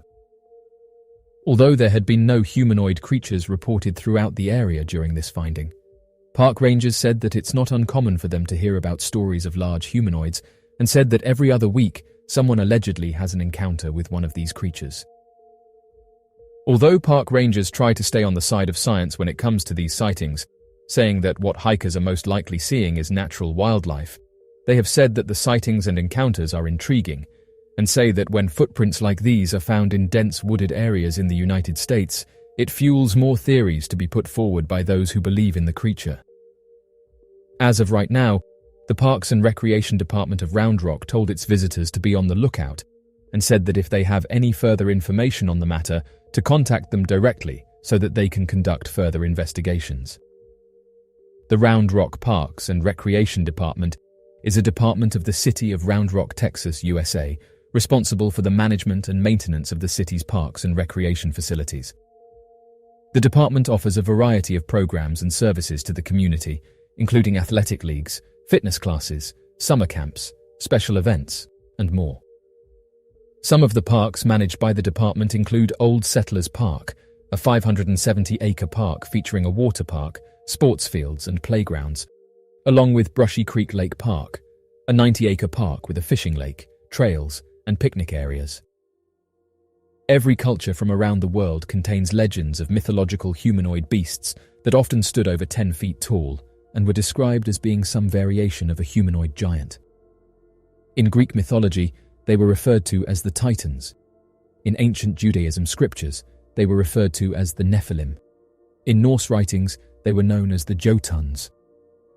Though we might pretend that these ancient stories hold no relevance in the modern day, the truth is that strange sightings of giant humanoids can be found from all over the world, hiding inside dense forests, uninhabited jungles and mountaintops far away from prying eyes. The mystery of the creature known as Old Yellow Top. First spotted in September of 1906, local residents of the Cobalt, Ontario region began telling stories of a series of unusual encounters with an estimated 7-foot-tall wild ape-man creature that would encroach on their property for food. Known as the Old Yellowtop, the humanoid giant was described as being completely covered in brown hair, with the exception of its face, neck and head covered in golden yellow hair. According to reports from the early 1900s and up into the early 1970s, Old Yellowtop was sighted consistently over a 64-year period before completely disappearing from the region. The first report surrounding Old Yellowtop was made by a number of original settlers who founded the town of Cobalt while silver mining operations were beginning, claiming that the creature had been seen throughout the region by a number of early settlers. The next series of reports would come during July of 1923, when two men, J.A. Macaulay and Lorne Wilson, began expanding their mining claims up northeast of the Vetlaufer mine. As they were taking test samples of soil deposits, they claimed to have seen a bear-like creature foraging through naturally growing blueberry bushes. In an attempt to scare away the bear, Lorne Wilson grabbed a nearby stone and threw it at the creature. After being hit, the creature stood up on its hind legs, and its humanoid shape and blonde hair could be seen clearly before it ran off in fear. Across the nearly 64-year period in which the creature was sighted, Old Yellowtop had never attacked a single witness. It is for these reasons that legends of the creature are told from an understanding and curious point of view, and not that of a frightening monster lurking in the woods. The Jericho Roadman bears are often described as standing at a height of 6 to 8 feet and are capable of running on all 4 legs or on their hind legs. The primary location of the sightings of the creature were reported during the early 1960s, surrounding an isolated road located in the small town of Point Pleasant, West Virginia. The Jericho Roadman bears are believed to be similar to a North American black bear, but is estimated to be slightly larger, with the ability to walk and run on 2 legs, and is often described as possessing a dog-like face with an elongated snout. Back during the early 1960s, residents living within the small town of Point Pleasant, West Virginia, surrounding a road named Jericho Road, claimed to have encountered and to have been attacked by a creature that fits the description of the modern-day dogman sightings. Referred to as the Jericho Roadman bear, the creature was commonly described as being covered in thick black fur, similar in texture to the wool of a ram, but larger than a bear. However, what stood out most about the creature was that oftentimes the animal was spotted walking around on 2 hind legs, similar to a human being, but only seen running when on all 4 appendages. It was not until 1964 that a local reporter to the town of Point Pleasant, a young woman by the name of Mary Hire, began collecting a series of witness statements on the monster's activities. It was during these initial investigations that Mary Hire began to notice a peculiar pattern to the creature's behaviors, believing that its primary hunting grounds was located around the area of the 3.1-mile-long winding black top of the old Jericho Road, considering that the majority of sightings took place on the properties surrounding the area. It was believed that the creature only became active around night and was often encountered after sunset, when the creature would reportedly attack the livestock of nearby farmers. Originally believing that the sightings of the creature could have been evidence of a West Virginian Bigfoot visitation, Mary Hire continued gathering witness statements on the creature in the hopes of publishing several articles in the Athens Messenger, a local newspaper outlet for the small town of Point Pleasant, but was immediately met with resistance. During that same year as the sightings of the Jericho Road man bears, Mary Hire published several articles on sightings of other creatures throughout the area, including the Mothman and the hundreds of reported sightings of unidentified flying objects. Unfortunately, before Mary Hire was able to publish her stories surrounding the Jericho Road man bears, the local reporter claimed to have been visited by 2 men dressed in black suits that claimed to have worked for the United States Air Force. These 2 unidentified men would go on to harass and threaten Mary Hire, warning her not to publish any more stories surrounding paranormal or supernatural occurrences, as the concealment of such information was considered to be an issue of national security.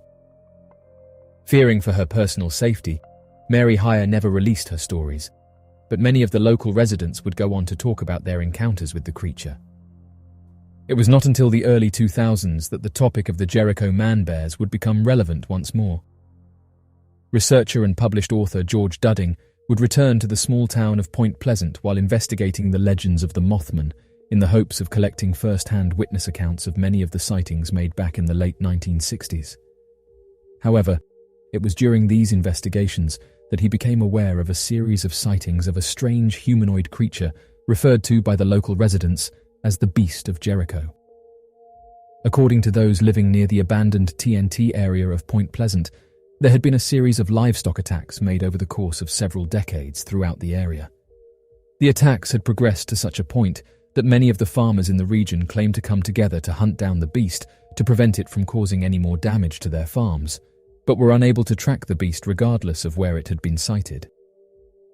Unfortunately, as Dudding continued to investigate the area, many of the farmers began to grow suspicious of him and refused to tell them their personal stories of the beast, fearing that Dudding could have been intending on bringing more people around to investigate the strange sightings. After spending several more days studying the property lines of the region and noticing the strange clumping of sightings specifically recorded around Jericho Road and the TNT area of Point Pleasant, one of the farmers agreed to anonymously speak to Dudding about one of the many encounters he had experienced over the years. According to the anonymous farmer, it was fairly common that after sundown, strange sounds could be heard coming from the nearby woods. Sometimes, it would sound like screeching and howling from a large but unknown creature. Other times, it would sound like the shriek of a woman or banshee. On one of the nights that the howling and screeching could be heard, he had seen a large figure roaming near the woods located at the back of his property. Paying no attention to the creature, the next day he discovered some of his livestock had been killed and eaten by a wild animal that would leave behind massive bite marks. After several months, the attacks became increasingly frequent, forcing him to stake out the backside of his property, waiting for the animal to return. On one night, while patrolling the area on a four-wheeler, armed with a weapon, he spotted the creature attacking one of his animals, but due to how dark it was unable to accurately identify the creature. However, after firing off several rounds towards the beast, it ran off into the woods and disappeared. Believing that he encountered something far more supernatural than he previously anticipated, he stayed quiet about the series of attacks until one day when he caught sight of the creature in greater detail. According to the farmer, the animal appeared to have been a hairy bipedal giant with horns coming out from the top of its head. It appeared to have been a dark brown or black color and would strike at the animal similar to a bear. After firing at the creature and scaring it away for good, the farmer decided to ask neighboring farmers if they had experienced anything similar. At first, his neighbors were hesitant to openly talk about their encounters, but over the years, he came to discover that nearly all of the surrounding neighbors had experienced similar occurrences with the mysterious beast. Interestingly, in the last few months, various people across the world have reported seeing unidentified objects falling slowly to the ground, leaving a large trail of smoke. This in turn has caused eyewitnesses to call police and report that something is in distress. Investigators who arrive on the scene, thinking that it's a plane and that they will need further assistance, are surprised to find nothing in the area to indicate that something was in trouble. One of these objects was recently spotted above England, with footage showing a large object leaving behind a smoke trail. Those who saw it detailed that it looked as though something was on fire, and described it as an unidentified object that was dark in color. One resident by the name of Miss Jeffries was able to capture clear photographs of the incident.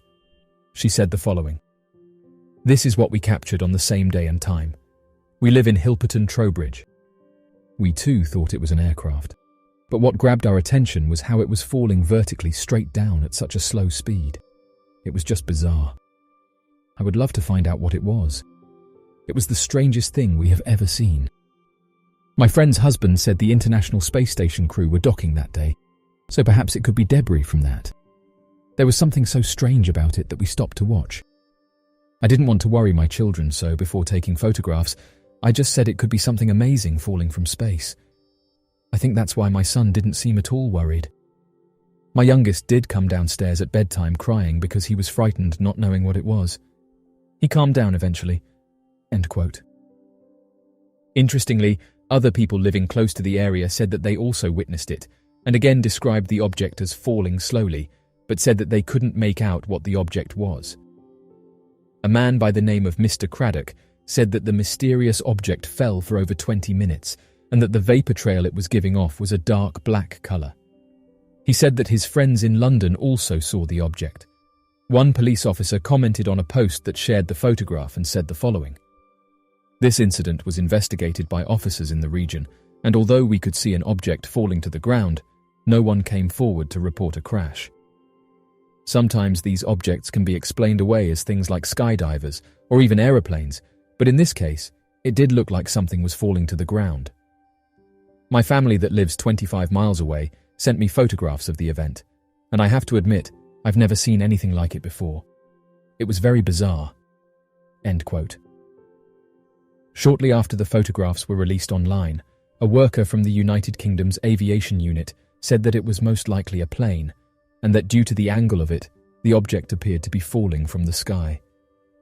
Many didn't buy this explanation, though, and said that for the past few years these strange objects have been reported across countries. Oddly enough, after looking through gathered data, researchers have said that the United Kingdom is a hotspot when it comes to mysterious sightings, and detail that hundreds of mysterious aircrafts have been spotted since the early 1940s, which has caused officials to conduct further research into the aircrafts to try and determine what they are and where they're coming from. The mysterious surveillance object.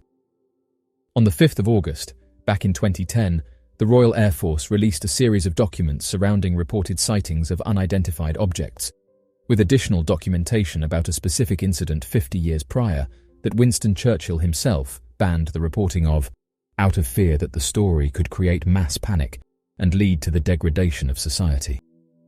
The banned reports claim that on the 5th of August back in 1944, a Royal Air Force reconnaissance aircraft was returning from an undisclosed surveillance mission from France or Germany.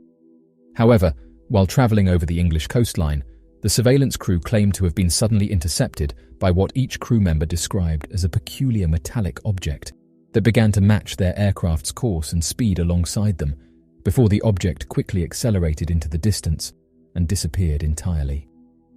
As the craft had hovered alongside their plane, several members of the crew rapidly began taking a series of photographs of the object to later verify their claims, as they possessed the equipment necessary to take higher quality images and gather sensitive data of enemy aircraft. However, as they began this documentation, they claimed that something appeared to be off about the unidentified object, as the unknown craft appeared to emit no sound or use any form of known propulsion to generate its lift. According to the released documents, any proof of the object gathered by the team has been completely destroyed or lost. Given this strange development, many believe that the event was covered up in its entirety, with researchers coming forward, including one man that wrote to the government back in 1999, claiming that his father had overheard the event while in a meeting alongside Winston Churchill and the then American President Dwight D. Eisenhower. The United Kingdom has investigated mysterious aircrafts in the past. The most well-known investigation was known as Project Condeen, which was conducted by the British Ministry of Defence's intelligence staff between 1997 and 2000. The purpose of the investigation was to determine whether these mysterious aircraft sightings posed a threat to national security, and whether they could be attributed to any known technology or natural phenomena.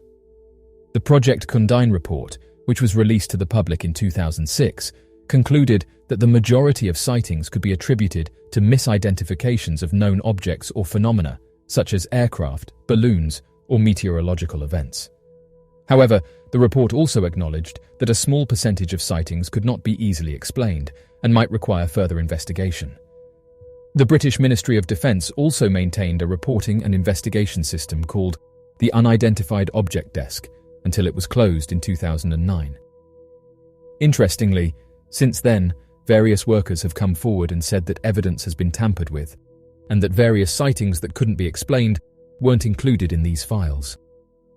As of right now, the British Ministry of Defence has stated that it would continue to investigate any credible reports of mysterious aircrafts that might have national security implications. The mysterious disappearance of Louis Le Prince. During the late 1880s, an innovative inventor named Louis Le Prince, originally from France, dedicated his efforts to the development of a revolutionary apparatus capable of capturing moving images on film. With his device, Le Prince embarked on a series of ambitious endeavours, filming numerous short movies in 1888 while residing in Leeds, England. Not long after, in the subsequent year, he introduced a groundbreaking invention to the world: celluloid film. This new technological advancement left audiences breathless, mesmerizing those who had never before witnessed the wonders of motion pictures, as they were called. During the year 1890, an event of great significance was about to take place in New York City, a public premiere showcasing the revolutionary motion picture camera designed by Le Prince. However, to everyone's surprise, Le Prince vanished under mysterious circumstances while on a journey in France, leaving behind an air of uncertainty regarding his contributions to the world of cinema. Despite these doubts, it is often attributed to William Kennedy Dixon, a talented individual who worked at the esteemed Edison Company's laboratories in New Jersey, that the honor of inventing the inaugural motion picture camera falls upon. Louis-Aimé Augustin Le Prince was welcomed into the world on August 28, 1841. His father served as a respectable officer in the renowned French army, instilling discipline and a sense of duty within young Le Prince from an early age. The path that Le Prince walked down was one that carried him through the doors of his father's comrade, the illustrious Louis-Jacques Monde Daguerre, who had garnered fame and reverence as a pioneer in the captivating world of photography.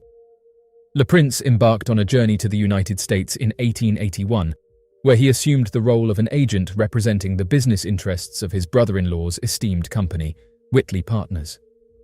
After the completion of his contractual obligations with Whitley Partners, Le Prince chose to prolong his stay in the United States. During this period, he took charge of a talented group of French artists, overseeing their creative endeavors. Together, they crafted expansive panoramas capturing historical battles of great significance. These meticulously crafted works of art found their way to exhibition halls across New York, captivating audiences with their grandeur and attention to detail. This marked the initiation of his venture into the realm of creating motion pictures. He embarked on the journey by developing a pioneering camera, which utilized a notable 16 lenses. This invention was the first patented creation by Le Prince, although he did not consider it an outright triumph. The unique characteristic of his invention was its ability to capture motion. However, it had a slight drawback in that each lens presented an image of the subject from a distinct viewpoint. Consequently, if these images were projected, the resulting display would exhibit a disorienting jumping effect in various directions. Le Prince made preparations for his upcoming journey to the United States in September 1890. His primary objective was to showcase the revolutionary capabilities of his motion picture camera through a public premiere in the vibrant city of New York. Accompanying him on this voyage were his beloved wife and children, who had already arrived there. However, before embarking on this exciting adventure, Le Prince felt it was necessary to make a detour and pay a visit to his brother in the charming city of Dijon. This decision allowed Le Prince to spend quality time with his family, as well as strengthen the bond with his brother before setting off on his groundbreaking mission in America. On the 16th of September, in the year 1890, while on his way to Paris, an unforeseen circumstance forced Le Prince to board a later train than originally intended. Unfortunately, this unexpected change in plans resulted in his friends and acquaintances in Paris being unaware of his delayed arrival. During this distressing time, his family was in a state of panic and extreme worry. Both the French police and Scotland Yard, renowned for their investigative prowess, dedicated themselves to an extensive and thorough search that lasted for several days. Despite their exhaustive efforts, Le Prince's whereabouts remained unknown. Numerous hypotheses have emerged regarding the demise of Le Prince. The Le Prince family held a strong suspicion that the untimely demise of their relative may have been directly linked to an ongoing patent dispute with the renowned inventor Thomas Edison. This intriguing theory gained further attention through the publication of a book and the creation of a documentary called The Missing Reel in 1990. Notably, a prominent French film theorist named Jean Mitry went as far as to suggest that Le Prince's passing was not merely accidental, but rather a deliberate act of foul play. Mitry argued that if Le Prince truly desired to vanish without a trace, He had numerous opportunities to do so prior to embarking on his ill-fated journey. The public debut of Le Prince's motion picture camera invention, which was scheduled for 1890 in New York, unfortunately never came to pass. This unfortunate event has led to his significant contributions to the world of cinema often being overlooked or forgotten. The mysterious disappearance of notorious pirate Henry Every. During his era, Henry Every reigned as the most renowned pirate, garnering unparalleled fame.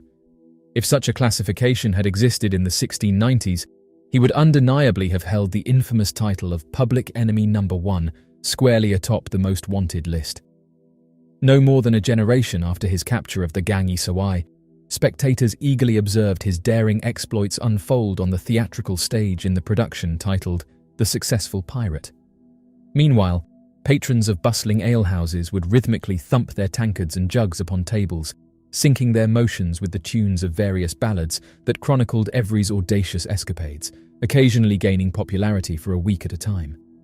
Fast forward to the year 1724, and an almost accurate depiction of Every's piratical exploits served as the captivating opening chapter in London's newly emerged best-selling literary work, A General History of the Robberies and Murders of the Most Notorious Pirates, authored by the enigmatic Captain Charles Johnson.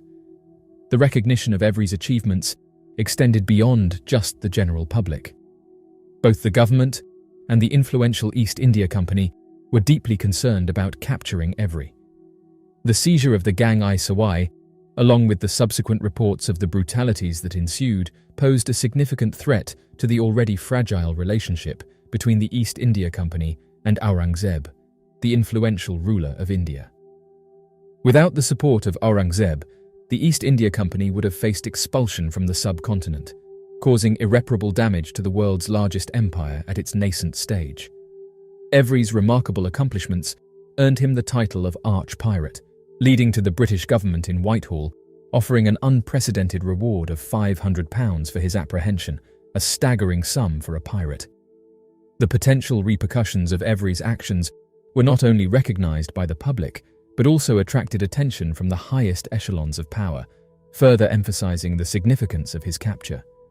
The extensive manhunt that ensued spanned across continents, making it undeniably the most monumental pursuit of the 17th century. In Britain, every law enforcement officer was on high alert, diligently searching for Every and his crew. The pursuit extended to the colonies of North America and the Caribbean, where the pirates were relentlessly pursued. News of their whereabouts was eagerly sought after by ships visiting Madagascar, and even authorities in India and the Red Sea region, such as the Mughals authorities and the East India Company, actively participated in the search. The sheer scale and scope of this manhunt transcended geographical boundaries, showcasing the concerted efforts of law enforcement agencies across the globe. From the shores of Britain to the far reaches of the colonies, no stone was left unturned in the pursuit of these notorious pirates. Despite the considerable amount of effort invested, along with the enticing reward offered, the outcome was rather underwhelming. Only a small number of Every's cohorts were apprehended, and even then, the majority of them were eventually released. Every, the mastermind behind the operation, managed to vanish without a trace, taking with him his share of the stolen riches and evading capture indefinitely. During the golden age of piracy from approximately 1690 to 1730, numerous notorious pirates met their fates in various ways. There were also those who suffered the grim destiny of being marooned on desolate islands or falling victim to mutinous crews. However, in the midst of this dangerous era, one pirate stands out for his remarkable achievement, Henry Every. Unlike his contemporaries, Henry Every not only survived, but he thrived. While only a handful of pirate captains managed to accept a pardon or retire to tropical paradises, none reached the level of success that Henry Every did. The enigmatic destiny of Henry Every continues to baffle historians and researchers, as his whereabouts and the fate of his vast fortunes remain shrouded in mystery, never to be uncovered. However, the ripple effects of his actions carried on for decades, permeating through the pages of history and leaving an indelible mark on the world. The void left by his disappearance sparked a revolution of sorts, igniting a flame within a subsequent generation of pirates who sought to emulate his audacity and daring exploits. The USS Cyclops mystery. The USS Cyclops remains an enduring enigma within the naval community, as it vanished without a trace a century ago during its journey from the Caribbean to Baltimore. This perplexing disappearance has become one of the most captivating mysteries in the history of the naval service. In March 1918, a colossal search operation was launched in a desperate attempt to locate a majestic coal hauler vessel measuring an impressive 540 feet in length. Regrettably, despite exhaustive efforts, this mighty ship, referred to as a collier, along with its esteemed crew of 309 individuals, tragically disappeared without a trace in the vast depths of the sea. The incident would eventually be remembered as the most devastating non-combat tragedy in the history of the Navy, marking a significant loss of life. The Cyclops, an enormous steel-hulled vessel, was constructed in Philadelphia and served as the Navy's largest and swiftest fuel ship. Boasting impressive dimensions of approximately 540 feet in length and 65 feet in width, this maritime behemoth had the capacity to transport a staggering 12,500 tons of coal while propelling through the water at a swift speed of 15 knots. Equipped with robust winches, the Cyclops could effortlessly hoist and transport 800-pound bags of anthracite through a network of sturdy cables. The ship, which set sail in May 1910, was specifically built to provide fuel for the Navy fleet. This task was not only demanding, but also carried significant risks. The presence of coal in the cargo hold posed a constant threat of combustion, adding to the already perilous nature of the work. The group of sailors departed from Norfolk and embarked on a voyage along the Atlantic coast, making their way towards various United States military installations located in Cuba, Haiti, and Puerto Rico. During the outbreak of World War I in April 1917, the Cyclops, a naval vessel equipped with powerful 50-caliber guns, played a crucial role in transporting doctors and essential medical supplies from Johns Hopkins Hospital in the United States to Saint-Nazaire, France. Months elapsed before the ship finally reached the shores of Brazil, where it eagerly awaited its cargo of 10,000 tons of manganese ore. This particular type of ore was unlike anything the crew had encountered before.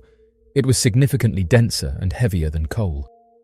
Familiarizing themselves with the handling and logistics of this new cargo became a priority. Once the ship was loaded to its maximum capacity with the valuable ore, it embarked on a journey towards Barbados. This pit stop lasted for a span of 9 days, allowing the crew to resupply and tend to any necessary maintenance and repairs. The search for the missing ship was methodical and thorough. Navy cruisers diligently combed through the trade routes, meticulously explored the beaches, and meticulously inspected remote bays. The dedicated crews tirelessly transmitted radio signals in hopes of establishing contact with the lost vessel. But each passing day brought disappointment as there was no response, no sign of wreckage, not even a trace of an oil slick. It was as if the ship had mysteriously disappeared without a trace.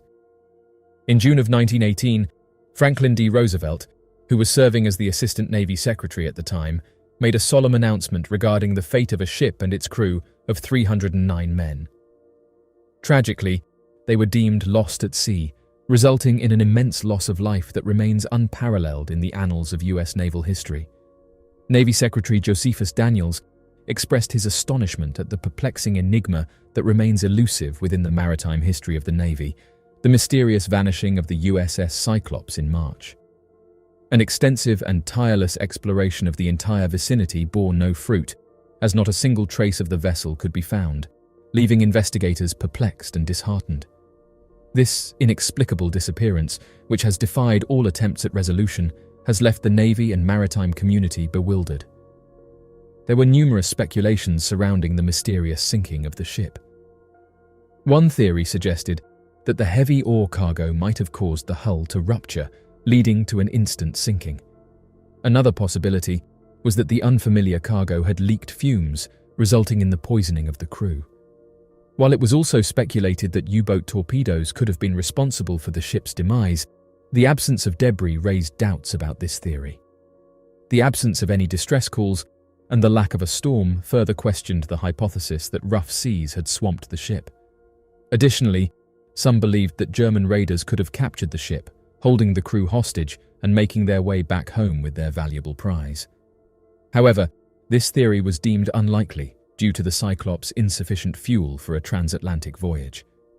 The circumstances surrounding the sinking of the ship remained shrouded in mystery. Despite the distressing circumstances, the families of the Baltimore sailors were left without any resolutions. These seamen, including individuals such as Charles Holmes, who had a wife and a young son residing on Presbury Street, and Edward Dresbach, who regularly sent cheerful letters to his mother living on Harlem Avenue, faced an uncertain fate. Additionally, the tragic plight extended to Beverly Jones and Herbert Price, two teenagers hailing from the city, aged merely 17 years old. In the present day, the memory of those individuals is only preserved through a few sparse reminders. The mystery of Oak Island. Nova Scotia, situated on the northeastern tip of the United States, is characterized by its chilly climate, damp ambience, and tranquil atmosphere. However, what continues to captivate people's imaginations and lure them back to this region is the enduring enigma of buried treasure. This mysterious phenomenon has fascinated generations with its allure and intrigue. Nova Scotia, with its unforgiving weather and serene aura, has become synonymous with unsolved secrets and hidden riches.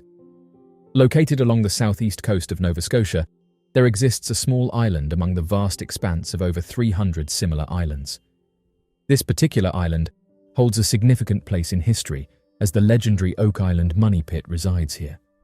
Theories suggest that Europeans may have set foot on this island as early as the 12th century, but it wasn't until the 18th century that the French or Canadian fishermen became its initial inhabitants. The tale of hidden riches began to circulate in the 1790s when a curious 16-year-old boy, Daniel McGuinness, made a remarkable discovery while fishing around the island. Straying from the heavily forested areas that the island was known for, he stumbled upon a mysteriously barren clearing slightly sunken into the ground. This peculiar find ignited the boy's imagination. According to local legends, the island was believed to be the secret burial site of the treasure amassed by Scottish sailor Captain William Kidd nearly a century earlier. It was whispered that the value of this fabled bounty was in the millions of dollars. This account, along with the captivating clearing McGuinness had encountered, convinced him that the legends held some truth. Eager to unveil the truth, McGuinness enlisted the help of two friends and made their way to the eastern side of the island, where the peculiar clearing lay. With shovels in hand, they embarked on their excavation adventure, driven by the possibility of unearthing the long-lost riches. The comprehensive exploration of Oak Island offers a fascinating glimpse into history, from its earliest inhabitants to the enduring tales of hidden treasures. By delving into the depths of this mystifying island, we can enrich our understanding of the past and perhaps unlock the secrets that lie beneath the surface. During their excavation on Oak Island, the boys encountered a fascinating phenomenon: peculiar, horizontal logs resembling platforms, which appeared at regular intervals as they dug deeper.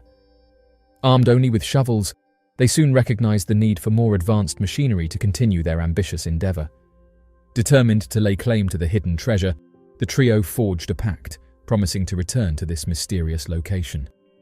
Almost a decade later, their long-awaited opportunity arrived, facilitated by the financial support of the esteemed businessman Simeon Linz and the backing of the Onslow Company. Upon their return, they discovered that the site remained exactly as they had left it, a testament to the enigmatic allure of Oak Island. Undeterred, the men resumed their excavation, unearthing not only additional oak tree platforms, but also bewildering discoveries that defied explanation. Among these puzzling artifacts were a sticky, putty-like substance and coconut husks, leaving the excavators perplexed. As their dig progressed, the water level within the hole gradually began to rise, posing further challenges to their pursuit. However, their tenacity paid off when, reaching a depth of approximately 90 feet, the crew made an astonishing claim of unearthing a stone bearing an intricate code. Although the true meaning remained elusive for many years, subsequent translations revealed its cryptic message. 40 feet below, £2 million are buried. Unfortunately, the passage of time has seen the stone vanish, leaving behind only second-hand narratives as testament to its existence. After making this remarkable discovery, the crew became confident that the long sought-after treasure lay right beneath the spot where the stone was found. However, to their disappointment, their efforts to uncover the treasure were met with the sight of more oak platforms upon removing the stone. As night descended, the crew decided to temporarily halt their work. It is said that the next day happened to be a Sunday, and in accordance with their religious beliefs, they refrained from working. Resuming their excavation on the subsequent Monday, they were startled to find that the pit had become inundated with water. Unfortunately, due to the limited excavation technology available during that time, the crew had no choice but to abandon their quest, leaving the tantalizing possibility of the treasure for future adventurers to pursue. Subsequent accounts revealed that the trio of men did indeed succeed in discovering the elusive treasure, contradicting their initial claim of returning empty-handed. However, the veracity of these allegations was never verified or substantiated. This was just the first of many more expeditions to come in search of the fabled buried treasure. Later, in the 1860s, a new company called the Oak Island Association set out to solve the mystery. They dug a separate passage next to the treasure pit in an attempt to drain it.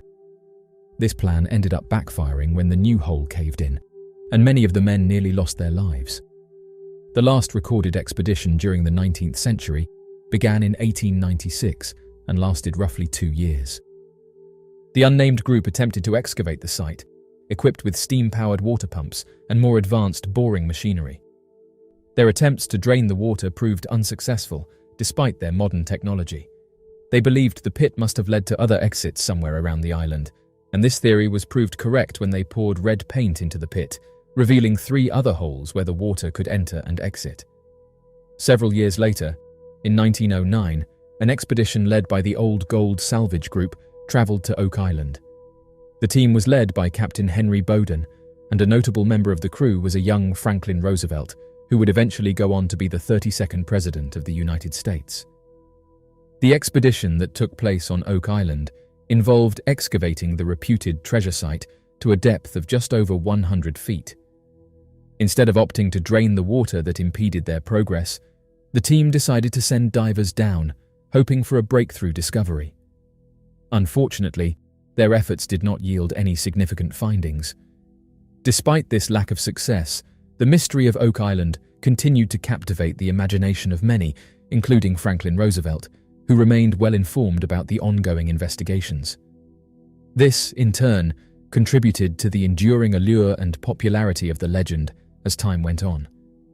It wasn't until 2 decades later, following the failed Old Gold Salvage excavation, that any recorded attempts to uncover the elusive treasure re-emerged. In 1928, William Chappell took it upon himself to delve into the enigma. He strategically collapsed a shaft near the presumed location of the original money pit.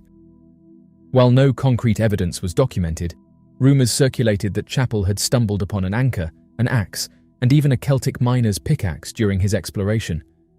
Around the same period, an American industrialist named Gilbert Hedden became intrigued by the Oak Island mystery, particularly in terms of the complex structural challenges involved in retrieving the fabled riches. As an engineer and manager of a steel fabrication company, Hedden believed he possessed the necessary knowledge and resources to solve the puzzle once and for all. After the conclusion of William Chappell's expedition, Hedden embarked on numerous journeys to Oak Island in the subsequent years, displaying a deep commitment to unraveling its mysteries. In fact, he went a step further by acquiring the majority of land located in the southern section of the island. Despite investing an immense amount of effort, the pursuit of treasure yielded no fruitful results. Undeterred by the lack of success, numerous endeavors persisted well into the 21st century, dedicated to unearthing the long-awaited riches. Notably, one intrepid explorer by the name of Robert Dunfield even employed the use of an enormous digging crane and various other machinery to assist in his pursuit. This arduous undertaking resulted in the construction of a causeway in 1965, which remains intact to this day, serving as a visible reminder of the island's ongoing allure. In the year 2006, brothers Marty and Rick Legina from Michigan embarked on a remarkable venture by purchasing a 50% stake in the ownership of an island, driven by their unwavering desire to uncover a hidden treasure that had long piqued their curiosity. Their ardent pursuit led them to gain the rights for excavation in 2010, with the condition that their activities should not detrimentally impact the thriving tourism industry associated with the island.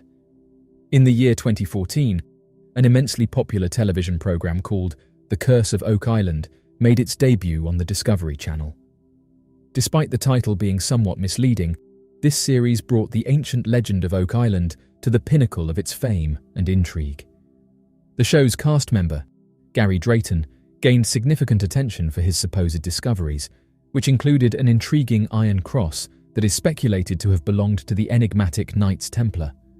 Additionally, he allegedly stumbled upon 2 centuries-old brooches that are thought to have possibly been once owned by the iconic Marie Antoinette herself. However, the most captivating find to date occurred in 2018, when Drayton purportedly uncovered a diminutive fragment of pure gold. While certain skeptics view these discoveries as manufactured for the sole purpose of boosting television ratings, there is no concrete evidence to support or refute these claims, leaving their authenticity still unconfirmed. Oak Island boasts a fascinating and extensive history of treasure hunting, yet there exists a faction of theorists who doubt the existence of any hidden riches. Back in the 18th century, Daniel McGuinness stumbled upon a sunken plot of land believed to have been filled with earth. However, skeptics argue that this pit may have formed naturally through interconnected sinkholes, subterranean caverns, and passageways scattered throughout the island, pointing to the release of red paint during the 1896 excavations as supporting evidence. Despite the skepticism expressed by some, the majority of believers harbor alternative explanations. Before the pit's discovery, the earliest hypothesis regarding Oak Island's secrets harks back to the captivating legend of Captain William Kidd. According to folklore, the Scottish mariner illicitly collaborated with the renowned pirate Henry Avery, with the duo supposedly stashing their illicitly gained wealth on Oak Island. Furthermore, other pirate-centered theories suggest the involvement of Captain William Blackbeard Teach. Another intriguing theory posits that the pit was created by Spanish explorer sailors who, after weathering a ravaging storm that left their vessel severely damaged, sought a secluded location in which to hastily conceal their ill-gotten treasures, harboring the hope of a future return. Truly, the allure of Oak Island's enigma continues to captivate and fascinate treasure seekers and enthusiasts alike, prompting further investigation into the island's hidden depths. Through a comprehensive exploration of historical records and modern technologies, researchers and adventurers strive to unravel the mysteries shrouding Oak Island's fabled treasure, delving into the captivating narratives that interweave tales of pirates, treasure hunters, and hidden riches from centuries past. It has been suggested by some individuals that the valuable treasure, which could potentially be valued at an astounding $180 million, was hidden and eventually abandoned by British troops during the British invasion of Cuba in 1762. Another captivating tale revolves around the events of 1789, when a women's march on the Palace of Versailles took place, with Queen Marie Antoinette present. According to this popular legend, the Queen, in a moment of urgency, instructed her trusted maid to hastily gather her most precious jewelry and valuable artwork and promptly depart. Allegedly, the maid fled to Nova Scotia and covertly concealed the Queen's possessions within the depths of the infamous Oak Island pit. This intriguing narrative gained some validation in 2017 when 2 brooches were discovered during an episode of the widely watched television show The Curse of Oak Island. These brooches were astonishingly dated to be around 500 years old, further fueling speculation. However, it is important to note that the authenticity of this legend and the connection to the Queen's possessions remain unconfirmed. The possibility of a hidden treasure left behind by British troops in 1762, coupled with the enigmatic tale of Queen Marie Antoinette's maid and the mysterious Oak Island pit, continue to captivate the imagination of treasure hunters and history enthusiasts alike. Its immense potential value and the historical intrigue surrounding it make this elusive treasure a subject of fascination and speculation.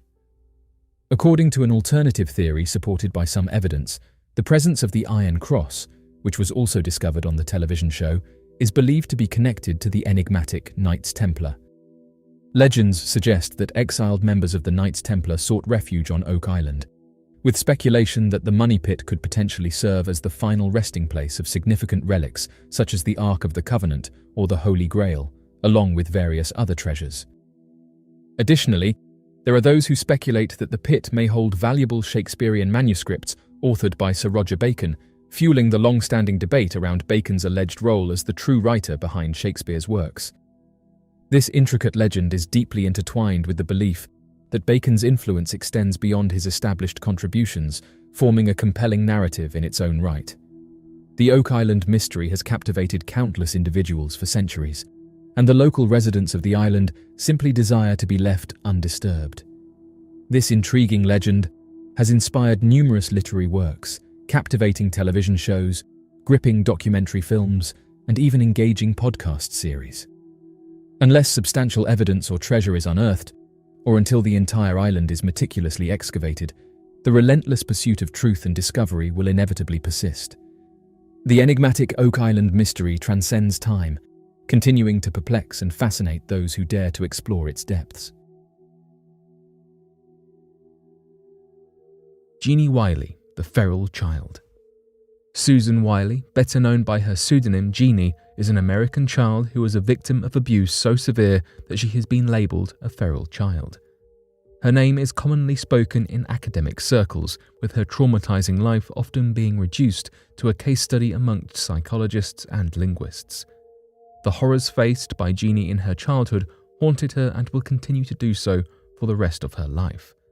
The hardship in Jeannie's life began before her father's neglect. She experienced medical complications from birth, making her late to walk, amongst other abnormalities, prompting her father to question her mental development. Though by 11 months, Jeannie had relatively typical development, in good health with no indicators of mental delays. Her mum offered questionable accounts regarding her childhood, suggesting Jeannie did not care for physical affection, did not babble as a baby, and resisted solid food. Sometimes her mother recalled contradictory facts, saying that Jeannie had spoken single words, and then later commenting that she never spoke at all. By 14 months old, Jeannie became ill, suffering with pneumonitis. At this time, the paediatrician opened the discussion into the possibility of brain dysfunction. When Jeannie was 20 months old, her father's mother's life was taken in a hit and run. The probationary sentence given to the truck driver angered Jeannie's father, pushing him into a delusional rage. He relocated the family into his deceased mother's home, isolating them and hiding Jeannie. From just 20 months old, Jeannie's life of trauma and isolation began. Her dad kept her locked in a room, strapped to a child's toilet by the arms and legs for 13 hours per day, then tied into a sleeping bag in the crib at night.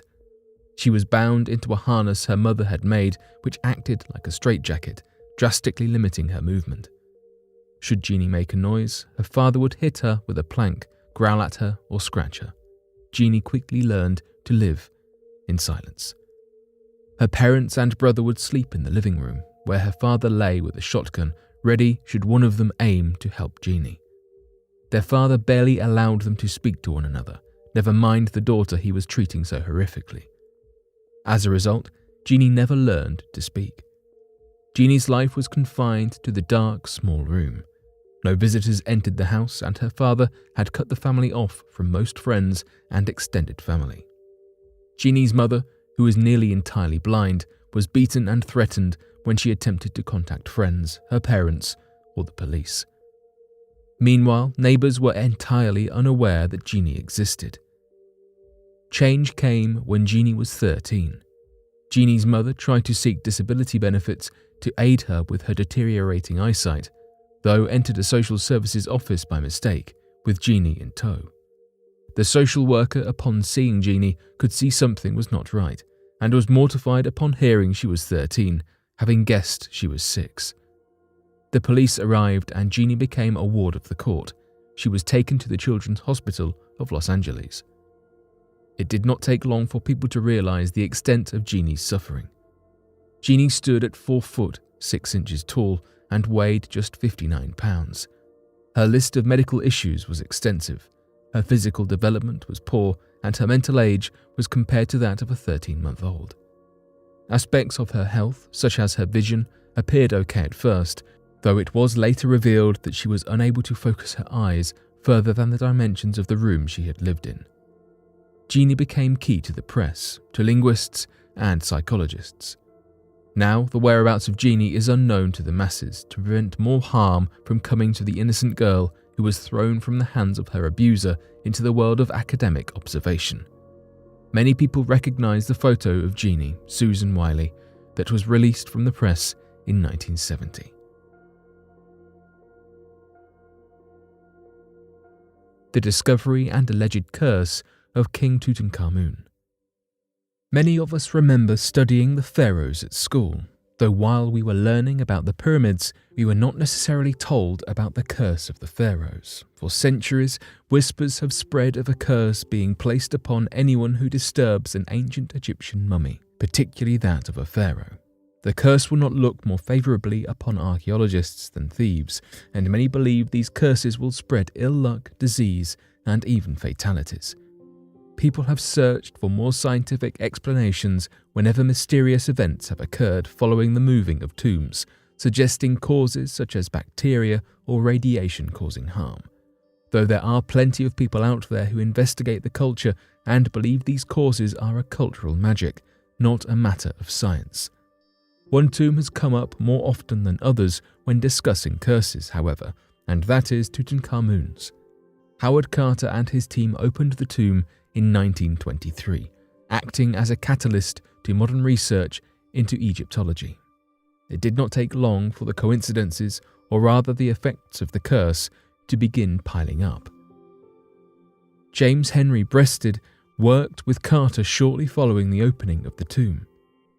Breasted recalls Carter sending a messenger to his house on an errand, when the messenger reported hearing what was described as a faint, almost human cry. He turned to see a cobra in the birdcage and, as any Egyptologist would know, the cobra represents the Egyptian monarchy. Carter's canary had lost its life within the mouth of the cobra. Could it have been symbolic of the Egyptian monarchy? The next victim of the alleged curse was Lord Carnarvon, the man who funded the excavation of the pharaoh's tomb. The lord was bitten by a mosquito and caught the bite whilst shaving. The wound became infected and he lost his life. The cause was blood poisoning.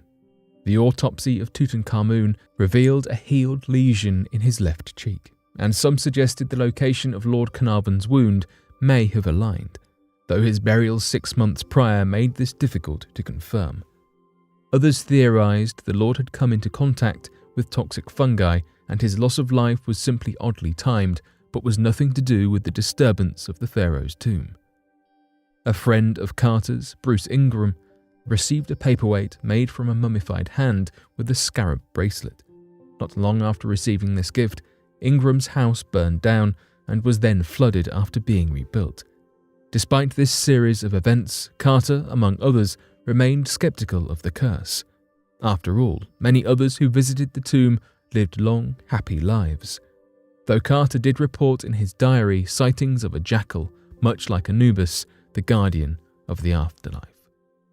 Could these curses be entirely that? Is there a scientific explanation, or are these tragedies merely coincidental? Some stories will live in the minds of many for years, and in many instances we will be reminded of these tragic events from simply a photograph. The Hilo Tsunami of 1946. In the middle of the night of April 1st, 1946, an earthquake occurred underwater off the coast of Alaska, about 13,000 feet beneath sea level. This quake measured at 7.4 magnitude and caused massive tidal waves to sweep across the Pacific Ocean. The nearest landmass was Unimak Island, the largest of the Aleutian Island chain in Alaska. It was hit by the tsunami not long after the earthquake stopped. It is estimated that a massive wave measuring nearly 100 feet smashed onto shore, decimating everything in its path. There was a small lighthouse situated about 30 feet above sea level with 5 people living in it at the time. The lighthouse was destroyed and all 5 people lost their lives. The enormous wave continued along its path towards Hawaii in the South Pacific, traveling at speeds upwards of 500 miles per hour. It sped across 2,400 miles, reaching the islands 4.5 hours after the initial earthquake in Alaska. The first person to spot the tsunami was a captain of the United States Navy, Captain Wickland. He was positioned on the bridge of his ship at about 46 feet above sea level when he spotted what he described as a monster wave 2 miles long. He put in the warning call at 7 a.m., but it was not early enough for a successful evacuation. The tsunami steered towards Hilo Bay on the island of Hawaii, which is nicknamed the tsunami capital of the United States. Due to its topography, the bay constantly leads tsunamis from earthquakes in Chile and the Aleutian Islands. As the first tidal waves began appearing on the island, water in the bay receded, leaving boats and fish alike stranded on the sea floor. This drawback is a natural warning that a tsunami is approaching, but can only give you a few minutes head start at best before the tsunami hits. In Hilo Bay, the tidal wave reached 32 feet high when it struck and completely decimated about a third of the city. It even managed to pick up the bridge crossing at the Wailuku River and push it back 300 feet. The tsunami reached 60 feet on the other island areas, such as in Laupahoehoe, where a schoolhouse was destroyed and 25 students and a teacher were lost. In Hilo alone, the tsunami wiped out 96 people. The wave even travelled as far as Chile, about 18 hours after the initial earthquake, although it only materialised as abnormally large waves and caused no casualties. Due to the severity of the tsunami and the destruction it brought, the US government decided to establish an early warning system in the event of future earthquakes. The Seismic Sea Wave Warning System, now known as the Pacific Tsunami Warning System, was set up 2 years after the Hilo Bay devastation. This system uses underwater buoys located throughout the Pacific Ocean to monitor earthquakes and potential killer wave activity. It was first utilized in 1952 and successfully evacuated residents, although fortunately the tsunami never occurred. Some people might have initially believed or wanted to believe that the Hilo Bay tsunami was an April Fool's joke. Still, this massive tsunami ended up being one of the worst to hit the Hawaiian coast. The photographs taken by the residents and survivors show just how terrifying it must have been to live through.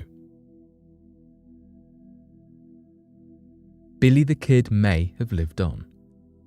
Of all the Wild West names, Billy the Kid brings most recognition, as even those who know little of this era seem to know something about him.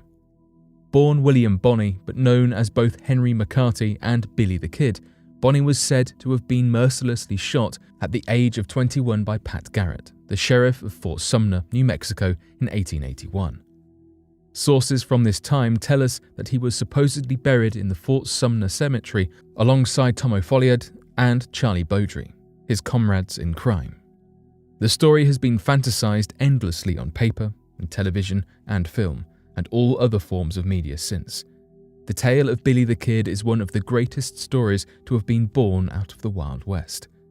Billy the Kid was an infamous outlaw, possibly one of the most dangerous criminals of his time despite his youth, and is painted either as a hero of the underdog, standing up against the cruelty of corrupt policemen, or as a ruthless badman of officers of the law. The truth to whether he actually lost his life in 1881 has never properly been confirmed, and more so assumed. William V. Morrison was a paralegal in the 1940s who became intrigued by a man named Joe Hines, a survivor of the conflict of Lincoln County, which begun Billy's legacy. Hines proceeded to claim that Billy never lost his life and lived in Texas under the alias of Ollie Roberts. Morrison tracked Roberts down, and when questioned about his identity, he confessed to being Billy himself. By this point, he would have been over 90 years old. Roberts wanted Morrison's assistance in gaining the pardon promised to Billy the Kid in 1879 by the New Mexican governor, Lew Wallace. And though Morrison tried to file a petition for Roberts' case, the elderly man passed away the following month. Ever since this occurrence, people have conflicted about the claim and whether it is even true. This controversy has flared up time and time again. The Wild West was an unprecedented time of intrigue, crime, liberation, and fear. It is no wonder that so many people are infatuated with learning about all the things that went on during this lawless time in America. Many secrets remain hidden. Will the truth ever come to light? Could there be secrets out there lurking that would shatter our very perception of what the Wild West was really like? Deceased outlaw William Brazen Bill Brazelton wearing a mask, 1878. On the 19th of August in 1878, a man was put to rest in the Evergreen Memorial Park in Arizona, USA. This man was set to become a thing of legend. William Whitney Brazelton, known colloquially as Brazen Bill, who led a life of debauchery as well as taking the lives of others. Many of his crimes came to light after his life ended, with one account claiming that he had taken the life of his first man in ice-cold blood at the tender age of 15. Another person declared that Brazen Bill lived inside of a boiler, and more people were still adamant that he once eliminated an entire posse of 7 men in New Mexico. These tall tales of Brazelton's life were repeated and solidified in public awareness at the start of the 20th century by John Clum. The problem being that he offered absolutely no sources for such claims, and over-exaggeration must be considered when discussing Brazelton. In 1876, Brazen Bill allegedly resided in Arizona, where he was said to have eaten an entire wheel from a wagon during a trope show. What Brazelton was truly infamous for, however, was the plethora of robberies he committed. During his highway robberies, he would put a mask over his head and hold a firearm in each hand, threatening passengers and drivers to give up their possessions and valuables to him. According to the sources that do exist, he committed 9 alleged robberies in both New Mexico and Arizona, but it is possible that he committed countless more. Among the 9 known robberies, on July 31st, 1878, Brazelton robbed the stagecoach John Clum was on. This was Clum's first personal meeting with the Wild West criminal, and is what spurred Clum, who was a newspaper editor, to fixate on him and spread the word of his crimes and kept the flame on his legend alive. Not all of Brazelton's robberies resulted in much financial gain, but the ones that did were fruitful. He is thought to have accumulated an estimated total of $3,000 or more throughout his career, which is equivalent to around $82,000 in today's economy. As with all good times, Brazelton's criminal career had to eventually come to an end, and end it did.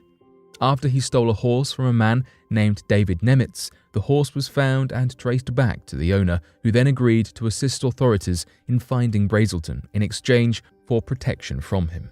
Charles A. Chabelle, the sheriff for the Pima County, led a 5-man posse to track down and shoot the infamous badman.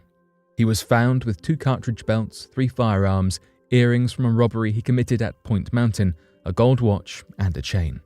We can only imagine the terror experienced by innocent train passengers when they saw him, firearms in hand and that horrifying mask over his face, threatening to take their lives if they did not give him everything they had.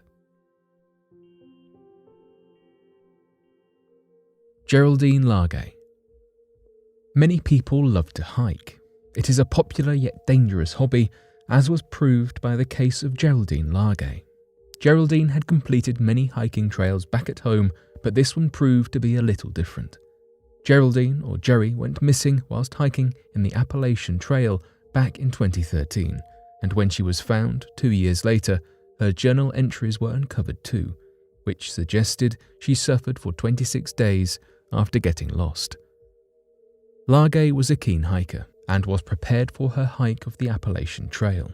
She embarked upon a through hike, making her way along the 2,168 miles, while her husband met her periodically to pass on some supplies and encouragement.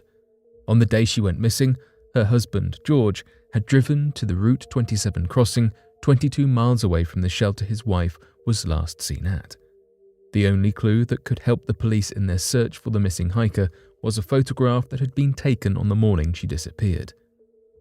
After having found Jerry, a series of heart-wrenching texts were found, beginning with one she tried to send at 11 a.m. that day saying, "In some trouble.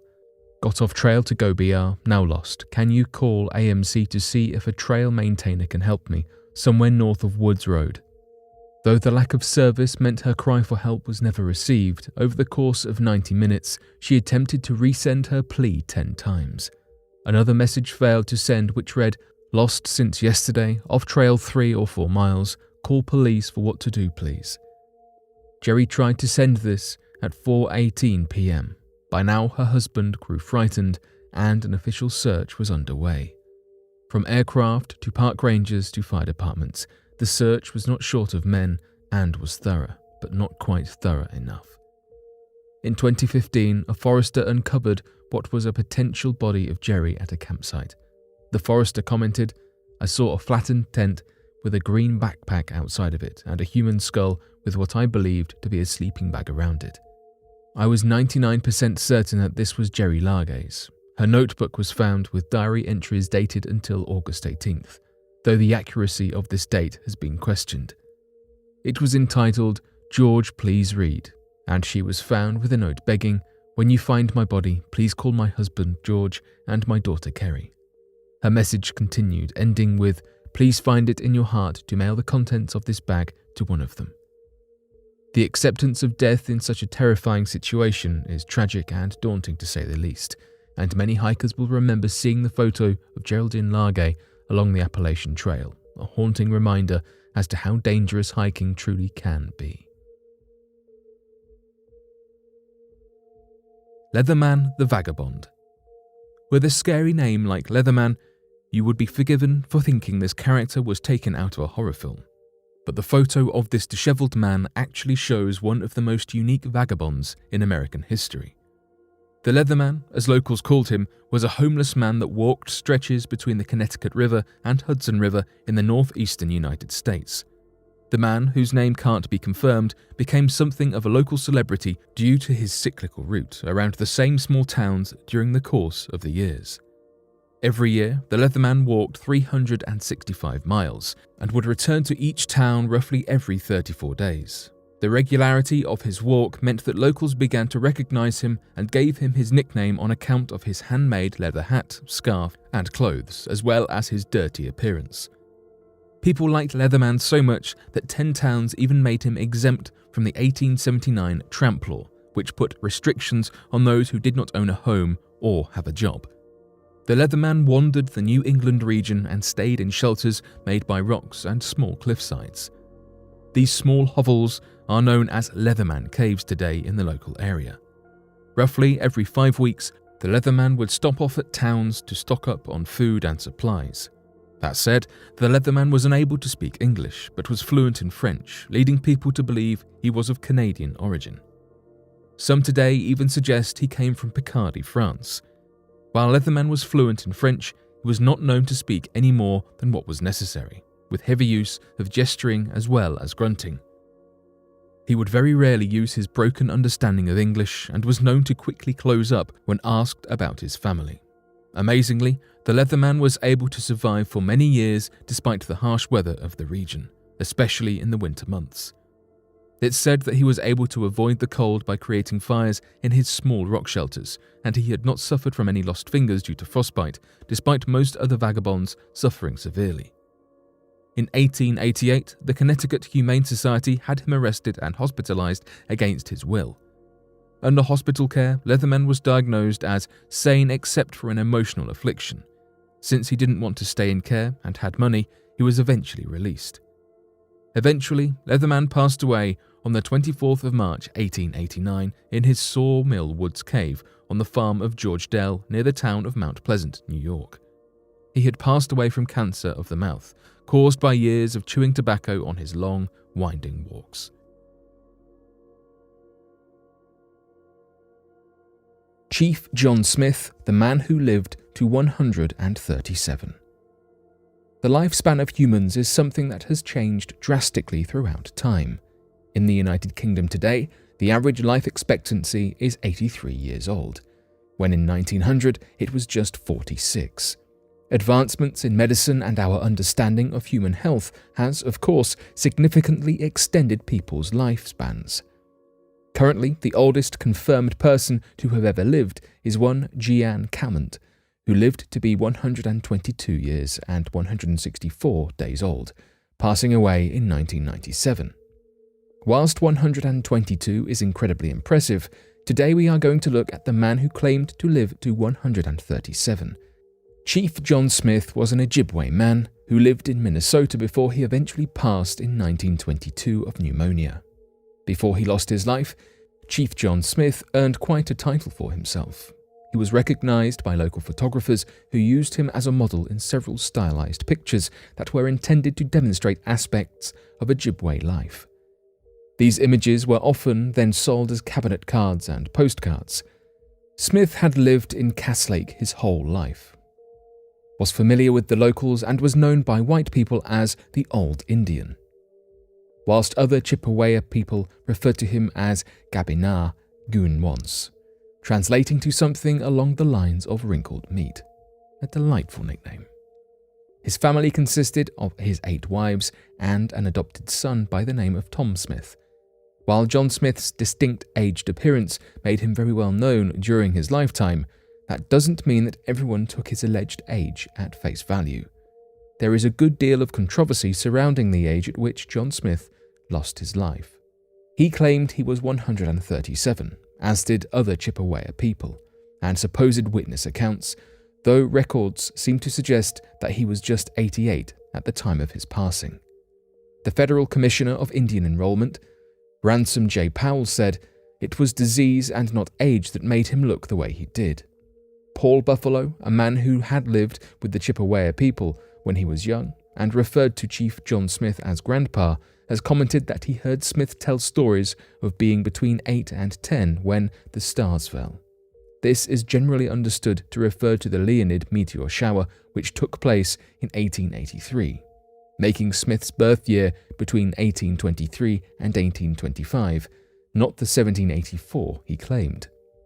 The newspaper Star Tribune reported his passing, and here they highlighted Smith remembering Chippewa battles that took place before the 19th century, that he proudly recounted tales of fighting in the conflict of 1812, and his gravestone reads, born in 1784.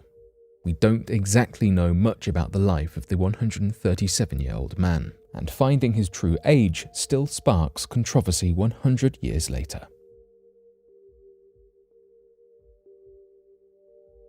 Mysterious ghost hand in historic photo of linen mill workers. It's easy to find traces of a ghostly presence in some historic photos, with their grainy quality and blurred lines, but these anomalies can be easily explained by the imperfections of the film itself. However, sometimes there is photographic evidence that is much harder to dispute. One such example is a photo from 1900 of 15 young women who were workers at a linen mill in Northern Ireland, arranged in rows with their arms crossed over their chests. All of the girls have their hands tucked underneath their arms, but one girl has a claw-like disembodied hand wrapped around her neck, resting on her shoulder. The hand appears to be coming from someone standing next to her, with an arm thrown around her as if around a friend.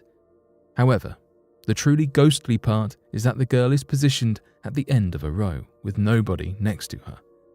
The hand is very clearly defined, and upon zooming in, even has sharp details such as shadowing and fingernails.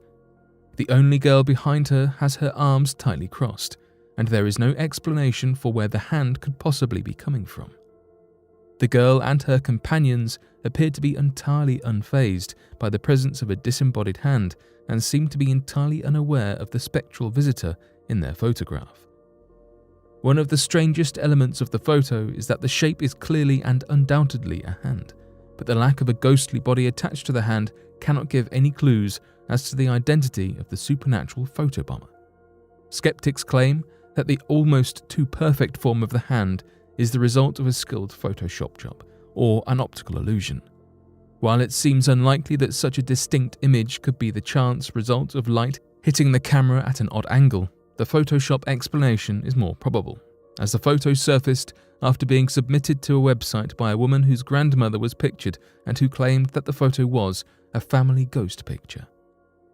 The woman who submitted the picture stated, "I don't really believe in ghosts, but there have been a few odd goings-on around this photo, so I hope this does not cause any more." However, she did not clarify what exactly the odd goings-on could be, and some speculate that the whole thing could be a clever hoax. So, Is the photo a trick, or was there truly a ghostly presence lurking around these mill workers that day the photo was taken? We will likely never know and can only wonder at its strangeness. The Ape Man of the Amazon. In 2012, a series of photographs circulated throughout the internet and became an instant viral mystery. These photos showcased an ape man that was discovered in the Brazilian jungle. In the 1930s, a Dutch magazine featured these pictures and described the man as the missing link. It gained a little attention when it was published in 1937, but reached the entire world when it resurfaced in 2012. Millions of people saw the pictures on Facebook, Twitter, and Reddit and began coming up with their own theories and speculations. Online users were intent on figuring out the mystery and proving it to be a hoax. Some were eager to believe it to be true, while others argued it was merely prosthetics and makeup that changed the man's face. The man in question was bent over as if he were walking like a monkey and had ape-like lips and a deep-set brow. His nose and ears were larger than most people, and in every photo he held his hands in fists, closing the knuckles. Scientists, historians, and online observers were quick to critique the pictures and point out obvious flaws in the hoax. Although the magazine claimed the man was a wild creature caught in the Amazonian jungle and was closely related to apes, he was surprisingly hairless. His face was clean-shaven and his hair neatly cut. Many also noted how poorly the prosthetics and makeup were applied to his face. You can see a faked line from the nose to the chin that connects the pieces and holds them in place. Critics claimed that his hair lay over his forehead to cover the prosthetics and blend in the makeup. Some claim that the most likely explanation for these photos is that the man was born with congenital disabilities and made to wear the prosthetics. Individuals born with defects were treated as outcasts and freaks during this period, so whoever planned these pictures probably exploited him to pretend to be an ape man. While most dismissed this picture as a fake, many people believe in ape-like creatures that you can only find in remote and hidden areas. Sasquatch in North America and the Yeti in the Himalayas have garnered attention and followers for decades, prompting many to explore the wilderness, searching for them. There is even a mythic ape-like beast that supposedly lives in the remote woods of Australia. The Aboriginals call it the Yowie and claim it reaches 5 feet in height. There will always be hope for finding the missing link in human evolution, and since there are so many areas of the world still unexplored, there will always be people searching for it.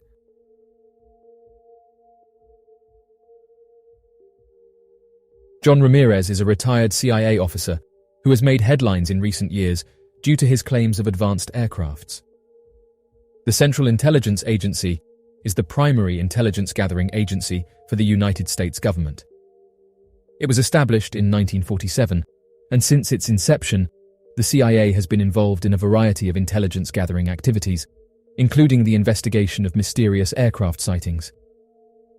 John Ramirez has said that the CIA's interest in these aircrafts can be traced back to the late 1940s and early 1950s, a time when there was a significant increase in the number of sightings around the world. John Ramirez revealed that during this time, the CIA was actively involved in investigating sightings, particularly those that occurred in the United States, and were very much aware of their capabilities, with insiders describing them as advanced machines that were able to outmaneuver modern-day planes and could enter restricted airspace without being detected on radar. In the early years, the CIA's investigation into these objects was limited to gathering information from various sources, including eyewitness accounts, military reports, and newspaper articles. They were particularly interested in reports of sightings near sensitive military installations, such as missile bases and airfields. John Ramirez recently came forward and said that the government is aware of these crafts, and said that right now they are trying to introduce the general public to the idea of advanced aircrafts. He said the following: "We are preparing the US population, and by extension the world population, for this reality, that there is a presence here, and that we need to explain this, because if they show up, there will be mass panic. But if we understand that these are real, we have 5 years from 2022 to prepare people for what is up there. I think the word got out within the government that they are showing up, and we better be prepared. Otherwise, there's going to be a lot of explaining to do. There's been a lot of talk within the government about them, and in 2017 a clock was set up for 10 years. I've heard 2017 in an official capacity that I can't reveal, but I would say that people within the government are aware that something is going to happen and that there's limited time, which is why officials are now acknowledging it at a much faster pace. End quote. Interestingly, those interested in the unknown have noted that in recent years, there has been a significant increase in the number of government officials and military personnel coming forward to discuss their experiences with unidentified objects. This has led to speculation as to why the government is suddenly talking about them and what may be driving this new openness. One possible explanation ties into what John Ramirez said, saying that government officials may have been briefed on this topic and that they know things that the general public doesn't.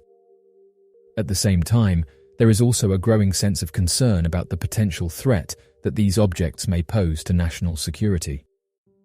Many of the reported sightings involve objects that display advanced technology and capabilities that are far beyond anything that humans currently possess. This has led to concerns that these objects may be part of a foreign military or intelligence operation, or even an advanced invasion.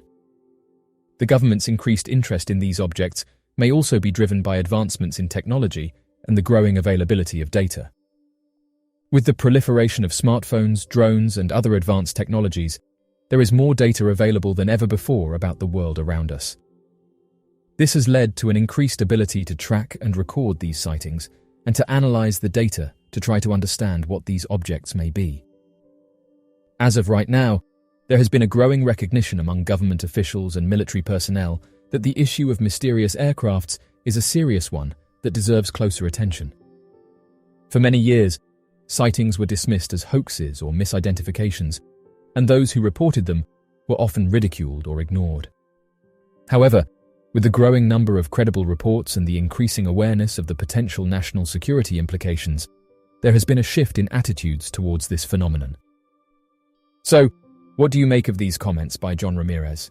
And do you think that government officials know more than what they are letting on? This has led some to say that we should be looking to the stars and should approach these topics with an open mind. The exoplanet TOI 1231b. Out of all the space mysteries that haunt our minds, perhaps one of the biggest revolves around a single question. Are we truly alone in this seemingly endless black void? That thought alone might evoke scary images of aliens and potential space warfare. However, scientists have yet to discover those classic big-headed and big-eyed aliens. What they have found instead is their everlasting search for life beyond Earth are several planets that could fundamentally change how we view atmospheric composition and planetary formation.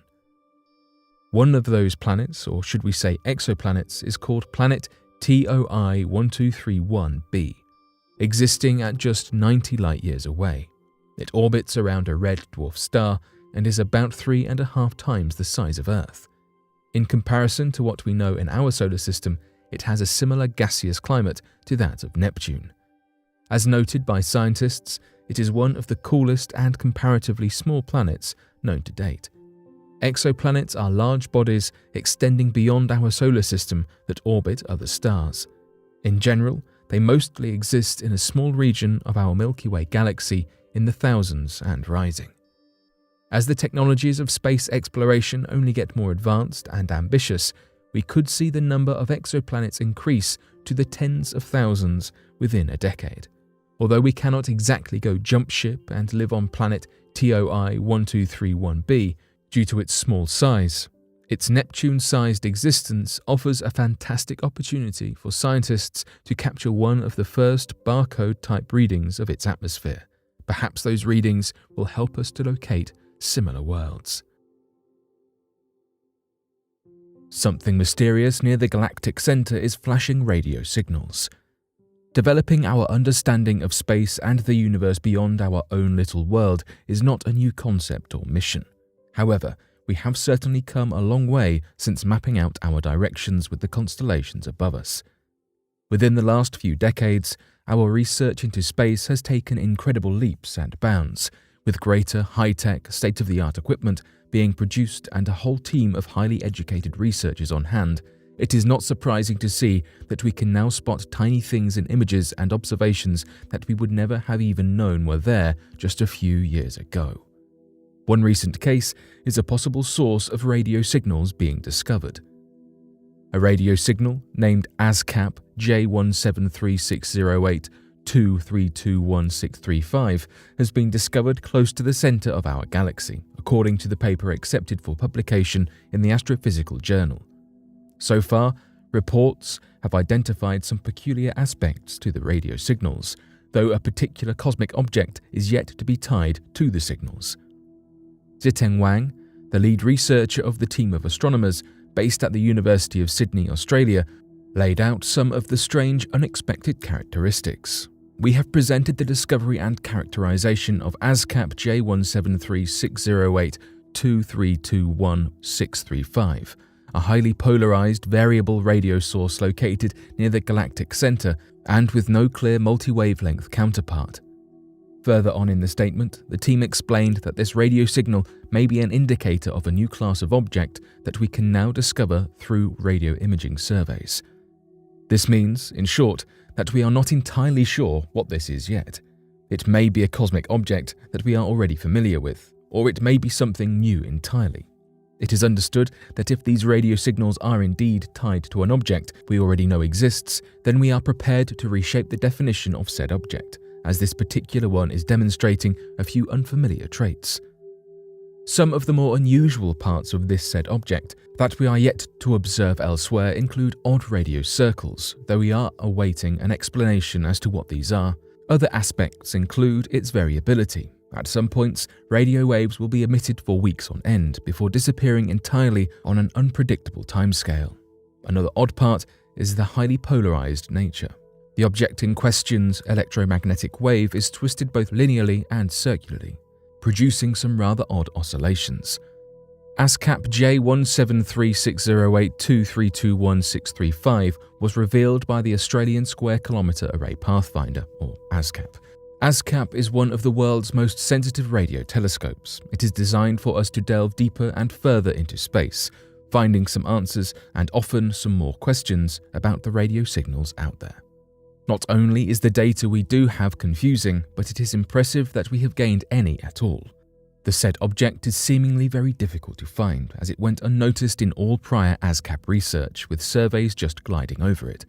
Between April of 2019 and August of 2020, its radio signal appeared in the data set just 13 times, making it notoriously tricky to catch. Following the sighting of the radio signal, studies were conducted using different radio telescopes. The Murray-Yang, located in Parkes, Australia, the Meerkat, found in South Africa, and the Australia Telescope Compact Array, or ATCA. Murray-Yang did not turn over any successful results, though in February 2021, the Meerkat picked up traces of it, as did ATCA in the April of this same year. While this is evidence to support the idea that this is where the radio signals are indeed coming from, the fluctuations of this and the lack of data on Meerkat and ATCA about it before the 2021 discoveries means the evidence is not overwhelming. Furthermore, X-rays and near-infrared observations did not show the source of the radio waves, never mind confirming that it was in fact ASCAP J1736082321635. Overall, this is a brain teaser to say the least. Tracking down exactly what would be polarized and scattered in activity, but is also highly magnetized, seems to be proving an impossible task. Some stars do fluctuate in their radio wavelengths, though the source did not show up on X-rays nor near-infrared, whilst the star would. A pulsar has also been deemed unlikely, as these have highly regular timelines that they follow. The object so far does not align with many existing cosmic objects, though it does check a few boxes with the Galactic Center Radio Transients, or GCRT. 3 of these were discovered in the 2000s. Numerous other signals are awaiting confirmation. So far, all we know is that these sources have some things in common with ASCAP J1736082321635 and could be a possible answer. Nothing is definitive yet, and even when it is confirmed, scientific opinions have to alter all the time in light of new research or better equipment. It is possible we won't ever be sure what the source truly is. Mars's surface was carved by fast floods from overflowing craters 3.5 billion years ago. Mars is always topical and convenient, being our next-door neighbour in the solar system, and yet we are so far from understanding the red planet's history. A new study has suggested that Mars's surface was in fact shaped by catastrophically furious floods from overflowing craters a jaw-dropping 3.5 billion years ago. These floods were so powerful that they carved out deep chasms and led to significant movements of sediment across the planet's surface, making such lake breach floods a more important process than we may have originally imagined. It is thought that floods of this kind would have lasted weeks and could have eroded and deposited so much sediment that the largest lakes on Earth, such as Lake Ontario and Lake Superior, would have been completely filled had we experienced such fast and vigorous flooding here. The result, as seen today, was a buildup of high, jagged walls of rock, very similar to Earth's own canyons. The discovery is surprising to many experts because up until now it has been widely thought that these events were anomalous in nature, occurring as one-off events. We knew that crater lakes were common on Mars billions of years ago when the planet had liquid water on its surface, but the rapidity and impact of these floods caused by overflowing craters were not fully understood until now. As we now begin to seriously study these past phenomena through the use of satellite imaging, scientists are studying the surface of Mars to understand the extent to which these floods managed to carve river alleys.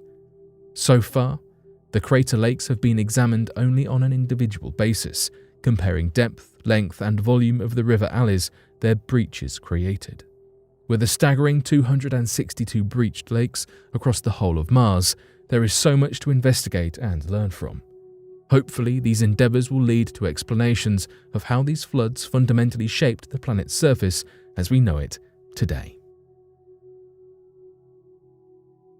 But what do you make of these recent discoveries? Be sure to let us know your thoughts in the comment section below and help us grow this community while working to solve these unexplained mysteries. Thank you for watching, and don't forget to subscribe for more videos.